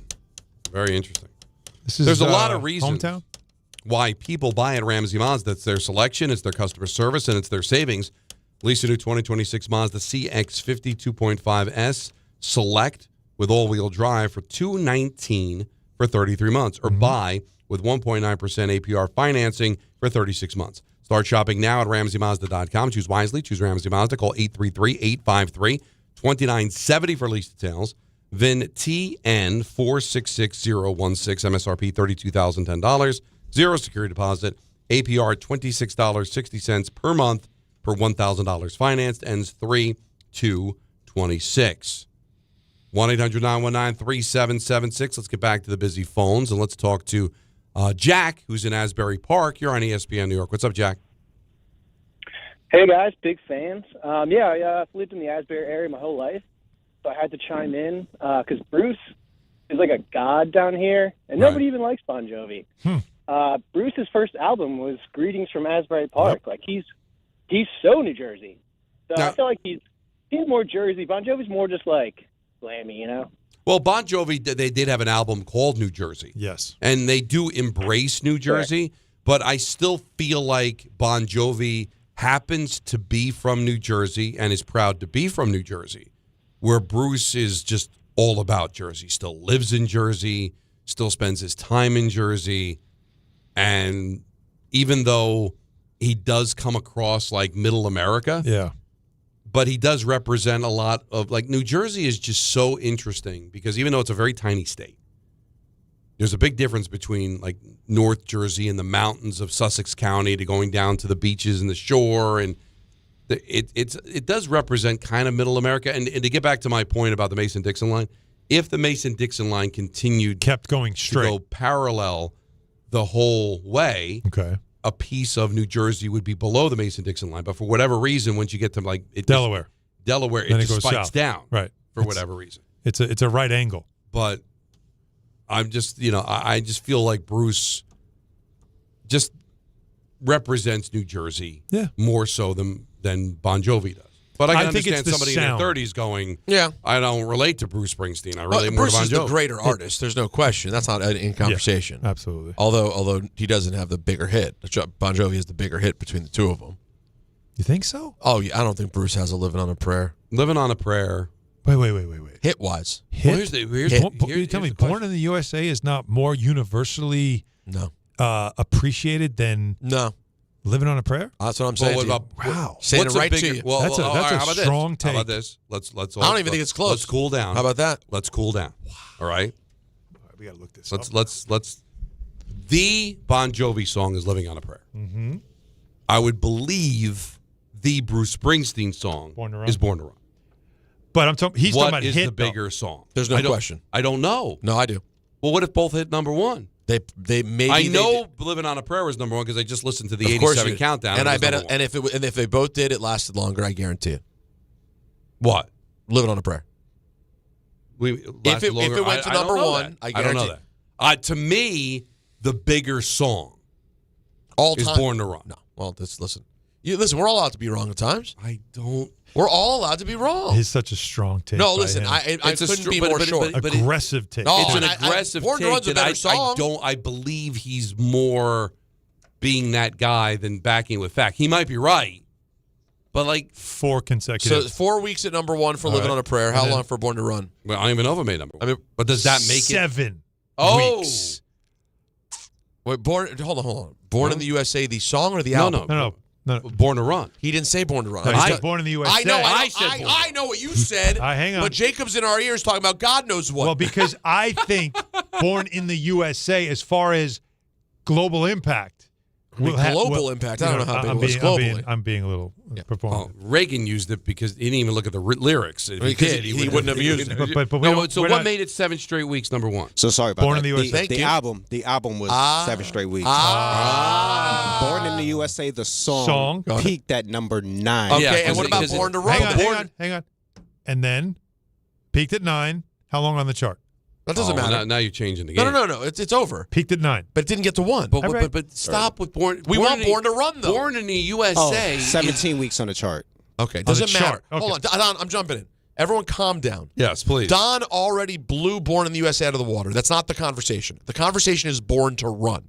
How long did Born to Run make it to number 1 on the Billboard charts? Because to me, the quintessential Bruce song is Born to Run, not Born in the USA. Agreed. But commercially, Born in the USA might have been a better song. I don't think so, though. I think Born to Run was still big. was that whole album was massive. Peaked at 23. 23. So, in other words, just every once in a while, Peter's just right. But I'm going to tell you Sometimes something. Peter's just I'm going right, to tell you and something you gotta right just now. move on. In 1975, if you looked at the songs in the top 40 in 1975 compared to 1987, 1987, the music was garbage.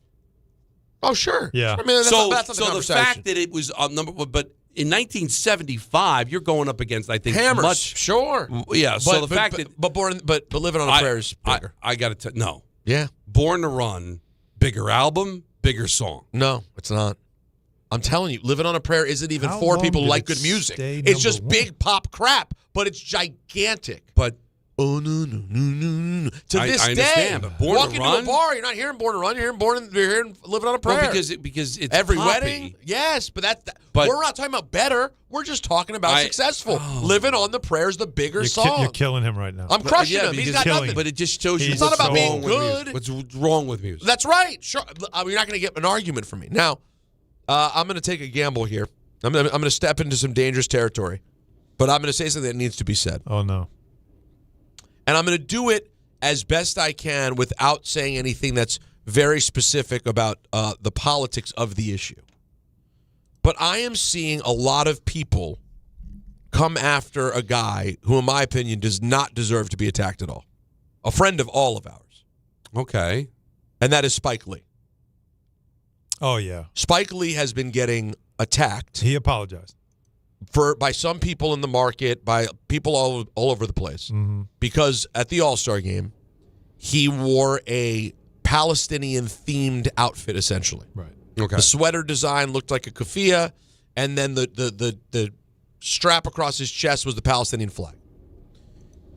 Spike Lee, as we know, you can feel how you want about that issue. Spike Lee, as we know, has always been the films that he makes, the issues that he cares about, are often of downtrodden people. That is something that Spike Lee cares about. People who are not, in his eyes, getting the fair end of the stick. Marginalized. Marginalized people. Thank you, Alan. That was very well said. So Spike decided on a day when there's a lot of spotlight, I'm going to wear this issue to support Palestinian people affected by the violence that has been happening in their backyard and killing people now since for 50, 60 years, but the last few years. Now, the mistake that he may have made was being unaware of how much attention there would be to the fact that the first Israeli-born player was playing in the All-Star game. Yeah. The fact that people's default, because they need to make everything an us versus them, let's politicize it thing, was that Spike was trying to, for lack of a better word, dunk on this Israeli kid instead of thinking, no, he's just bringing attention to this issue, which he cares about, and that is going on, to me, was weak, and it was an attempt to try to virtue signal and attack him when he didn't. Allen, did any part of you think he was trying to take a shot at the kid? No, I think he was not even aware that the kid was an all-star. I agree. As good as Denny has been this year, I believe he was an injury replacement. And Spike Lee, as big a fan as he is he a fan to the point of paying attention to every up-and-coming good player in the league? Or does he just want to show up to big events and celebrate? If it's not the Knicks, how often does he go to other stuff? He pops up at a Lakers game every blue moon, pops up at the All-Star game. I don't think he was aware of the kid. I really don't. And he put out a great statement and said as much, that he was trying to make a statement about what's been happening in Palestine. He was in no way trying to disrespect the Israeli kid, and he gave the kid love and props and respect. It had nothing to do with him. But now yo-yos are attacking Spike Lee and going after him as if he was trying to do something to the kid. I just want to make sure I'm correct. He was not an injury replacement, and he had earned it. He was a pick of the coaches. Oh yeah. He was a bench player. He was a reserve that was selected. Yes. Yeah. So listen. I know it's a very sensitive topic, but like now you see. I mean, people are coming out there and saying, Spike Lee should never go to an NBA game again. But there's he's so this, much. He's that. There's so much misguided emotion behind so many things where our anger takes over instead of just, if you want to make a point about something, make the point, but to then turn it into so much rage and anger. But it like I said, this is happening too often, and Spike got caught in the middle of it and probably was caught off guard, didn't realize it. Right. And he probably was like, oof. I didn't realize people would make this a thing where I'm going after the kid. And also, just like some basic knowledge for human beings, trust me when I say you can have very complicated feelings about that subject and still have love for Israeli people while expressing you are not happy with what their government is doing. That doesn't mean Spike Lee was attacking the kid. I know. But unfortunately, when you decide to make these types of statements, you have to realize that you're going to be expected, rightly or wrongly, to be buttoned up and to kind of know the different things because you know it's going to blow back up to you. So should Spike Lee have done the homework to see, well, if you're going to make a statement, I guess maybe you're going to be expected to. And if he had known that, would he have done it? If he took a look at the roster and saw there was an Israeli player, would he have done it? He probably wouldn't have, because he would have realized that people would have misunderstood, thought they were targeting him. So that's why I stay out of it, because I don't know enough about it. Exactly. That's exactly and it. I think sometimes we think we know everything, and we don't. Right. And even though the internet and all the other people, they don't know everything, but collectively they can gather a lot of information after the fact, especially if they have motivation to kind of be against you. How do you say the kid's last name, by the way? Advia. So just to be clear, here's Spike's statement on it. Much respect to Denny Advia, the first Israeli-born player in the NBA All-Star Game. Congratulations also to all the players in the NBA. There's been some conjecture about what I wore to the games on Saturday and Sunday. The clothes I wore are symbols for my concern for the Palestinian children and civilians, and my utmost belief in human dignity for all humankind. What I wore was not intended to be a gesture of hostility to Jewish people or to support violence against anyone, nor was it intended as a comment on the significance of Denny being an all-star. There were 28 NBA players chosen to be in LA this weekend. I didn't know them all, and Denny for playing for the Portland Trail Blazers, the West Coast team. I didn't know Denny as the first Israeli-born NBA all-star. He can ball. Now I do know. Live and learn, onward and upward, peace and love.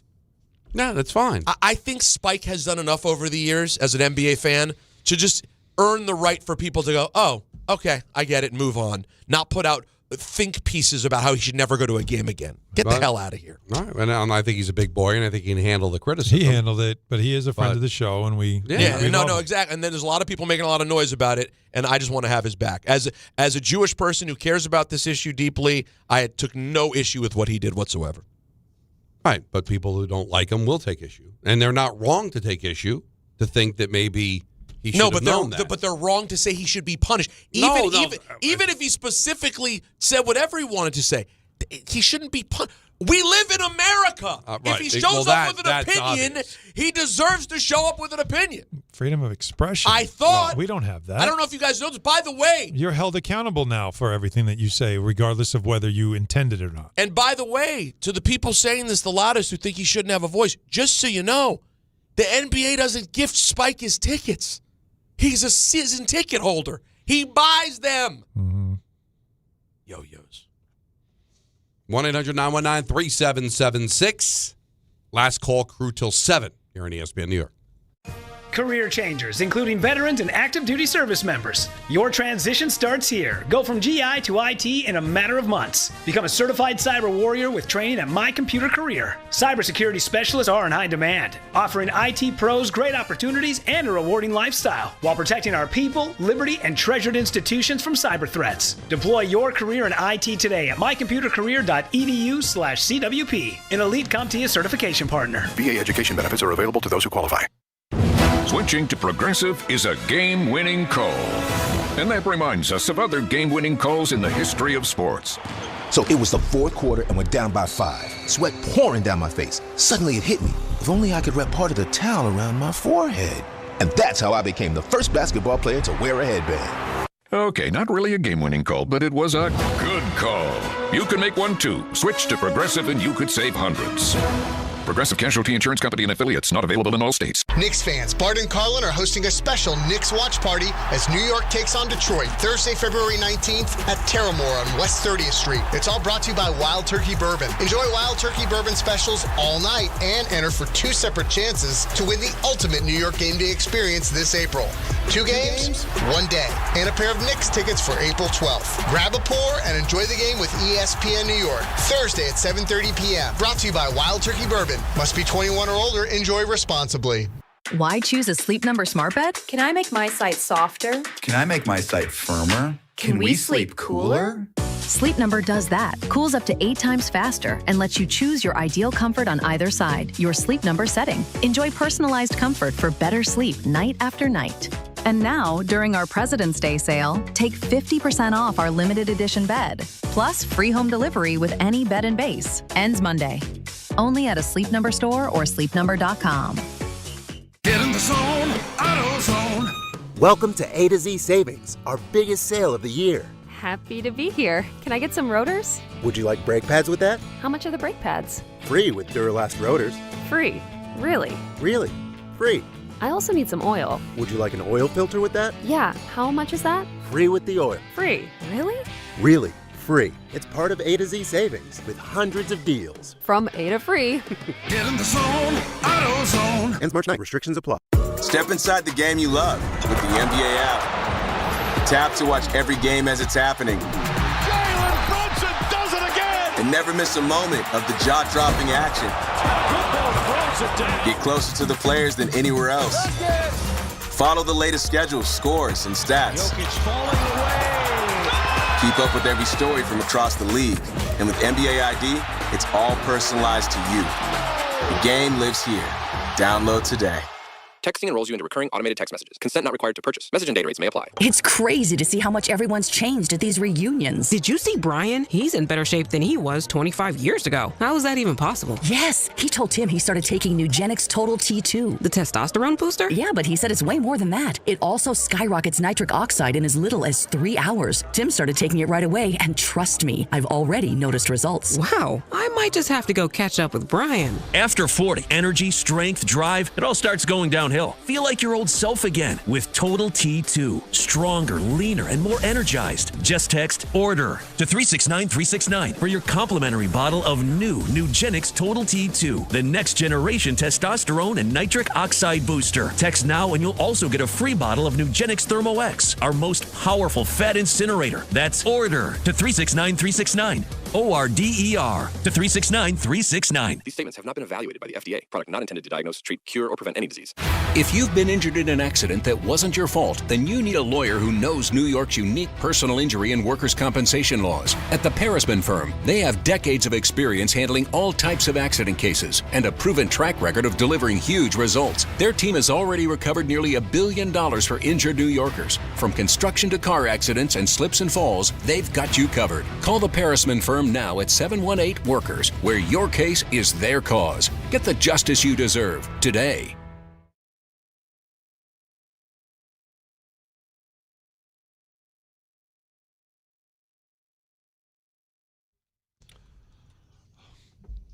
Yeah, it's so. Gina,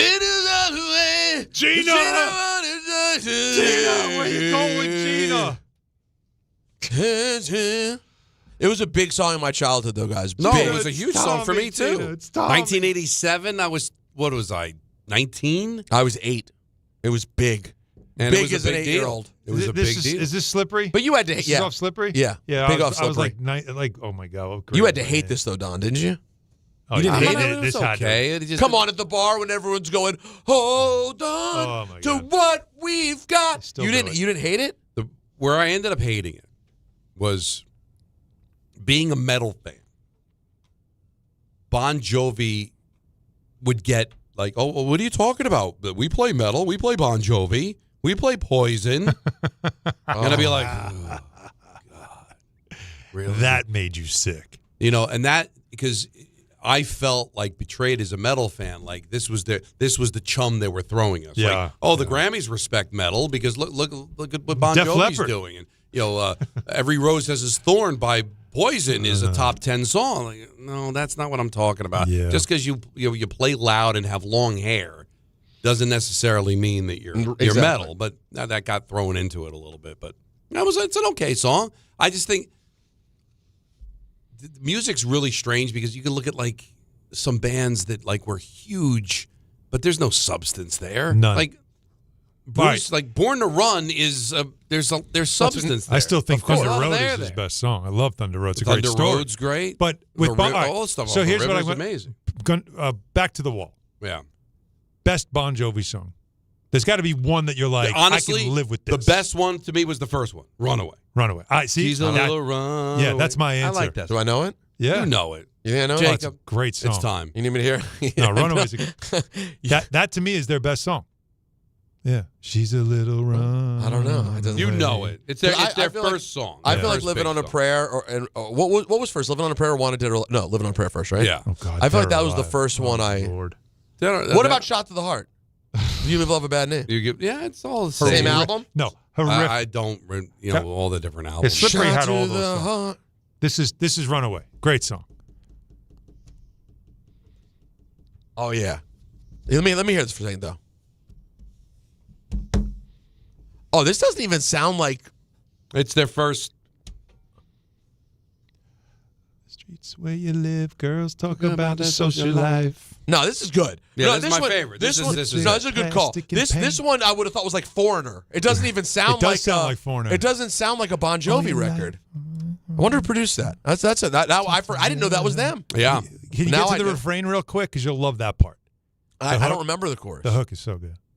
Ooh, she's a little run. Okay, it's film. It's different time because the girl in the video is like 13. And the other thing too, That's like fair. Loverboy. Yeah. Loverboy. Oh yeah. Do I remember Loverboy? You know you Loverboy. would know. Living for was it Working for the the weekend? You know. Oh Everybody's yeah, I working do. The cover of their first album, leather pants, and then like the fingers crossed. Yeah. Oh yeah. Makes everybody think that it's the lead singer's butt. No, it's like literally like an underage girl's butt. This it sounds like maybe we should have rethought some of these things. No, yeah, listen, but this was the 80s. It was the 80s. Anything Again, goes. we were at war. Yeah, We Yeah, were. it was, Well, we weren't, but we were. You know No, what I mean? in some ways. it wasn't war. It was Iran-Contra was going on. There was a lot of things. We had distracting. something. Yeah, the economy. Reaganomics, trickle down economics. VOO economics, voodoo economics. That's right. Let's go to Ed in New Jersey. You're on ESPN New York. What's up, Ed?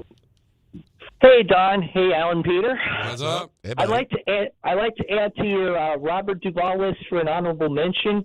His first big movie that he was in was To Kill a Mockingbird. He played Boo Radley. Yeah, that's what Alan Saw that. brought that up. That Yeah, was that's an honorable that's a mention. really good. That was an honorable mention by Alan. Yes. Yeah. That's a good job by you. Thanks, Ed. Yeah, this it was a very difficult list because there's so many great things he was in. Mm-hmm. Danny on Long Island, squeeze it in. You got a minute, buddy. What do you got? Yeah, it was. I agree with Peter's comment. I was going to talk about my colonoscopy, but that really lit a fire under me because obviously Spike had a nice. You can support whatever side you want as long as you're not preaching violence, and everyone has a right to their opinion and shouldn't be criticized. But my question to Peter is: tell everyone why exactly you think Mark Cicera is a D-nozzle, whatever you call him at 3:30, because we all know why. No, we all know why. You might be surprised. You might be surprised. You might you might think I know more about Yankees than you think. Because I know why you know White Teixeira. Because he's running as a Republican. No. He's running as a Republican. No. I do not enjoy what I've seen from him politically, but that is not where the origin story is. Oh, you could sure, right. Hey, Danny, real quick. Do you know where Mark Teixeira's from? Danny's on. Oh, he hung up. Danny, where'd you go? Did someone hang up on him? No, I think he hung up. He might have hung up. Oh, maybe we lost him. Danny, Mark Teixeira is from Severna Park. Mm-hmm. He went to high school with my ex-girlfriend. He has been a nozzle for 30 years. Right, and I knew that. You've got history. You got receipts. And then he spurned the Orioles. He has been a nozzle to people from the area forever. So you tried, Danny, and it was a good. I see why you had it all lined up, but you failed. Dan Gross is next. You're going to drop your plate. Later, guys. My name is Whitney Allen, and I'm a widow. My husband, Ryan, died. We never thought we'd ever have to use life insurance, but the unexpected happened. With Ethos, signing up